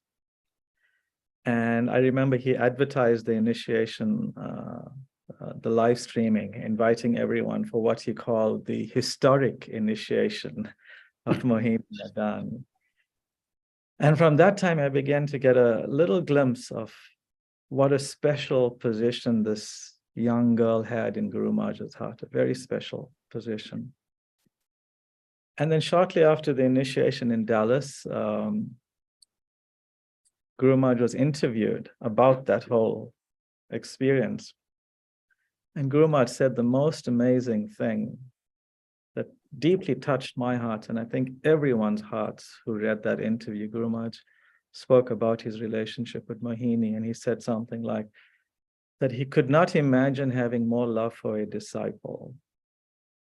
And that was really, really something. I mean, Guru Maharaj never says anything exaggerated. He never says anything that's, just sentimental. It's always very clear and accurate. Now, everyone that knows Guru Maharaj can deeply appreciate it, how much of love he has for all the devotees, all his disciples. And that we know is coming from Guru Maharaj's deep love for Srila Prabhupada and for Radha and Krishna. So to hear what Guru Maharaj said about Mohini was very startling. And for me in particular, I had to see that for myself. I just had to meet her to figure out what was this? What does this child have that moves Guru Maharaj so much? And fortunately for me, a few months later, I was lucky to visit Pune for the day. I think I went with Vrindavan Bihari Prabhu and Prema Manjari, and we got to spend some amazing time with Mohini. My first recollection of that visit was Shyamangi Mataji's loving care for Mohini. The first thing we were given was surgical masks as soon as we walked in. And every now and then, Shyamangi Mataji would tell us, she would make the sign like, you have to speak softer, you have to speak softer. And that never stopped, even up until the recent visit. She would remind us to keep quiet, because Mohini's sense of hearing would be, her ears would hurt at any, even normal level of speaking. It would be painful for her.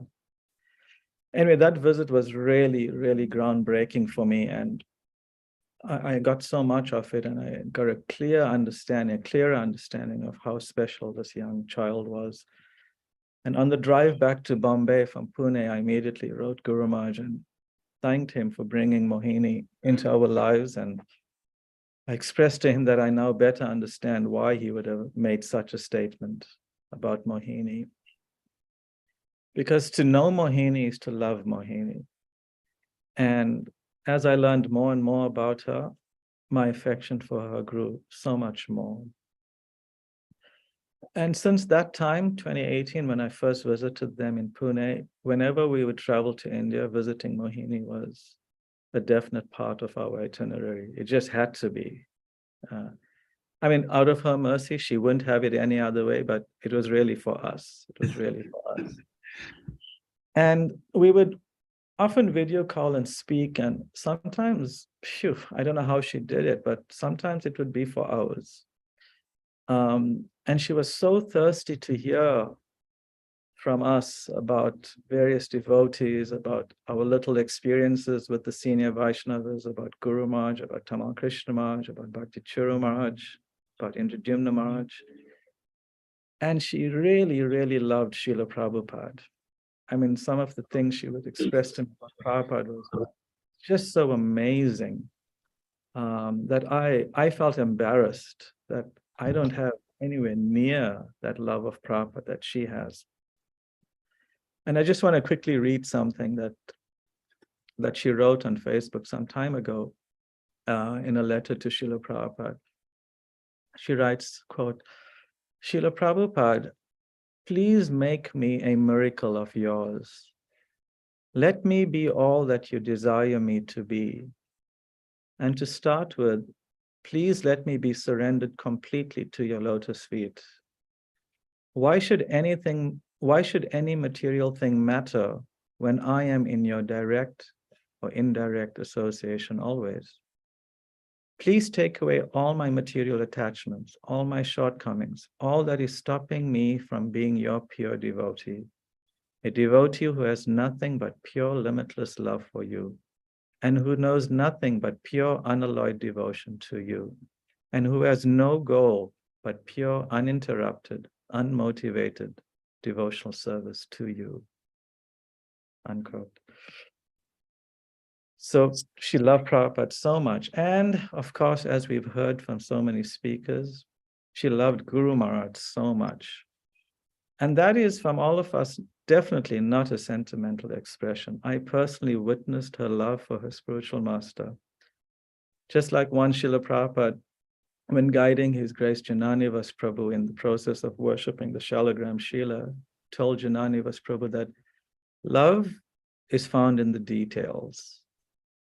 And just like we heard from so many people today, Mohini was so attentive to various details. She was so considerate, like so many of the devotees mentioned.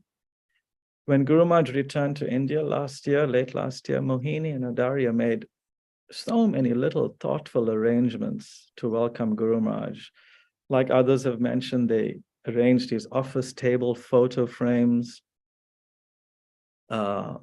little encouraging card messages. I don't know if Guru Maharaj remember those. Yeah. And she would engage me, relentlessly remind me to give the card at a certain time. It mustn't just be given at any time. When we're on the road from the airport to Vrindavan, then give him the card. And it's like a little thoughtful prayer, for Guru Maharaj entering Vrindavan and encouraging him and hoping that that experience is wonderful. So, this always touched Guru Maharaj. I saw this thoughtfulness, their love, which was exhibited in this way. Mohini and I once we discussed her name, which is, quite long, Madana-mohana-mohini dasi. And sometimes calling her full name in a conversation, seemed a little long on the tongue. And she told me in that conversation that once she was speaking with Guru Maharaj, and Guru Maharaj would say her name in full, and at the end, in a sort of emphasis, he would say the word dasi. So like many times she was telling me, he said in that conversation, Madana-mohana-mohini dasi. Madana-mohana-mohini dasi. And she took it like Guru Maharaj was making a point to her. And I remember suggesting that, yes, I think he's making a point, because your name is a name of Srimati Radharani, I told her. And to be the dasi of Srimati Radharani is the ultimate goal of all the followers of Lord Chaitanya and Srila Prabhupada, to become a maidservant of Srimati Radharani. Actually, any servant of Radharani. And I'm sure Guru Maharaj is always praying for this to manifest for you in due course on the strength of Prabhupada's mercy. And he's always giving his blessings for this. So from that time onwards, I would always just call her Dasi for sure. That was our little personal exchange. I would always just call her Dasi. And towards the last many months, somehow, I don't know why I was calling her little one for some reason. And she noted that. And she says, why did you stop calling me Dasi? So then it became Little Dasi, the little maidservant of Srimati Radharani. Anyway, I'm so grateful for Mohini in my life. And I mean, one thing in particular is because due to circumstance, my joining Krishna consciousness at a certain time, I missed out on direct association with Mother Archa Vigraha, who was a superlative disciple of Guru Maharaj and who touched everyone that encountered her so deeply. But I'm so, so grateful that I had Mohini, also another superlative disciple who's touched so many people and who I think eternally we will go on learning from in so many wonderful ways. So thank you to Guru Maharaj for giving us Mohini, and thank you to Mohini, to our little Dasi, for being who she is, and for being someone we can pray to and hold on to in all difficult circumstances. Because looking at her example, we know that no matter what our circumstances, what our difficulty is, it's never too much. Krishna will always pull us through. The mercy of Prabhupada and our Guru Maharaj will always pull us through. Hare Krishna, Her Grace Madana-mohana-mohini ki jai. Right. Dasi. Dasi ki jai. Thank you so much, Sir Prabhu. And I actually wanted to add to the Dasi story a little bit and give a context there. Mohini felt that Gurmanj, is so loving and he always gave her a lot of love and mercy, but she also felt that the relationship was complete because of Gurman's little loving chastisements, just very occasionally. And I think the Dasi incident was one of those, because we were in Houston and her this ISKCON news article had just come out where Gurmaj was also expressing his love for Mohini that Swarup Prabhu mentioned about. And all the devotees in Houston were praising Mohini a lot. They were bringing fruits and flowers and gifts for her, and she felt like she was becoming proud. And that was the day during the gathering with the, GRS family there. Gurmaj was repeatedly calling her Madana-mohana-mohini dasi, Madana-mohana-mohini dasi, and she felt like he was grounding her and bringing her back to the correct perspective. So she's very happy and proud to have that little memory with you. So thank you, Gurmaj. And now next we have Nikunja Vilasini Mataji coming up, who Mohini was very inspired by. She used to feel, both of us felt really awed by the amount of trust that Gurmaj places in you, and she wanted to learn from you how you served him so, beautifully and so nicely, so meticulously, that he has so much trust in you. So in the last few months, I think just the last few weeks, in fact, Mohini had some really nice conversations with Mataji, and maybe Mataji could share some of those and their experiences with her. Thank you. Thank you so much, Adaria. Hare Krishna, everyone. Hare Krishna, Guru Maharaj. Please accept my humble obeisances. All glories to Madana-mohana-mohini. All glories to Guru Maharaj. All glories to Srila Prabhupada. This is such a heart-touching program, and we can feel Mohini's presence in the love of all your heartfelt offerings. So I just thought that I will read a tribute I wrote after Mohini's departure, because it was what I was really feeling a double heartbreak at that time, because we had just lost His Holiness Kadamba Kandan Maharaj, who was very pivotal in the lives of many devotees in South Africa and was very close to us. So I remember in the last week before Mohini passed away, I was discussing with her on WhatsApp about Maharaj's imminent departure, and she wasn't replying to me, so I felt like there was something wrong. And then eventually she just wrote to me that I'm unwell and I have a viral fever, and then my last words to her, which was very amazing, I'm so glad that happened. I'll just go to it. I just finished read her book, and I wanted to just express my appreciation after I'd read her book, and I just said that, oh no, I will pray for you and I hope you feel better soon. And I just said, I just finished read your book, and I cried reading the end, the epilogue and the acknowledgements. You've touched my heart deeply. Thank you, dear Mohini. And she just sent me a heart. This was just like 3 days before she left. And when I got the news that she had left, I was just in shock. I never expected it at all, even though, for so many years, her departure was expected by everyone, but I never, it was difficult for me to grapple with that, especially after Kadamba Kandan Maharaj left. So I thought I'd just read a tribute that I wrote after her departure that expresses how I felt about her and what she meant to me in the short time that I've known her, and what valuable lessons she taught Mohini. My dear sweet Mohini, I've only come to know you more intimately recently, but the connection I felt with you and still feel seems over lifetime. The pain of your departure makes me think of your final request to me and gives me some solace. You asked that I pray that Krishna give you some relief because it had become too difficult for you to cope with your failing body. And I told you I would. Krishna did answer our prayers because he removed your suffering for good. I am happy that you are now free from the body's limitations and ecstatically dancing back to Godhead, where there are no limits to the service you strongly desire to do for your Lord's pleasure.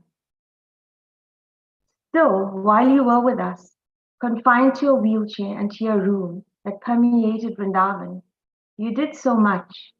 Your fervent desire to serve and give yourself fully to Sri Chaitanya Mahaprabhu's and Srila Prabhupada's mission allowed you to touch souls all over the world. You taught us countless valuable lessons. Here are just some of them. Gratitude. You were grateful for the little things, for sometimes doing simple tasks that we take for granted. Just being able to breathe freely, or feel the sun on your face, or interact with a friend, or write a few lines in your journal meant the world to you. You lauded your family for taking care of you, expressing your indebtedness for their love and untiring service. You could have been morose and complained about everything you lacked, time being one of them. But you were grateful for the people who loved you, for the treasures of Krishna consciousness and the time that you did have. I was brought to tears when I read the long acknowledgements list at the end of your book and how carefully you thanked every single person.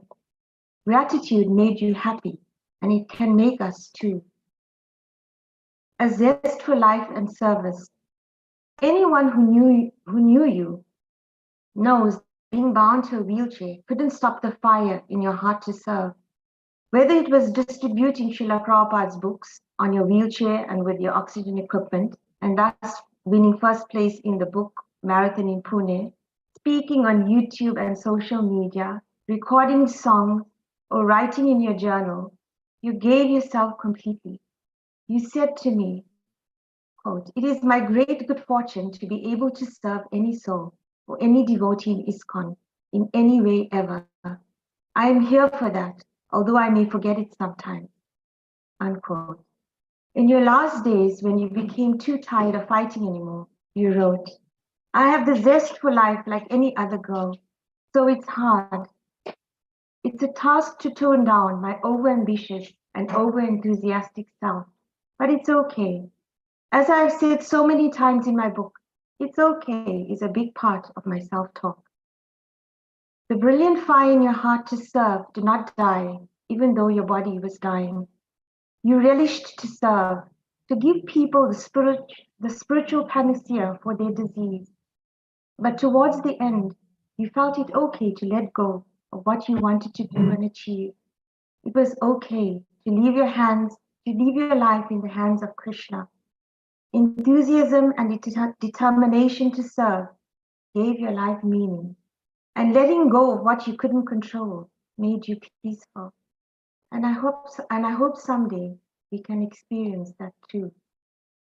Dedication. Despite your physical struggles, you were dedicated to your spiritual practices and committed to your service, no matter what it was. It would take great effort to do the littlest of things. Dedication revealed a lot of your heart, where it was placed and to whom it belonged. You were devoted to the Guru Parampara and distributing their message. So much so that they once appeared at your bedside, pushing you forward. Your allegiance and dedication conquered them. What will happen if we try too? Humility and respect. I remember when you and your sister called me a few months ago, wanting to get to know me better.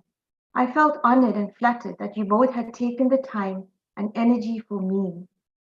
Your humility, as well as your sister's, evident in your respect for others, was not just shown by how you treated others with genuine kindness and love, but how you even transcended your shy and timid nature to serve and preach. The more you shied away from honor and adoration for yourself, the more adoration you receive. You said, "It is prayers that carry me through, and they are the comfort of my pillows that I rely on my toughest of days. I count on them, and I know no life other than one with prayers in it." If we can imbibe even a drop of that humility and dependence, what wouldn't be possible for us? Patience and tolerance. You've had to endure so much. It made you truly resilient.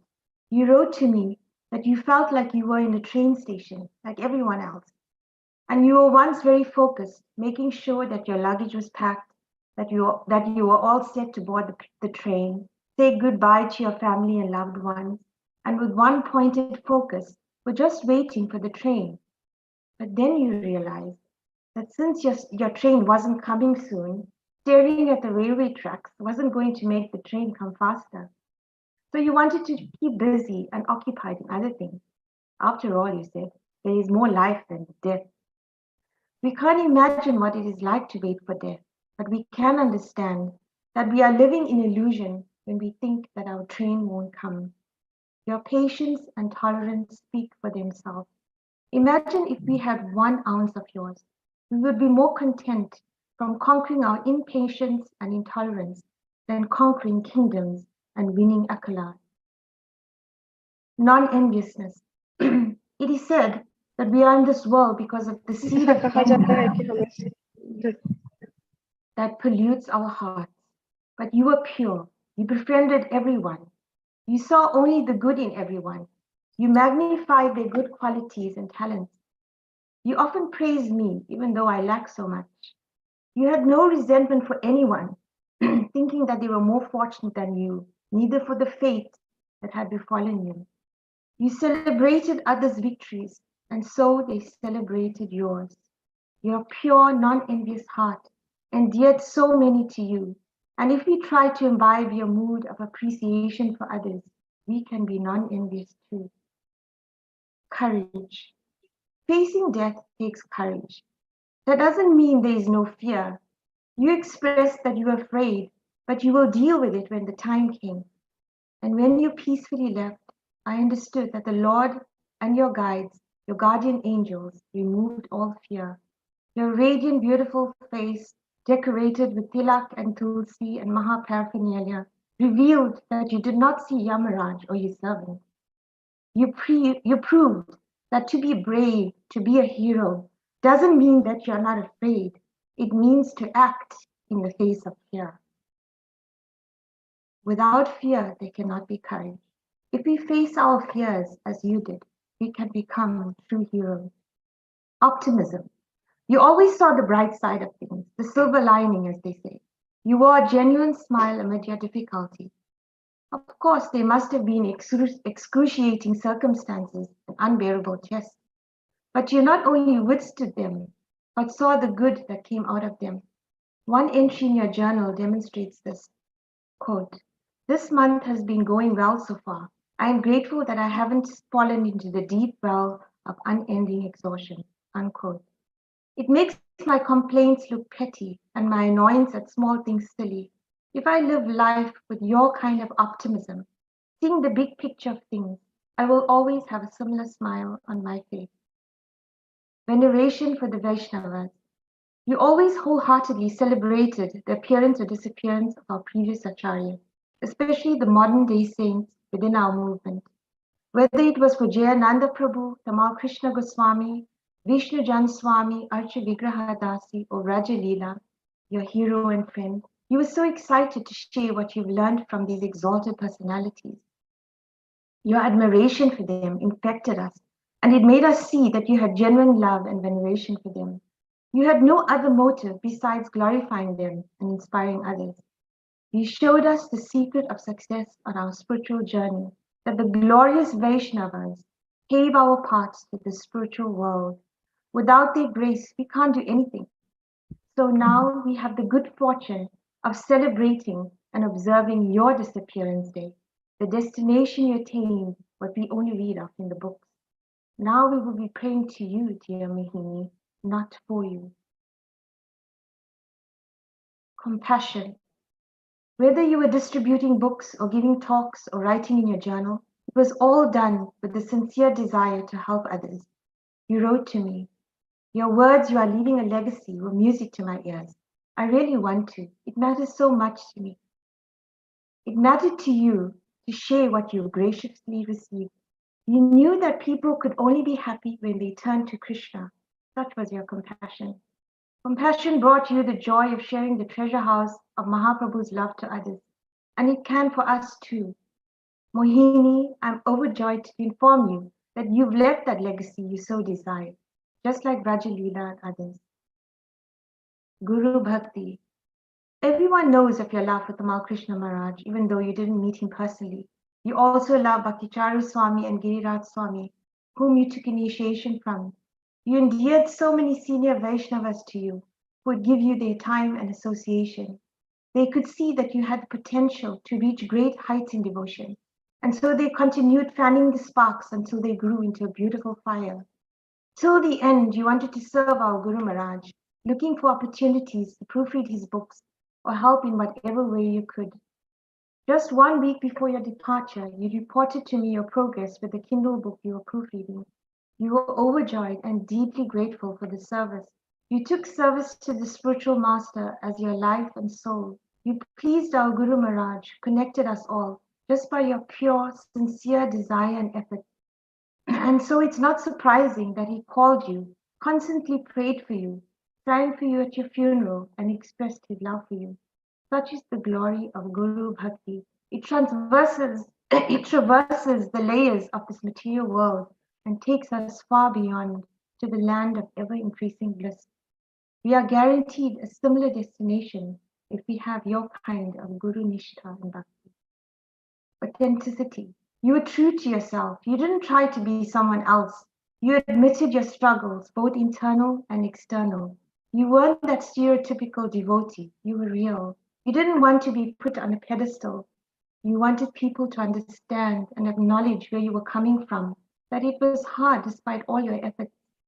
Your honesty in expressing your vulnerability didn't make you look weaker. In fact, just as the protagonist in a story is glorified for fighting despite his frailty, you appeared glorious in your struggles because you were genuine and true. That is rare in a world where everyone wants to be valued or wants to be significant. They copy others and thus lose themselves. You showed us that if we discover who we really are under all the pretentiousness, we can find real gems. The list of your wonderful qualities and how you touched us with them can go on and on, but I won't embarrass you anymore. In your journal, you wrote, Srila Prabhupada said that one moon in the sky is much better than millions of nonsense stars. Dear Srila Prabhupada, dear Guru Parampara, please make me into that one big moon, please. You've now become that moon, dear Madana-mohana-mohini, for us all. When I read your book, by the end I was in tears. You exemplified that we are never too young or old, never too sick or beaten up by life, never too fallen or unfortunate to dive deep and receive the mercy of the Lord. You inspired confidence in me to explore what little talents I have and use them in service to Guru, Krishna, and others, and to face life's challenges bravely. But most of all, your moon radiates hope and faith. You proved that the process works, and that no matter who we are, what level we are at, whether we are like the General Kadambakanan Swami, who also sadly left us recently, or whether we are an ordinary aspiring devotee, we can reach the ultimate goal of life. This is a quote of Kadambakanan Swami from Forever Present. Quote, make your life a spiritual gem, a beautiful offering. In Krishna consciousness, it is not necessary to settle for less than your dreams, because what you get on the spiritual platform is greater than your dreams. Unquote. O gem-like devotee, now all your dreams and even more have been fulfilled. When I read your note, your sweet note to me in your book that you gifted me, we pray to serve with you for many, many years to come. I wondered what it meant when you knew that you weren't going to be with us for many years more. But today it dawned on me that every time I jump out of bed with a zest for life, eagerly anticipating the next adventure in service, every time I adore another devotee for their precious presence, every time I try to be humble and tolerant as you did, every time I'm tasting the holy name or giving it to others, and every time I try in small ways to imbibe some of your qualities, you are present. We can never be separated as long as we have the common center of God consciousness. So from wherever you are, kindly continue to lift me by your kindness and compassion, so that one day we can personally be together, but this time serving in Srila Prabhupada's family with all those we've missed and loved for all eternity. With love, your grateful sister and servant, Nikunja Vilas. Madana-mohana-mohini Dasi ki jai. The glorious family, Udarya Dasi and her beloved parents, ki jai. Hare Krishna. Wonderful, beautiful. Jai. Thank you so much, Mataji. It was so beautiful, so eloquent, so instructive. You noticed so much in Mohini in just such a short time. And this is something I always feel, that as a sister, I was just so close to her all the time that I couldn't see her beauty or her full glory because of being just too close to her. So I'm very grateful to hear from all of you. And next, we have a short video clip of Mohini speaking about the topic, there is no suffering. She used to record videos and post them on Facebook every now and then. So we'll see what she has to say about it. Hare Krishna. My name is Madana-mohana-mohini Dasi, and I'm here to share with you all a very beautiful quote of His Grace Mahatma Prabhu that I came across recently, and it inspired me to think deeply about it and share it with you all. So the quote is, when you go back to Godhead and ask Krishna why you had to go through all the suffering, why he couldn't have minimized it, he's going to say, because if I minimized it, you wouldn't be here right now. So my first reaction was that Krishna is already minimizing our suffering so much. And later on, after thinking more about it, I felt that actually there's no suffering for devotees. Depending on the depth of our Krishna consciousness, those sufferings stop affecting us. And externally they might be there because we're in the material world. But internally, the soothing effect that Krishna consciousness has, those miseries are not able to disturb us. And I was thinking of His Holiness Jayapataka Maharaj. A few months back, I had the opportunity to speak with Maharaj for some time and ask him a few questions. And one of the questions I asked him was, how does he deal with pain? And Maharaj said that there's so much pain that sometimes he even screams. But then he remembers that he's not the body and that it's Krishna's mercy coming in that form. And Maharaj really feels that Krishna is wonderful. He said that these are not just words, these are feelings, that Krishna is wonderful. And I heard His Holiness Tamal Krishna Maharaj say in a lecture that Krishna consciousness is like a conscious anesthesia. The potency of Krishna consciousness is such that even in the middle of excruciating pain, that pain is not able to disturb us. This holy name, the Hare Krishna Mahamantra, it is like the best medicine. And I was remembering that 5,000 years ago, on the battlefield in Kurukshetra, Vishwadev was lying on a bed of arrows. And in that condition, he was instructing Maharaj Yudhishthira about the science of Krishna consciousness. Recently, in September, when His Holiness Kanagraj Maharaj was leaving his body in Vrindavan, for the last many hours, in the end, Maharaj was unconscious and he was on very strong pain medication, and the devotees were all doing kirtan. And later on, His Holiness P.B. Govinda Maharaj and other devotees were sharing that although Guru Granth Maharaj was unconscious, when Bibi Govinda Maharaj was shouting the holy name in Guru Granth Maharaj's ear, Maharaj was responding every single time to every single holy name. And this shows us that our Krishna consciousness cannot be limited by our material bodies. It cannot be limited by anything in this material world. And I used to think that these are great personalities, exalted devotees. They can say this, they can practice this. But who am I to be able to do this in my life? But slowly I'm realizing that it doesn't really matter how big or small we are. If we just keep practicing with faith, then Krishna will definitely be pleased and He will give us His mercy through His devotees.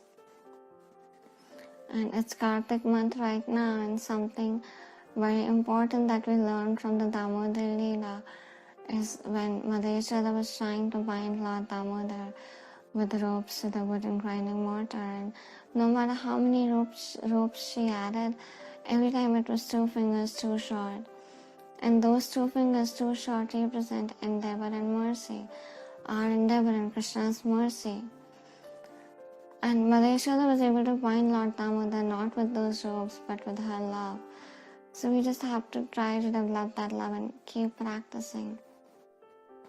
And Maharaj Parikshit says this in the Srimad Bhagavatam, that if we regularly associate with the Bhagavatam with a sincere heart and a devotional attitude, then very soon Lord Krishna will appear in our hearts and we'll be cleansed of all material association, all material impurities. And Srila Prabhupada reassures us in the purport by adding that if we follow this properly, then in no time we'll be able to reach our goal. So basically, all we have to do is do our best.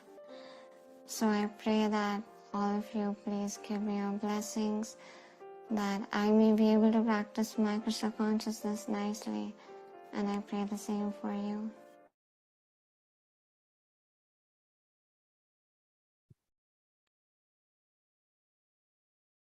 So she was always so passionate about practicing Krishna consciousness and sharing the message with such urgency.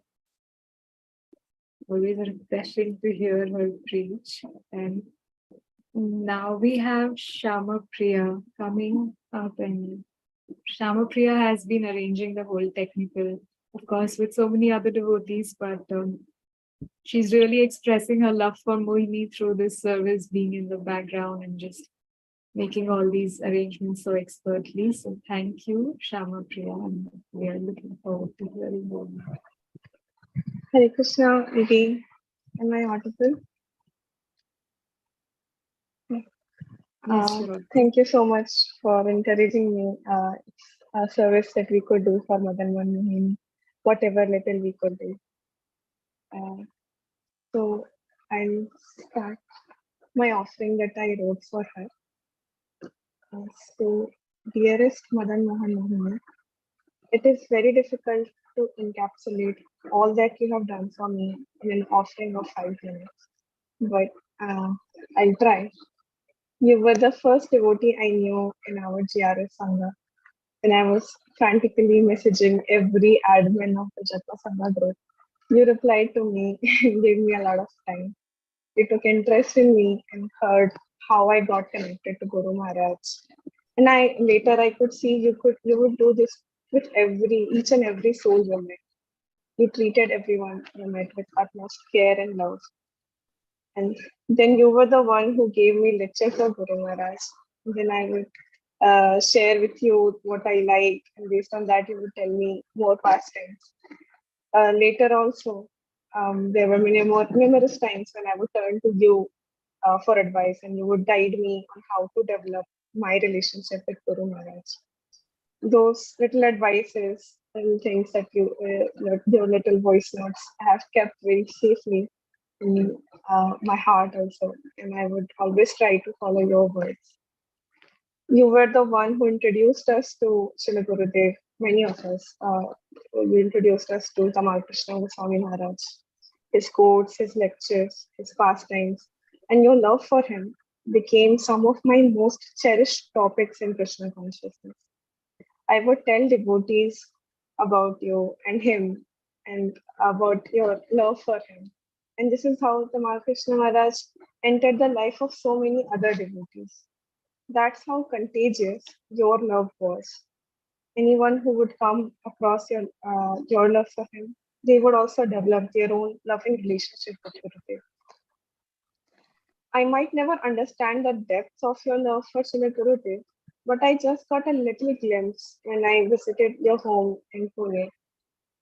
It was like in every brick on every wall, every corner and every step, you could sense your love overflowing out of your heart. I saw how much thought and consciousness had been put in arranging things that you arranged around yourself and your home. You had surrounded yourself with Vaishnavas, Guru Maharaj, Tamal Krishna Maharaj.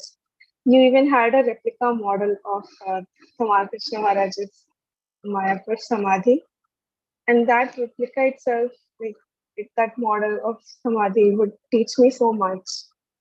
You made sure that every detail was covered, every feature was exactly the same, the architecture, the Paduka picture inside. You also had like one small model of Shivindan Dham in the hall, where we could see like all the significant landmarks of Vrindavan, Yamuna, Yamuna Devi, the temples, the ponds. So I just thought everything was so well thought of. This reminded me of this fact again that bhakti means attention to detail. I couldn't help reflecting on how far I am from that consciousness. I couldn't meet, you as much as wanted to when I was there. But through your devotion and your extraordinary example, you talked to me somehow without even speaking one word. I had talked to you previously a lot on WhatsApp. Sometimes I used to send you some pictures of Prabhupada, Tamal Krishna Maharaj, Guru Maharaj, Ratanath Maharaj in the mornings. And that used to light you up. Used to say that, okay, I'll show this to Papa, I'll show this to Didi. You used to get very excited, used to become very grateful to me for my insignificant efforts. Sometimes I would try to cheer you up and I would send you one of my most favorite texts. I had copied it and I had starred it in my WhatsApp messages. It's there even now. It was a part of that article from ISKCON News where Guru Maharaj was quoted and many devotees spoke about it. I like to read that part. Mm.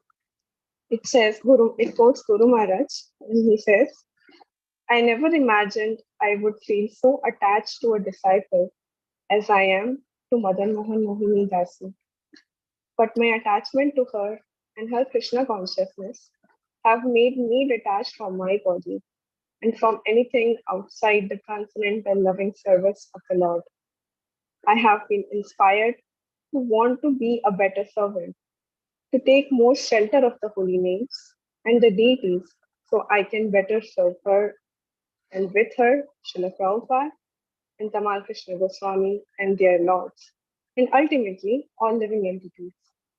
I pray to serve her and them eternally, life after life. So I used to send this to you from time to time, and I could see that you would get so happy, shy but happy, and this used to give me so much pleasure. I have so much more, a lot of gratitude in my heart, but I just thank you for connecting me to Guru Maharaj and Tamal Krishna Maharaj. Thank you for all your care and advice.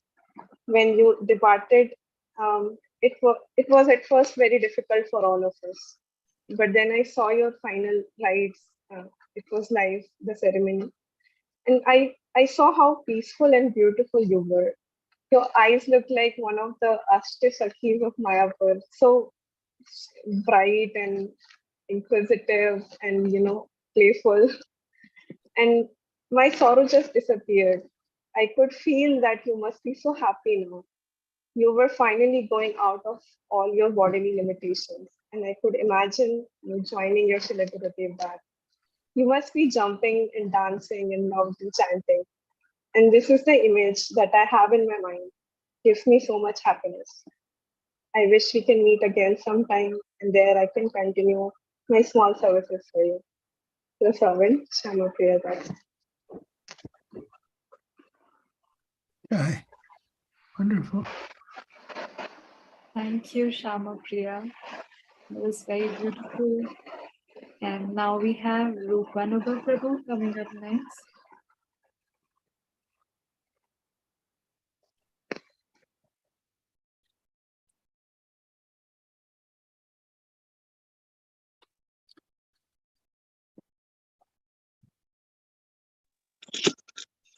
Hare Krishna. Our glories to Guru Maharaj and all the wonderful devotees. Just by listening to all the wonderful offerings, my realization is that our society as a whole, especially there were so many younger devotees that spoke earlier, and just the realization and the depth of what they were saying was just amazing. So just by hearing them speak, our society as a whole is in really good hands going into the future. So many wonderfully realized souls. So somehow I had the good fortune to be serving in Carpentaria in 2018 when Guru Maharaj left to give the initiation to Madana-mohana-mohini dasi. And it was Jivan Mukta and myself. We drove Guru Maharaj, went with Guru Maharaj to the airport and saw him off. And as Swarup Damodar mentioned earlier, when one is there in Carpentaria, you can see the intensity of Guru Maharaj's service. From very early in the morning till close to midnight, almost every day, is working tirelessly on I'll build your temple. So for Maharaj to take a break from that important service, you could understand that Madana-mohini is a very special soul for Maharaj to go personally to give that initiation. So we eagerly awaited the initiation day. It's a few days later. And together with His Grace Kalachandi Prabhu, Shraddhanjali, Mother Vishaka, maybe Mother Kunti, and Sita Devi. There may be a few other devotees, I can't remember all their names. And we were watching the initiation upstairs from Guru Maharaj's garage where Kalachandi Prabhu stays. And he comes every year to edit Guru Maharaj's works. So we're very fortunate to be in such esteemed association and watching this wonderful initiation unfold.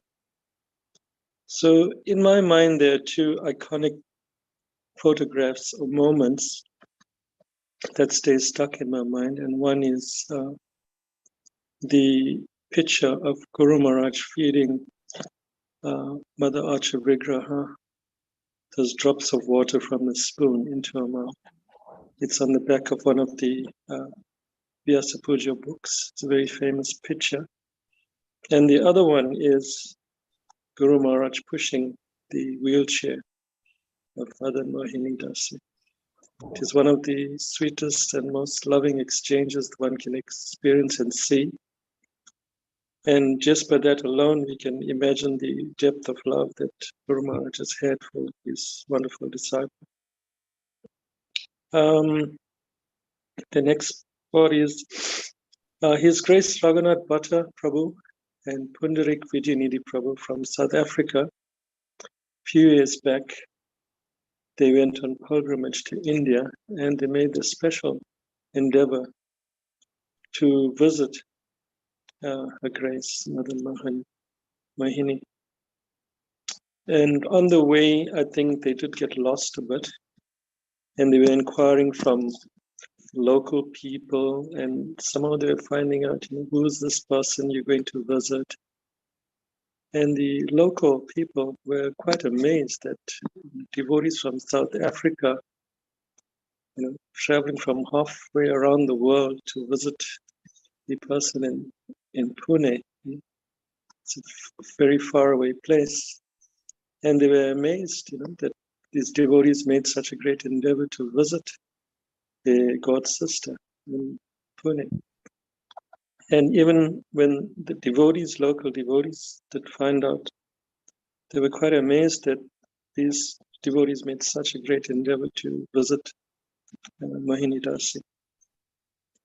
So, a few other things. She had a very innovative way of distributing books. And this is a lesson for all of us to learn. There's no excuses in terms of our whatever shortfalls we have. There can't be anybody that's more sort of in a position where you cannot physically distribute books, but she was innovative in a way where she online distributed books. And I'm not sure, I think she may have won the marathon or received a special award for her special endeavor. And so it's a lesson for all of us to learn that we cannot make excuses to engage in Prabhupada's service. There's always a way to get the service done. Her posts were exceptional. She was extremely intelligent and very, very poetic. And when we did press the like button or made a comment, she always took the time to respond and gave a very sweet feedback. So, conclude by, her initiation was very remarkable because she was sort of insulated by three of the, I would say, the favorite sons of Srila Prabhupada. His Holiness Tamal Krishna Goswami Maharaj, His Holiness Bhakti Chira Swami Maharaj, and our dearest Guru Maharaj, His Holiness Giriraj Swami Maharaj. You very rarely see an initiation where Guru Maharaj will initiate on behalf of another Guru. And in Madan-mohini's case, this was so, and it was very special. And in that regard, I would consider the most fortunate soul to receive the mercy of such great exalted devotees of the Lord. Hare Krishna. Right. Nice. Thank you so much, Prabhuji. We now have Mother Kunti coming up. And Mother Kunti has prayed so much for Mohini, thought so much about Mohini every time she was rendering services, especially to the deities. And she has guided Mohini and shared so much about Mother Archa Vigraha with Mohini. Mohini was so particularly inspired by Mother Archa Vigraha, and they both also had similar moods in some ways. So Mother Kunti brought both of us closer to Mother Archa, and we were both always very grateful for your love. We'll all benefit from hearing from you.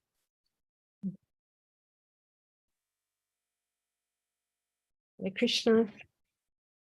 I feel so humbled and inspired by all the beautiful offerings we've heard today. I'm very grateful. I think it's through Mother Archa Vigraha's mercy that I got to know Audarya Radhika and Madana-mohana-mohini Dasi.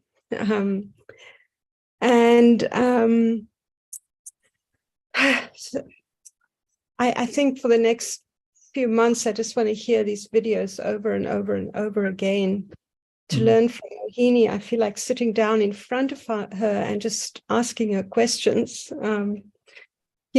She was a young girl, but such a great soul, such an extraordinarily great soul. So a few days ago, I actually wrote a little offering because we were meant to stick to a time limit. So this was supposed to come in exactly 3 minutes. So I'll just read that. A few days ago, I heard about a young student who had overcome great personal tragedy to excel academically, contribute to various human rights activities, and so forth. The dean who awarded her called her a blue moon student, someone extraordinary who comes along only once in a while. I immediately thought of Madana-mohana-mohini. Mohini had a few short years of a normal childhood, where she was able to play and run and be a child. Very soon, however, she was diagnosed with muscular dystrophy, and from that moment onwards, there was never any hope of recovery or normalcy. I cannot imagine what it means to come to terms with and live with this understanding.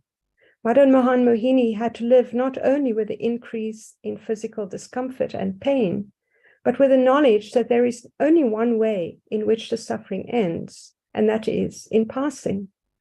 How does a young girl make sense of this? Of course, she was not an ordinary girl. She was born in a family of Vaishnavas, and clearly she continued her cultivation of Krishna consciousness from a previous life.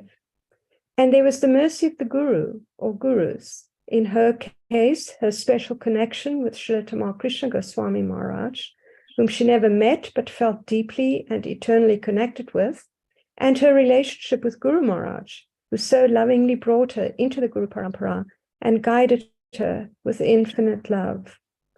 And there were the many other devotees who loved and cared for her, not least her extraordinary sister, Odarya Radhika, and her parents. Like Mother Archavigra, she attracted so much mercy. As we saw in her gallery of inspiration, she always tried to follow in the footsteps of other great devotees who came before her. But the experience of being sick was hers and hers alone. On the one hand, she was just a young girl seeking friendships and experiences and happiness like any other teenager. On the other hand, she demonstrated incredible faith, resilience, determination, a deep intellect, compassion for each and every soul, and excellence at everything she put her mind to. In all these ways, she exemplified the highest ideals of human life. Mohini was one of these extraordinary blue moon personalities who come along once in a while to give us all hope that we may also pass extraordinary tests, that we may also have faith in Guru and Krishna, and that we may also pass from this world so peacefully, purely, and gracefully. Mohini, I treasure the voice messages from you, and I will keep them on my phone forever.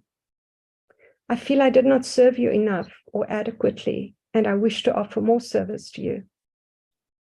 Today, I just want to offer a humble prayer to you, Mohini. Please keep an eye on me, and please bless me, and give me just a small drop of your faith, conviction, strength, and wisdom, your insignificant servant.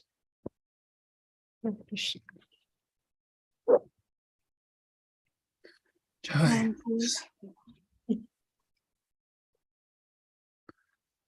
Thank you so much, Mother Kunti. You are our mother and you are always so humble. And we just always, both of us sisters, want to be in your loving shelter. And I don't think Mohini would like you praying to her. So please bless her always.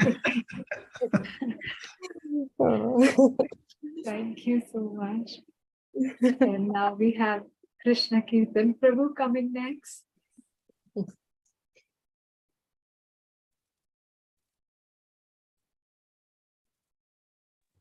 Hare Krishna, Guru Maharaj, and dear devotees. A few years ago, we started hearing about who is Madana-mohana-mohini at the farmhouse in Carpinteria.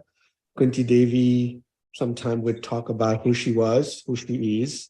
So that's how we got, my family and I, we started getting to know who is Madana-mohana-mohini.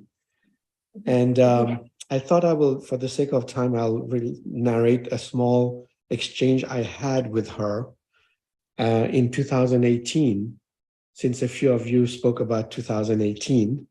It was right around we completed Vyas Puja of Guru Maharaj. I received a letter on WhatsApp from Madana-mohana-mohini Dasi.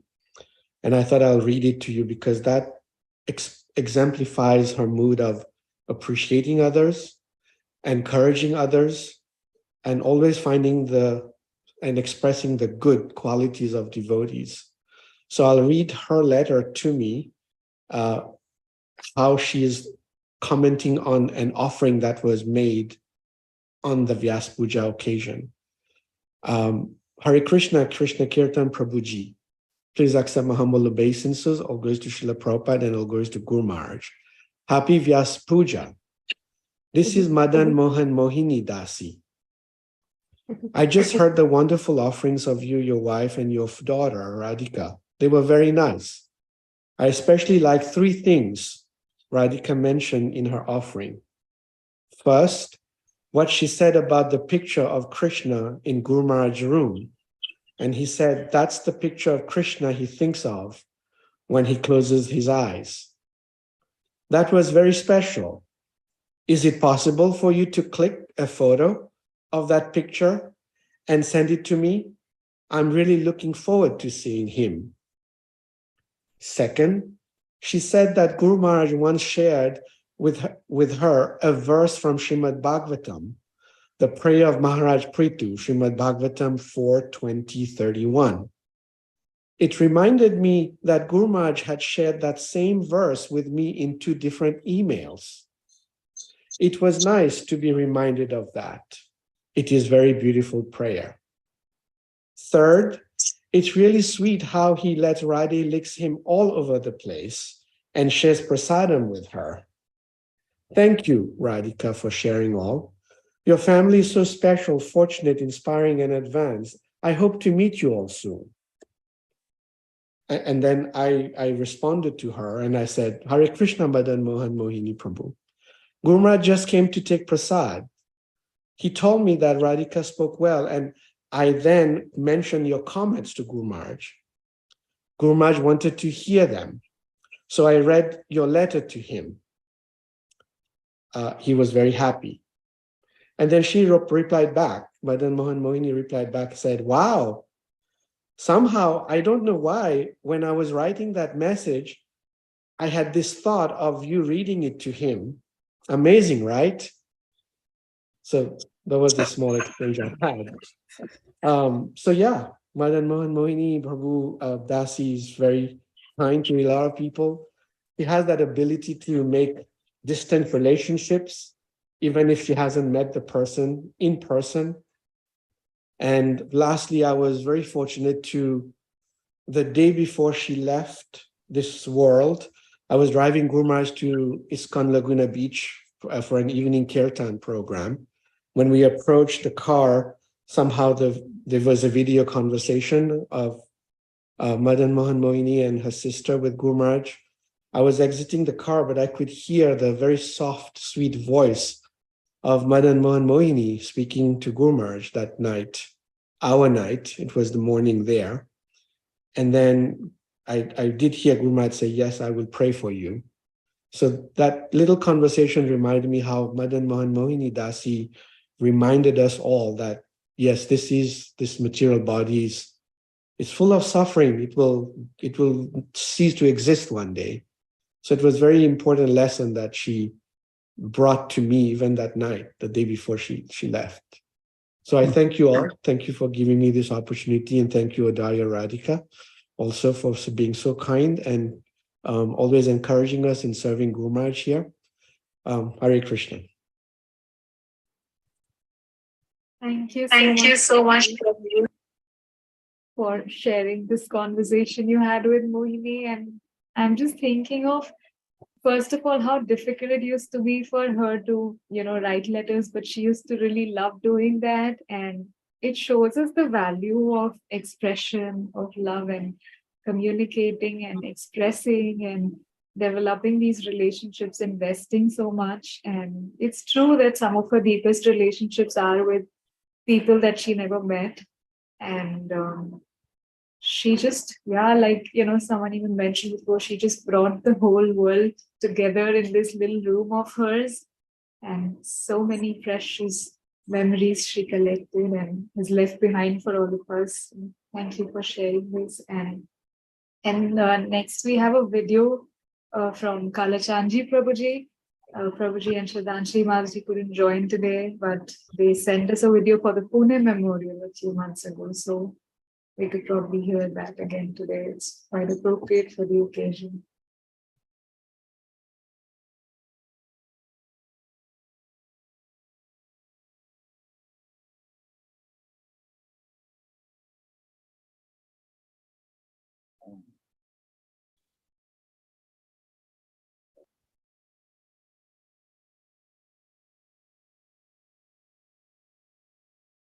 Hare Krishna. Please allow me to offer each of you my humble obeisances. I didn't know Mohini very long or very well. Though we thought of each other often, we communicated infrequently and met only once for just some hours. But we shared what we both knew was of deep connection, even before we met. And there was no end to the inspiration and encouragement my wife and I continue to receive from Mohini and her family.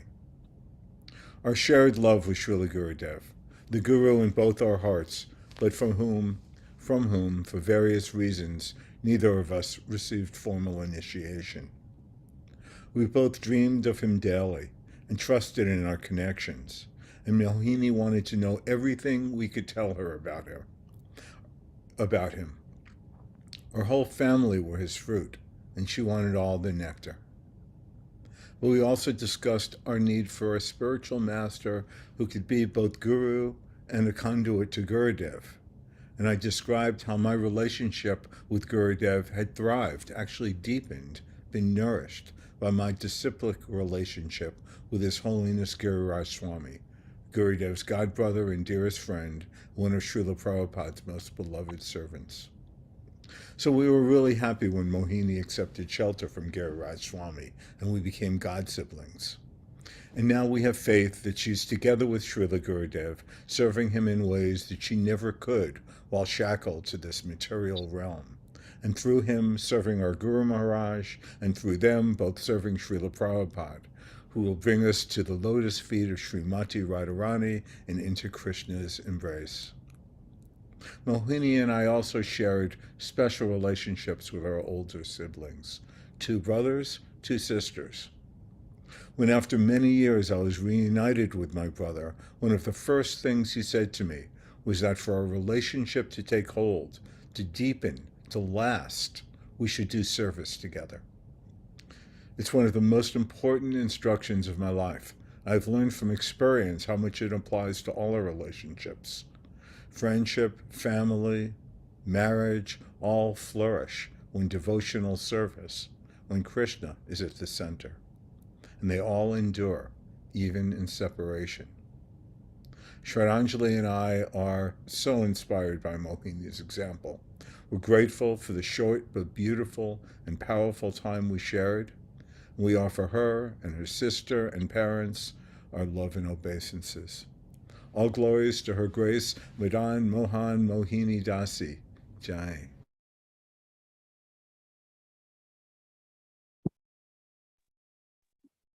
And now we have Swarup Prabhuji coming back and taking it ahead from here. Thank you, Daria. Yeah, I remember Kalachandji Prabhu telling me about their meeting with Madana-mohana-mohini Dasi and family. I think it was at the Govardhan Eco Village some years ago. And Mohini had heard about them being there, and he said she was determined like anything and made that arduous trip just so she could go and get some association and some nectar from them about Tamal Krishna Maharaj. Such was her determination. Now we are happy to call on Balaram Das from San Diego to share his appreciation. Balaram Prabhu.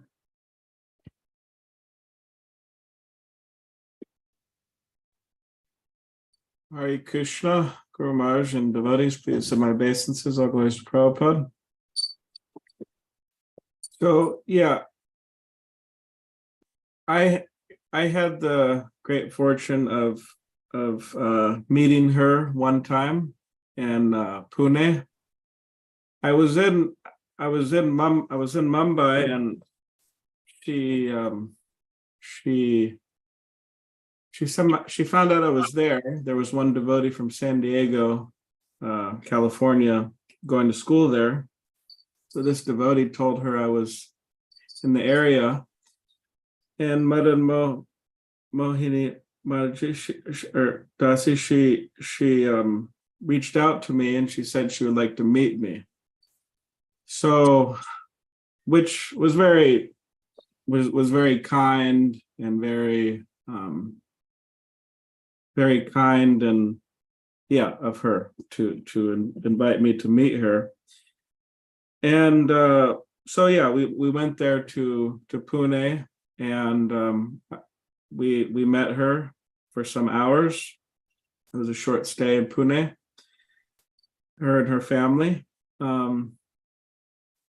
And yeah, upon further reflecting on her, I was thinking of the Chaitanya Charitamrita verse of Krishnadas Kaviraj Goswami, and how he says that devotees should always wear a verse around their neck, this Trinadapi Sunuchena verse, to be as humble as a blade of grass and as tall as a tree, and to offer all respects to others and expect no respect in return. I was thinking in relation to her, how she personified that verse. And that hearing about her today and thinking about her, how she was so humble and tolerant and respectful and appreciative of others.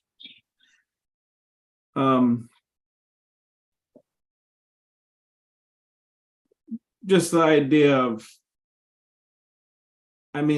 of her calling me. It's not that I'm some great personality or something, but she called me, and she called many devotees to see her, and she was so humble that she was calling people to, in her mind, to get their association and to get their blessings.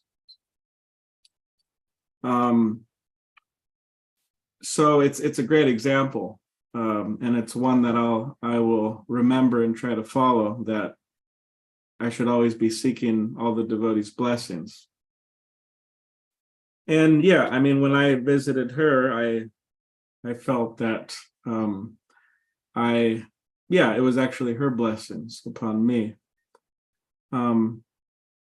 Because if she wouldn't have called me, I didn't have any connection with her, so I wouldn't have come.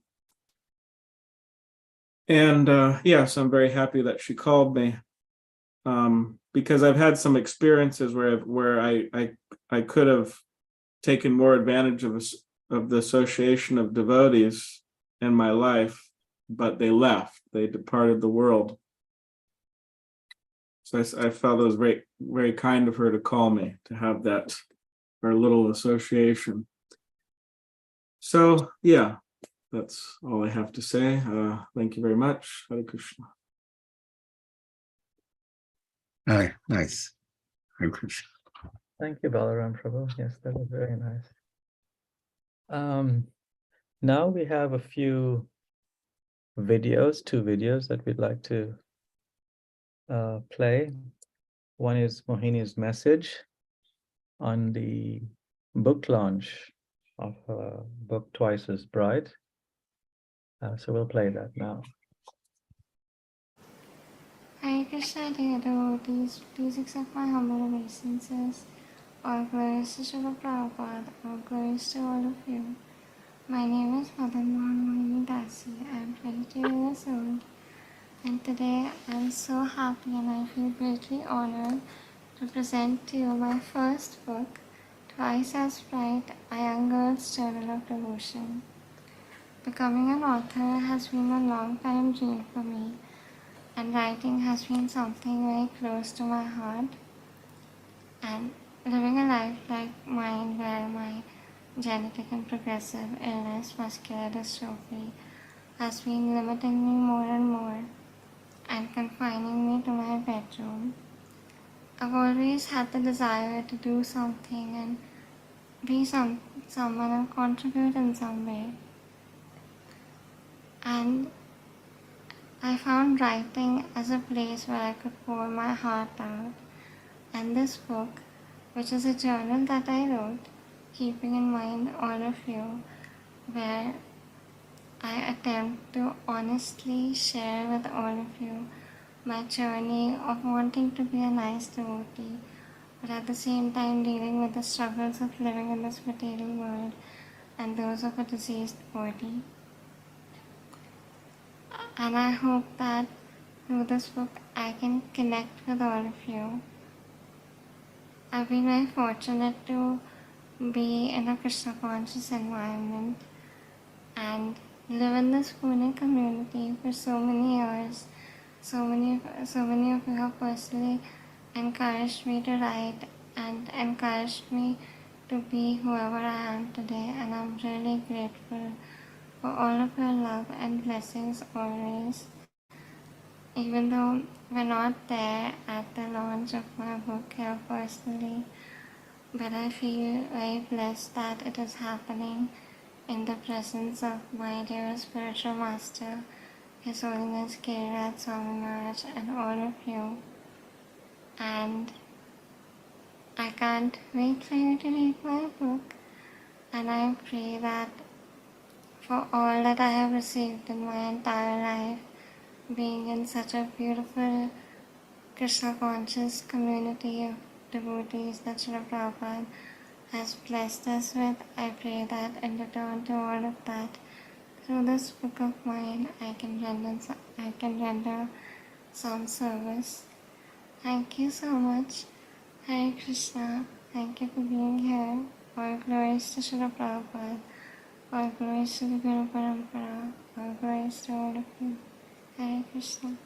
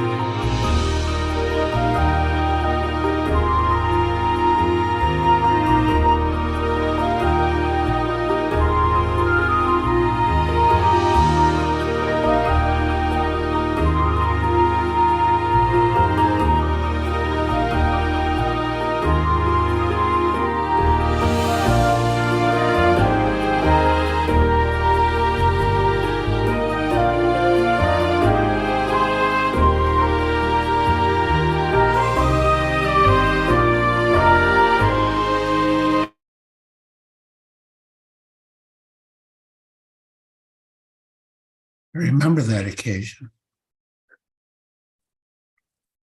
Yes, that was a very special, and again, attention to detail. We remember Guru Maharaj, the picture on the front cover, the dress that she was wearing in that picture.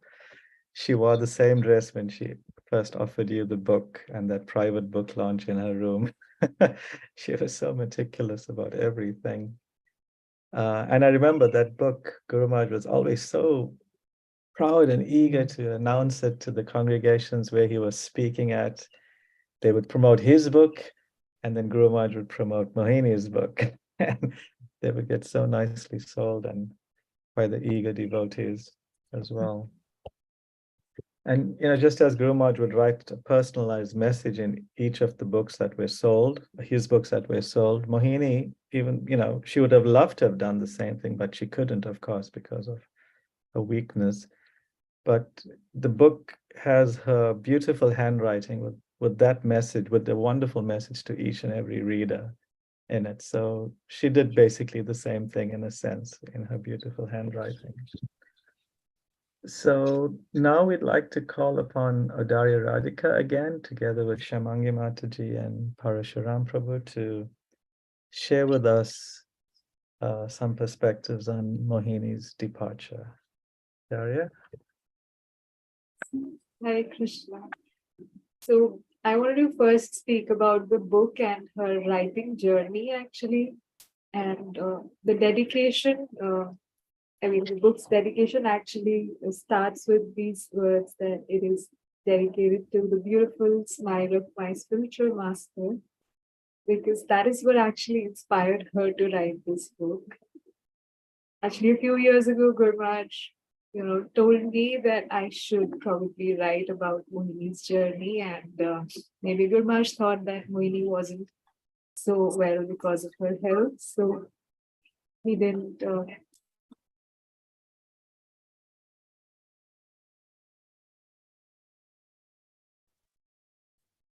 Sorry, so probably Gurmaj didn't expect her to be or put her in a situation where she would have to write a book. But then Mohini said that I like to write and I want to try writing, and Gurmaj was so happy to hear, her say this, and he gave his full blessings by raising both his hands and saying that I bless you to write.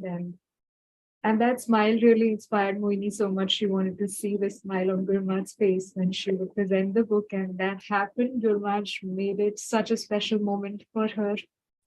And even through the whole process of writing, Gurmaj was so personally involved and so supportive. And he took it like his own project and guided us with so many little things that we thought we could be disturbing him with. But he was just so giving and present in the whole process. So thank you, Gurmaj. And Mohini was so fortunate to see your smile personally. It just all worked out so perfectly, and that you could launch the book. And now I will speak also on behalf. Yes. Well, this is my copy, and it has an inscription in the front. Dear Guru Maharaj,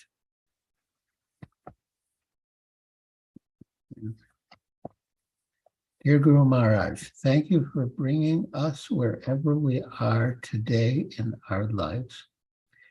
We hope and pray that this little offering of love can be pleasing to your heart. With love, Mohini and Odarya.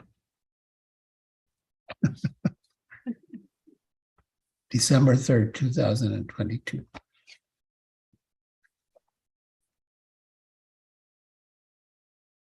So now, on behalf of also our parents, I would like to share about Mohini's departure and how exemplary and instructive it was. Or maybe just before that, actually, I'm thinking of briefly going through her whole journey, because just the idea of death and meditating so much upon it made Mohini's life more beautiful, actually. And since she was a little girl, she used to show symptoms of being a devotee from the past life because of little things like her love for dancing, her love for dressing up, her love for festivities, and just her love for service. So she used to show these things. We don't know where they were coming from because our parents never really were teaching her all these things. She was already beyond her years. She was so determined and so disciplined in her sadhana. She used to chant a lot of rounds on Ekadashi days, sometimes even 64 rounds when she was 10, 11 years old, maybe even younger. And she had that spiritual stamina to be doing that, also fasting the whole day on Nirjala Ekadashis and things like that. And it showed that she was basically carrying it forward from her previous lives. And as she was growing up, she started expressing her heart through writing. When she was around 13 or 14 years old, she probably wrote her first proper offering to Srila Prabhupada. And that's when we started seeing the beautiful outpouring of her love for Srila Prabhupada and our spiritual masters. And 2015, she wrote another beautiful offering to His Holiness Bhakti Charamaj, where she mentioned that she used to face difficulties when Krishna would put her in such situations, trusting his plan. But then she could also never pray to Krishna to change his plans for her because she had immense faith that they were perfect for her. In 2018, she wrote her beautiful 18th birthday realizations, and Gurmaj shared them also on her initiation day, where she said that it feels like this is my best life. I just have the feeling and this is my best life till now, and then some beautiful artwork is happening like an embroidery, and I can only see the threads below the cloth for now. It's all messy, but I'm sure it'll turn out into a beautiful artwork. And in her passing, I think when the picture completely, ended, her life story came to a close, we kind of could see that happening. We could see that beautiful artwork, by the last stroke of Krishna's paintbrush. He's such an artist, and we used to, in so many situations, experience that our faith was shaking. Even for Mohini, it used to get difficult. She tried following the verse that Kampa being inspired by Mother Archa, and she knew that Gurmaj really appreciated this. So just right behind me here, is there, right below the altar. She wrote it personally and put it there. When Gurmaj saw it, he was so happy also to see this. And so she was trying. She found it difficult on many occasions, but to her credit, she was really very loyal to Krishna and very loyal to the spiritual masters and the parampara, that although, she would shake, she would never give up on the process. And in just the last few days of her journey, I think she taught us many things. In the last 2 or 3 days, I think we were speaking with Gurmaj every day, and she was going through different things. It was a lot happening in just a few days. And just 2 days before her passing, she was suffering a lot because of breathlessness, and that pain was more intense than any she had ever experienced. And in that desperate moment, she was, she prayed to Gurmaj, or requested Gurmaj to just pray that she could breathe and she would eat for now and nothing else. She didn't need anything more at that time. And then I asked her, after she was feeling better, Gurmaj had prayed and things had started changing suddenly. And I asked her that if you will resist, then the process leading to death, is supposedly like this. You have to go through breathlessness and pain probably. So if you resist, how will you reach your destination?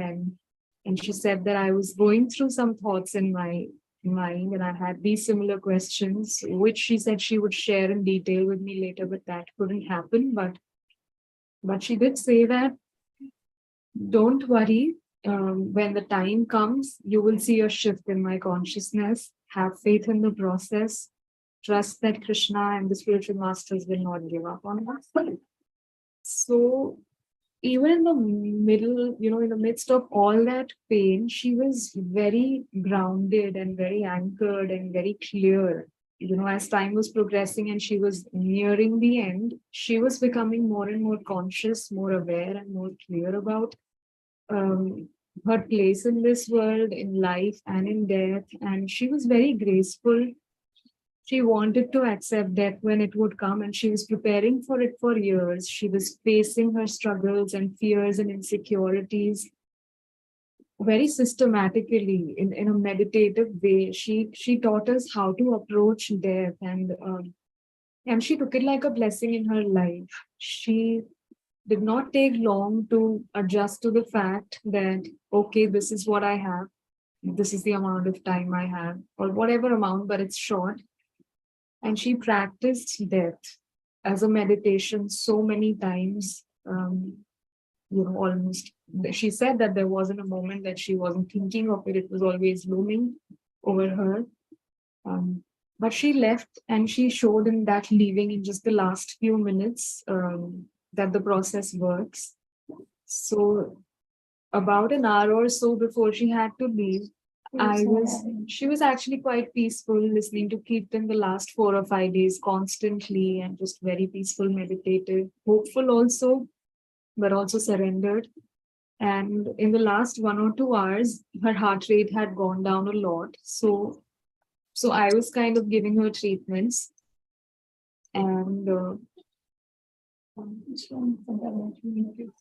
so her heart rate had gone down a lot, and I was giving her treatments, and we were all just feeling inspired as a family to make arrangements for her that we were doing without realizing that she might have to leave. We did not have that thought in mind, but we were somehow just putting the tulsi plant near her, putting a beautiful tilak for her, Narsima oil, Rajadhuli, all Mahaparaphernalia. And we thought like this was one of those mock tests, but just in case we were arranging these things. And I asked her, I was scared to ask her if she was ready to leave because, what if she would resist? And so I just told her that your heart rate is quite low. Are you, focused on fighting this? Because she had a very good practice of fighting and recovering and coming back. So I was asking, are you going to fight or are you considering another alternative? And she first jokingly said that, don't worry, nothing's happening to me. But then she called the three of us together and she had a little family meeting. And she said that if something happens to me, don't worry, I'll be fine. And I don't know what their plan is, Guru and Krishna's plan is, but whatever they plan, I'm okay with it. I'm satisfied. And she was in a very sublime state of consciousness. She was satisfied. She was grateful. She gave us a beautiful closure. She said that, I thank you so much for all that you've done for me. She said that I love you. And when we apologized to her for our mistakes, she said that greater than forgiveness is love. And I have no doubt about how much you all love me. And to be in that state and to think of us and to think of giving us a beautiful closure when she was so weak and so tired, she took that time and showed us by example how graceful and brave one can be in the face of, such an uncertain transition. We just don't know what's happening after we leave this body, but she was so confident that Srila Tamal Krishmaj, her Gurudev, would be there on the other side. And we felt like, it's such a beautiful blessing to be protected by our spiritual masters from all directions. Guru Maharaj was kind of handing her over to Srila Tamal Krishmaj. We felt like it was such a protected and safe journey.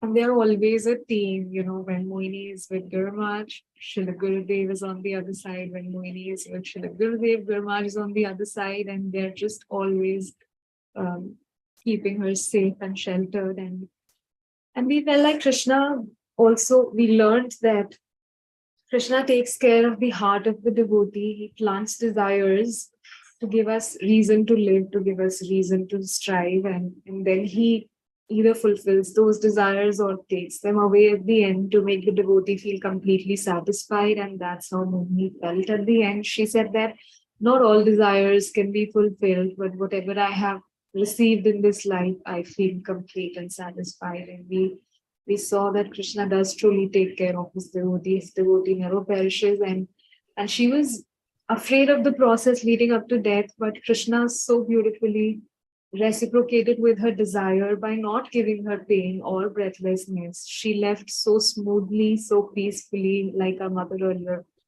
mentioned, her last breaths were the most soothing and satisfying breaths. And it was beautiful to see her leave. And it is such a blessing to have been there to witness this. Just increases our faith in the process and increases our faith in the spiritual masters that they will carry us through. Yes, there was another little thing she said which made us feel more secure that she's in the right state of mind, she's going to the right place. When just a few minutes before her leaving, His Holiness Bhakti Rasamrita Maharaj had called up and he was guiding her to take shelter of Srimati Radharani and Krishna and that they are protecting her. And she said that, Maharaj, I'm not afraid, which was so relieving and so inspiring. To be truly brave in the face of death comes from practice, and it reinstated that the process works, of course, but practice is so important. And for all of us to be preparing for so many years made the transition so smooth for her and for us. And all the mercy that we have from all directions, all the prayers, just ensures that she's in a good place and we are taken care of also. Um, I'm also feeling, all of us are feeling very grateful that Gurmaj allowed Mohini to have her own Giriraj Shila. She really wanted Giriraj in her life, and Gurmaj allowed her to, even though she wasn't able to serve as per the regular standards, but he allowed that. And she had the Giriraj Shila on her head when she was leaving. She was so clear that she wanted Giriraj to be with her, and that was a very special blessing. And so Gurmaj was there with her in so many beautiful ways, like he said he would be. And Mohini had faith in your spiritual presence, and so she could live so peacefully. Thank you so much, Gurmaj, and to all the devotees who have facilitated this beautiful journey for Mohini. And yeah, it's a beautiful example. So many instructions for us to follow. It is very fortunate to be so close to her, to see her journey so closely, witness everything. Hare Krishna. Thank you, Adari Radhika. That was just so amazing. As you were speaking, I was thinking of Prabhupada's words that philosophy means that in the front you keep depth. You know, so for a normal materialist, that's a very morbid consideration. But for a devotee of the caliber of Mohini, it must have been so exciting to wait for that opportunity where one will then be transported to that eternal realm to just serve Radha and Krishna without any physical challenges that she experienced in this body. Thank you so much for those accounts, and I'm sure there's so much more that we could hear from, and we hope to maybe in the future hear more details of that experience. Now we'd like to play a beautiful video, a very special moment of His Holiness Srila Radhanath Swami Maharaj, placing a photo frame of Mohini at the Vaishnava Memorial Wall at the Govardhan Eco Village, in a way establishing Mohini's place amongst the great sadhus in Srila Prabhupada's ISKCON. So we look forward to that video now.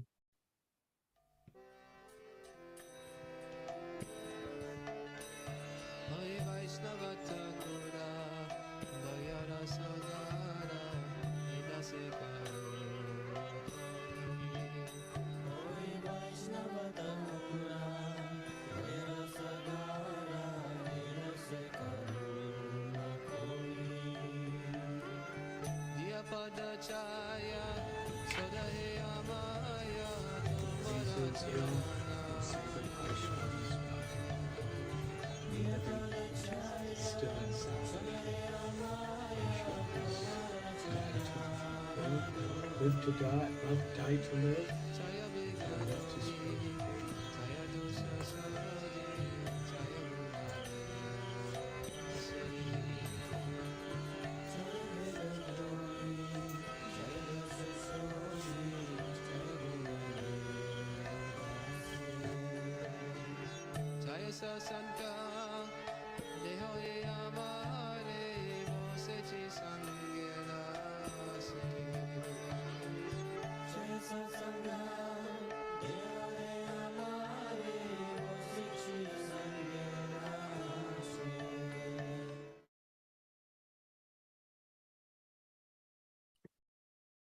Wonderful, beautiful. Radhanath Maharaj really knows how to make special events even more special. So beautiful. Now we are very eager to hear from our very dear cook of Guru Maharaj, Her Grace Kalpataru Mataji from Houston. We're looking forward to hearing from Mataji.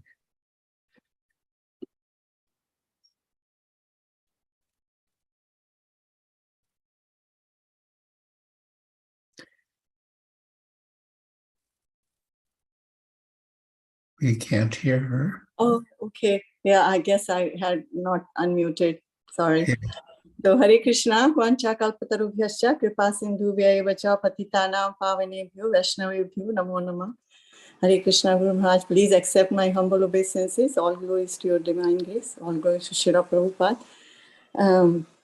So I first met Madan-Mohan-Mohini at her initiation day in Dallas. And then she visited Houston as well after some time and stayed next door to our neighbor's home. And so I had little association with her then. And I remember as soon as she arrived, immediately she requested to meet all the devotees in Houston, all His Holiness Tamal Krishna Maharaj's disciple as well as Guru Maharaj's disciple. So, she, and all day long, so many days, in a day after day, there will be so many visitors coming and going. And she never felt tired of speaking to everyone at a very personal level. And that was something which was really amazing to me, that how she was able to do all this, Here sometimes, we get headache or little pain here, there. It consumes us, everything. Our all energy goes into that pain or that particular discomfort or difficulty. And here, she has this debilitating disease, which is so difficult. Every minute she's in pain, and still she is able to do so much. So, this morning I was just thinking about that, and as I was chanting, this realization came to me that actually, Madan-Mohan-Mohini was operating at soul level. She was beyond the body, and that is the only way someone can do what she was doing day after day, and how she was able to live a life of instructions of Bhagavad Gita. We all know those instructions, but when it comes, we forget, we just go with the flow. But she somehow kept focused on, that she knew as a soul what her life, this human form of life is meant to be, what her goal is. And that she just, kept plugging in. She just did the right thing every day, every moment. And how she was able to do, because she had taken shelter of the souls, who are beyond the body level, who are always at a spiritual level, like His Holiness Tamal Krishna Maharaj, Guru Maharaj, and so many other exalted devotees. She had taken complete shelter, and she would reach out to them.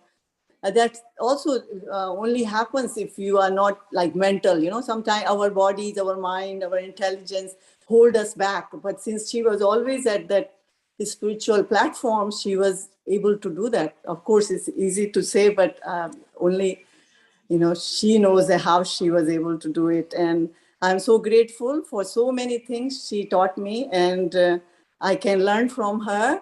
At one, whoever would come, like many devotees said, that she would send gift at sometime, I don't know who brought, but big bag full of like 100 plus counting beads she had sent to distribute to all the devotees here, with some ornament where on the counting bead there was an ornament hanging with one side His Holiness Tamal Krishna Maharaj's picture, on other side Srila Prabhupada's picture.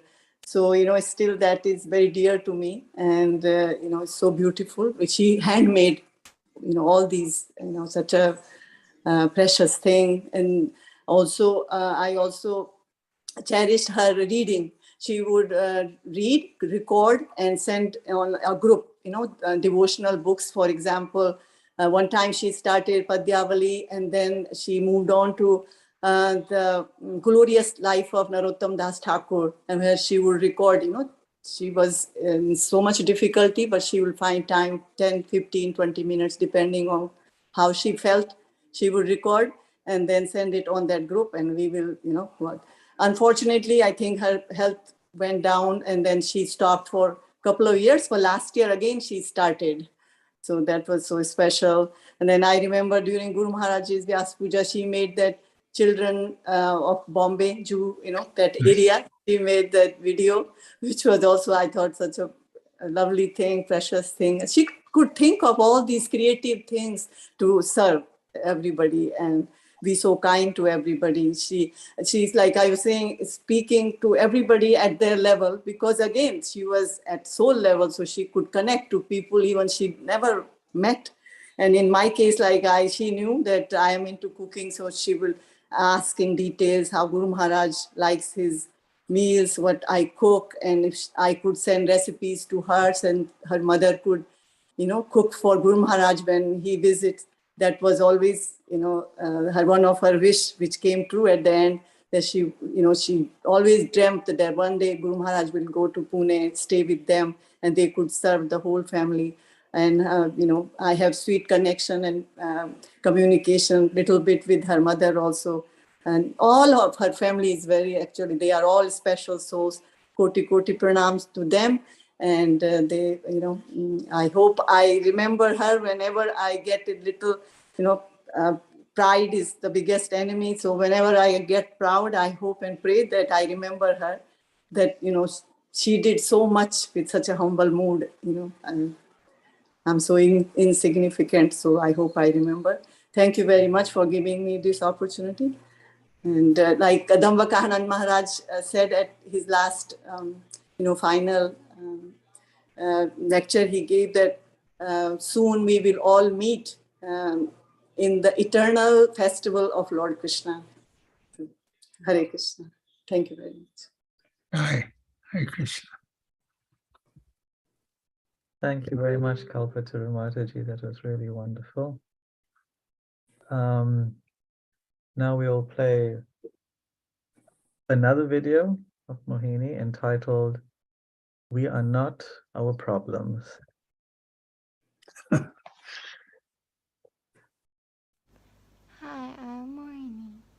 Today as I was sitting in front of the mirror, I saw that my whole body has become so skinny because of my muscular dystrophy, and it all just feels like a bag of bones. And thinking of all the pain and discomfort, I thought that why am I putting in any effort to do anything in life? Don't I have justified reason to just relax? But then I looked at myself in the mirror and I felt that I'm not my legs. We are not our problems. Our circumstances do not define us. We are in fact souls with great potential. So let's not let our problems speak and tell us why we shouldn't act. Instead, let's speak for ourselves and decide that we want to act towards what we want to achieve in life. Because as a great spiritual leader, Tamal Krishna Goswami once said, "A good dancer does not blame the stage. A good cook does not blame the utensils. A good engineer does not blame the instruments." So, let's strive towards doing beautiful things in life. Follow for more. Wonderful. Beautiful. Jai.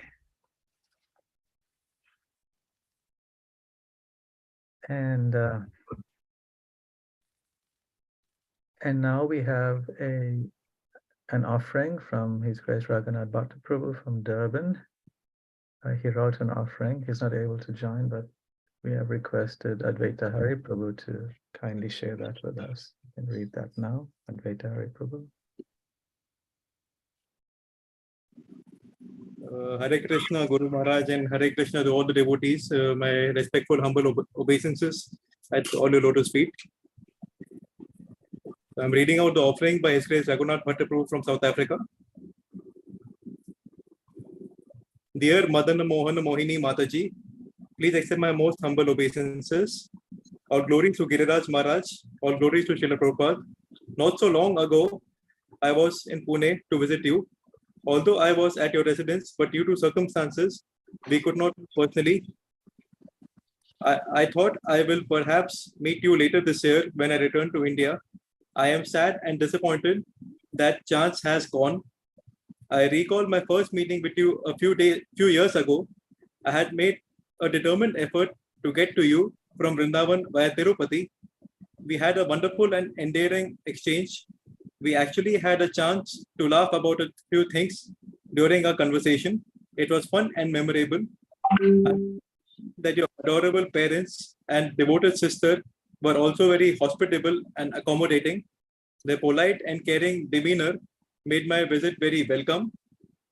In the Srimad Bhagavatam, we read about personalities who became immortalized by the prayers of surrender, gratitude, and glorification.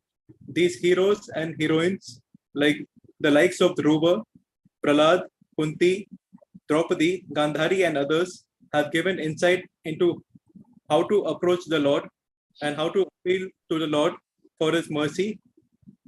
Greatness are for those who do not stray from the process at the time of strain. On the contrary,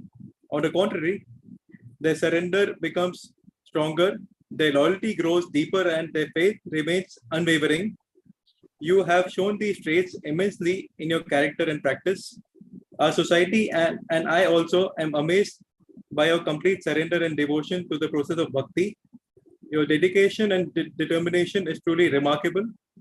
It may seem to us that you were dealt with a bad bargain, but this bargain did not deter you at all. Instead, you have used this as a catalyst to spiral and leapfrog your way back home, your way back to Godhead. While we were absorbed in pity and heartbreak of your condition, you were inspired to boost your sadhana and service. Usually, or in most cases, the youth are preoccupied with the trivial pursuits of fashion, sport, appearance, ego quenches, and so on, and have very little or no time for introspection and spirituality. This valuable time is wasted on paltry things. You, on the other hand, have dedicated your entire youth and life and utilized every opportunity to serve the Lord and His servants. How glorious an attempt and achievement! Your practical example gives us hope that it is quite possible to remain firm and fixed even in the dire of circumstances. You have set such a wonderful example for all of us to emulate. All glories to your service. Please bless us in our endeavors to please Guru and Gauranga. Thank you very much. That was very nice, to Raghunath Bhatta Prabhu. Yes. Now we are very fortunate to hear from our dear God brother serving in the Ashram Divine in Carpinteria. His Grace Rancha Prabhu. Rancha Prabhu.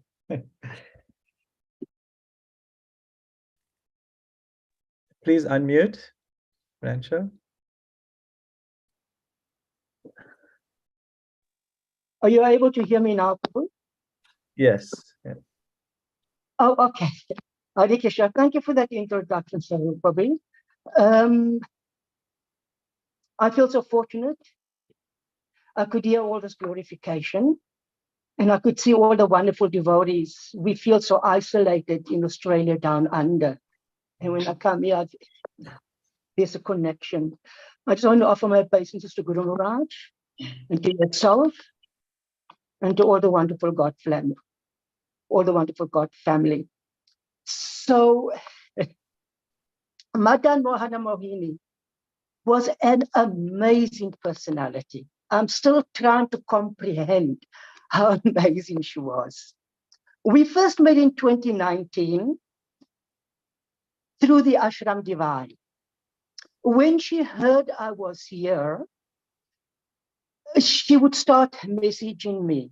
Haribol Rancho, I heard you the servant. And she would start giving me some tasks. First task would be what is Guru Maharaj having for lunch today? Can you send me the menu? And I would do that.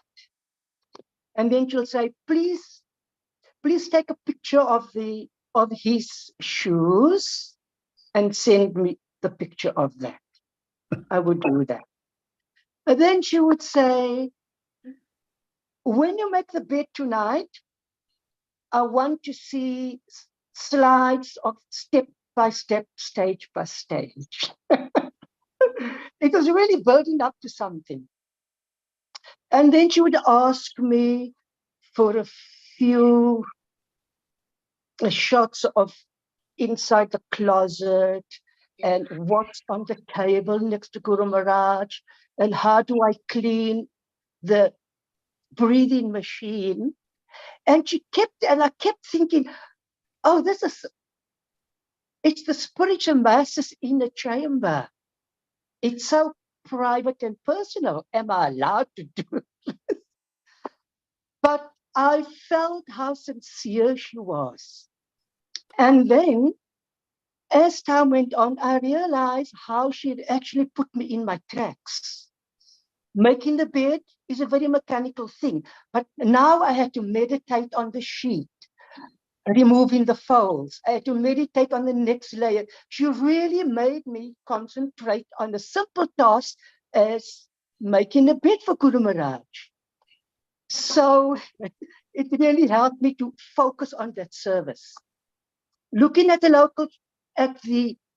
shoes of Guru Maharaj, I've walked past it 100 times a day. I go up and down, I see the shoes, I touch the shoes, but she really made me meditate on the color, on the shape, on the weight. I put my hands on it. She inspired me to be absorbed in the service and to be present in the moment. When I'm gone, I'm gone. I have to enjoy these memories. So I really appreciate her for changing my consciousness in my service to Guru Maharaj. I've never met her, but it felt as if we were old friends from a long time. When I got the news that she actually left her body, I was deeply affected by that. The whole day, I was feeling so depressed and so remorse, so unexpected for me. We haven't spoken for 2 years. So I thought I should write a poem for her, which I did. I'm going to read that poem.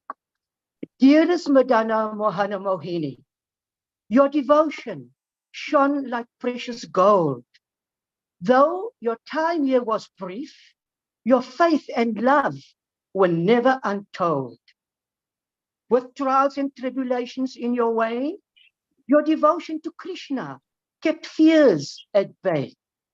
Your body weakened, but not your heart. Your spirit grew stronger. Each day, a new start. Twice as bright, the journal you wrote, a testament to your faith, we vote. Challenges came at such a tender age. Your devotion grew stronger with every page. Your extraordinary mission on this earth, unwavering, so pure, that's for sure. To spread love and a purpose divine, you and inspiring us all, you, a soul so fine. You are a Vaishnavi extraordinary, a joyful beacon of love and grace. Your legacy will remain legendary, inscribed in time and space. Now you are in Krishna's loving embrace. Your inspiration will forever leave a trace. Your devotion and faith will be remembered as a beautiful flame that always surrendered.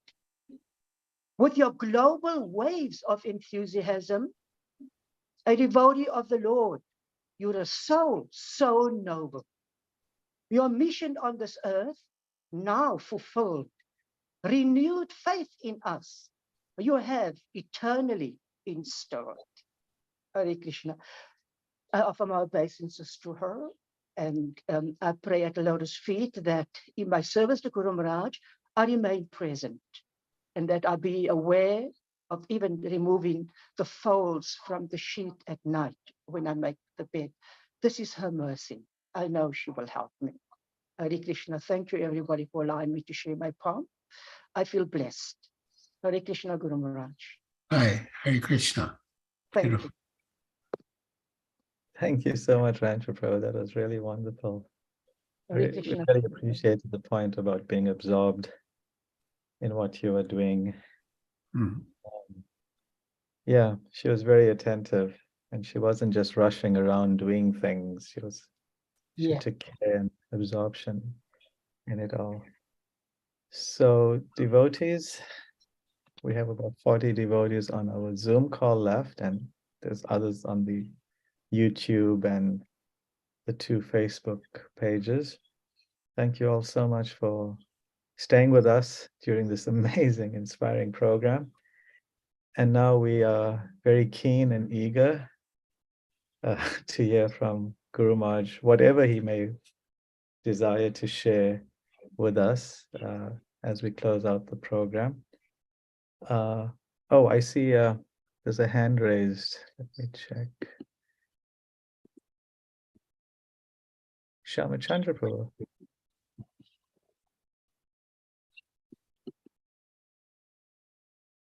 Shamachandra Prabhu.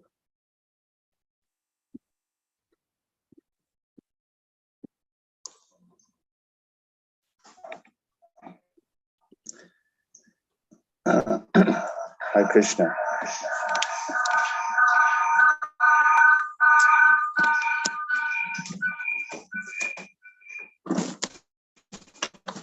So my humble obeisances, Guru Maharaj, oh grace, your divine grace. Actually, I just have a short, this happened this morning. This is directed to you, Guru Maharaj. So you had just finished your class and you walked out of the room, and then the door opened from the outside, and it never opens. I've sat there for 20 years. I've never seen the door open unless someone came in. And I looked to see who it was, and I didn't see anyone standing there, but then I thought Madana-mohini. Devi had Dasi had shown up. So then I opened the door more to let her in. And I was just looking around to make sure no one else saw me, because maybe they think I was crazy, but that's okay. They probably already do. So I let her in, and then you walked in, Guru Maharaj, and I didn't say anything because I figure you know everything. And well, I do know. Anyway, that's my little shtick. And thank you for letting me share. Hare Krishna, Guru Maharaj. Hare Krishna. Thank you, Shamachandra Prabhu. That's nice. Yes, as I was saying earlier, we'd like to now hear from our dear Guru Maharaj, some of his reflections and realizations on our very, very exalted and dear God Sister Madana-mohana-mohini Dasi. Guru Maharaj. Om Jnanati Mirandasya Jnananjana Salakaya Chaksun Militam Yena Tasmai Sri Gurave Namaha Sri Chaitanya Manobishtam Stapitam Yena Bhutale Swayam Rupa Kadamayam Dadati Swa Padantikam Namo Vishnu Padaya Krishna Prastaya Bhutale Srimate Bhakti Vedanta Swami Niti Namani Namaste Saraswati Deve Gauravani Pracharine Vishesha Shanivadi Paschatya Desha Tarine Vanjakava Trivyascha Kripa Sindhuve Vacha Patitanam Bhavanebhyo Vaishnavebhyo Namo Namah. Sri Krishna Chaitanya Prabhu Nityananda Shri Advaita Gadadhar Shivasadi Gaur Bhaktivinoda Hare Krishna, Krishna Krishna, Hare Hare, Hare Rama, Rama Rama, Hare Hare. This has been a very inspiring and enlivening and enlightening program. It's amazing how many people's hearts Madana-mohana-mohini Dasi touched all over the world. She was extraordinary in every respect. And also, I must express my appreciation and gratitude to her family, Odarya Radhika Dasi and Shamangi Radhika Dasi, and Parasuram Prabhu, for taking such good care of her. I was really touched by how she called the three of you in just a little before she left, and expressed her appreciation and gratitude to you for the care you gave her, which was truly remarkable. You know, at different times, during the program, I felt a lot of separation from her. But at this particular moment, I'm very strongly feeling her presence, that she's happy, smiling down upon us, pleased, giving her blessings to all of us. And I look forward to serving her in separation. I mean, I was very happy to serve her while she was present, but now we will serve her in separation. And I will do that by serving the causes that were dear to her and serving the people who were dear to her. Yeah, I really, I mean, I've never met anyone like her, not even close to being like her. She was just extraordinary. And yeah, I was so fortunate that during my last visits to Pune, I got a flat just down the hall from Parasuram Prabhu's place. And she always, when I would come into the room, she always wanted me to put my hand on her head, which I was happy to do. The first time I did it, she said, not so hard, because, you know, her head, her neck were very delicate and fragile. But it was like a regular thing. I would put my hand on her head. And yeah, I was happy to do it. I knew she liked it. And her room itself was so full of, well, Krishna consciousness. She had pictures of so many devotees who inspired her. And yeah, she really gave herself fully to devotional service, to Srila Prabhupada, to Tamal Krishna Goswami, to her various gurus. And yeah, she didn't hold anything back. And I'm very happy about the book, that it came out. So she was with us. Yeah, there's a logo on the back, Mohini's World. So yeah, it was really wonderful that she invited us into her world, wonderful world of Krishna consciousness. And I think of Srila Prabhupada's dedication to Srimad Bhagavatam, dedicated to his Guru Maharaj, Srila Bhaktisiddhanta Saraswati Goswami Prabhupada. He lives forever by his divine instructions, and the follower lives with him. So though she was very humble, in her own way, she did give instructions. And if we follow her instructions, we will certainly feel her reciprocation and experience her association. And now,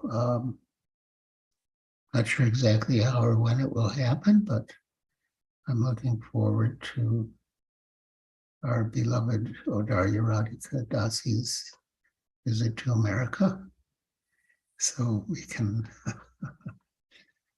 have her association, and yeah, I'm sure in her presence we will also experience Madana-mohana-mohini Dasi's pleasure. And yeah, I'm just really deeply grateful to her sister and parents for taking such wonderful care of her, making her well-being the center of their lives, and really facilitating her journey in every respect. It's truly an exemplary family. So, yeah, I really feel blessed to have known her, to have been accepted by her as her spiritual master, and to have been able to serve her to my capacity in different ways.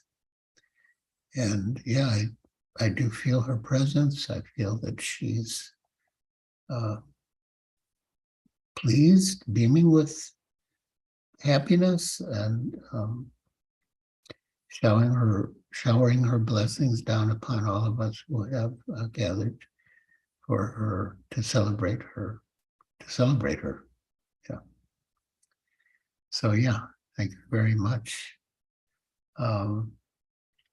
I suppose we're going to end soon, and I don't know if there's anything else, but before we end, I feel we should offer Vaishnava Pranam. Thank you so very much. Yes, by your blessings and by your inspiration, Mohini has been shared with so many more people all over the world. And today we got a glimpse of that, hearing all these devotees speak from so many amazing perspectives. Just such a multifaceted, transcendently situated personality. It's just wonderful. Yes, so we will be closing shortly. I want to express on behalf of the organizing team our appreciation for all the devotees who joined and stayed with us and inspired us by y'all's presence. Of course, this video will be uploaded to the various Facebook, YouTube channels where we can view at our leisure later on in a more careful and meditative way also. Also want to express our, as Guru Maharaj has done, but we can never ever over-echo the sentiment of appreciation to Mohini's family for the amazing example of service that they have shown by caring for her selflessly, putting aside their lives in all respects to take care of her. And we sure Srila Prabhupada must be so, so pleased with that, that service. So yeah, Guru Maharaj, we can now go to Vaishnava Pranams, and following that, we have a special, very special video, which needs no introduction from me, but we'll end with that video. But before that video, we'll request our dear Guru Maharaj to lead us in Vaishnava Pranams. Let us offer our respectful obeisances unto all the Vaishnava devotees of the Lord, who are just like desire trees, who can fulfill the desires of everyone and are full of compassion for unconditioned souls. Vanchakalpatarubhyascha kripa sindhubhyevacha patitanam pavanebhyo vaishnavebhyo namo namaha. Anantakoti Vaishnava Vrinda ki jai. Grace Madana-mohana-mohini Devi Dasi ki jai. Srila Prabhupada ki jai. Thank you very much. Sorry, just before we start the video, Pandit Gadadhar Prabhu, just 1 minute. There was some mention about some of the websites and platforms that Mohini was active on. So that's going to be posted shortly in the next few seconds on the WhatsApp chat.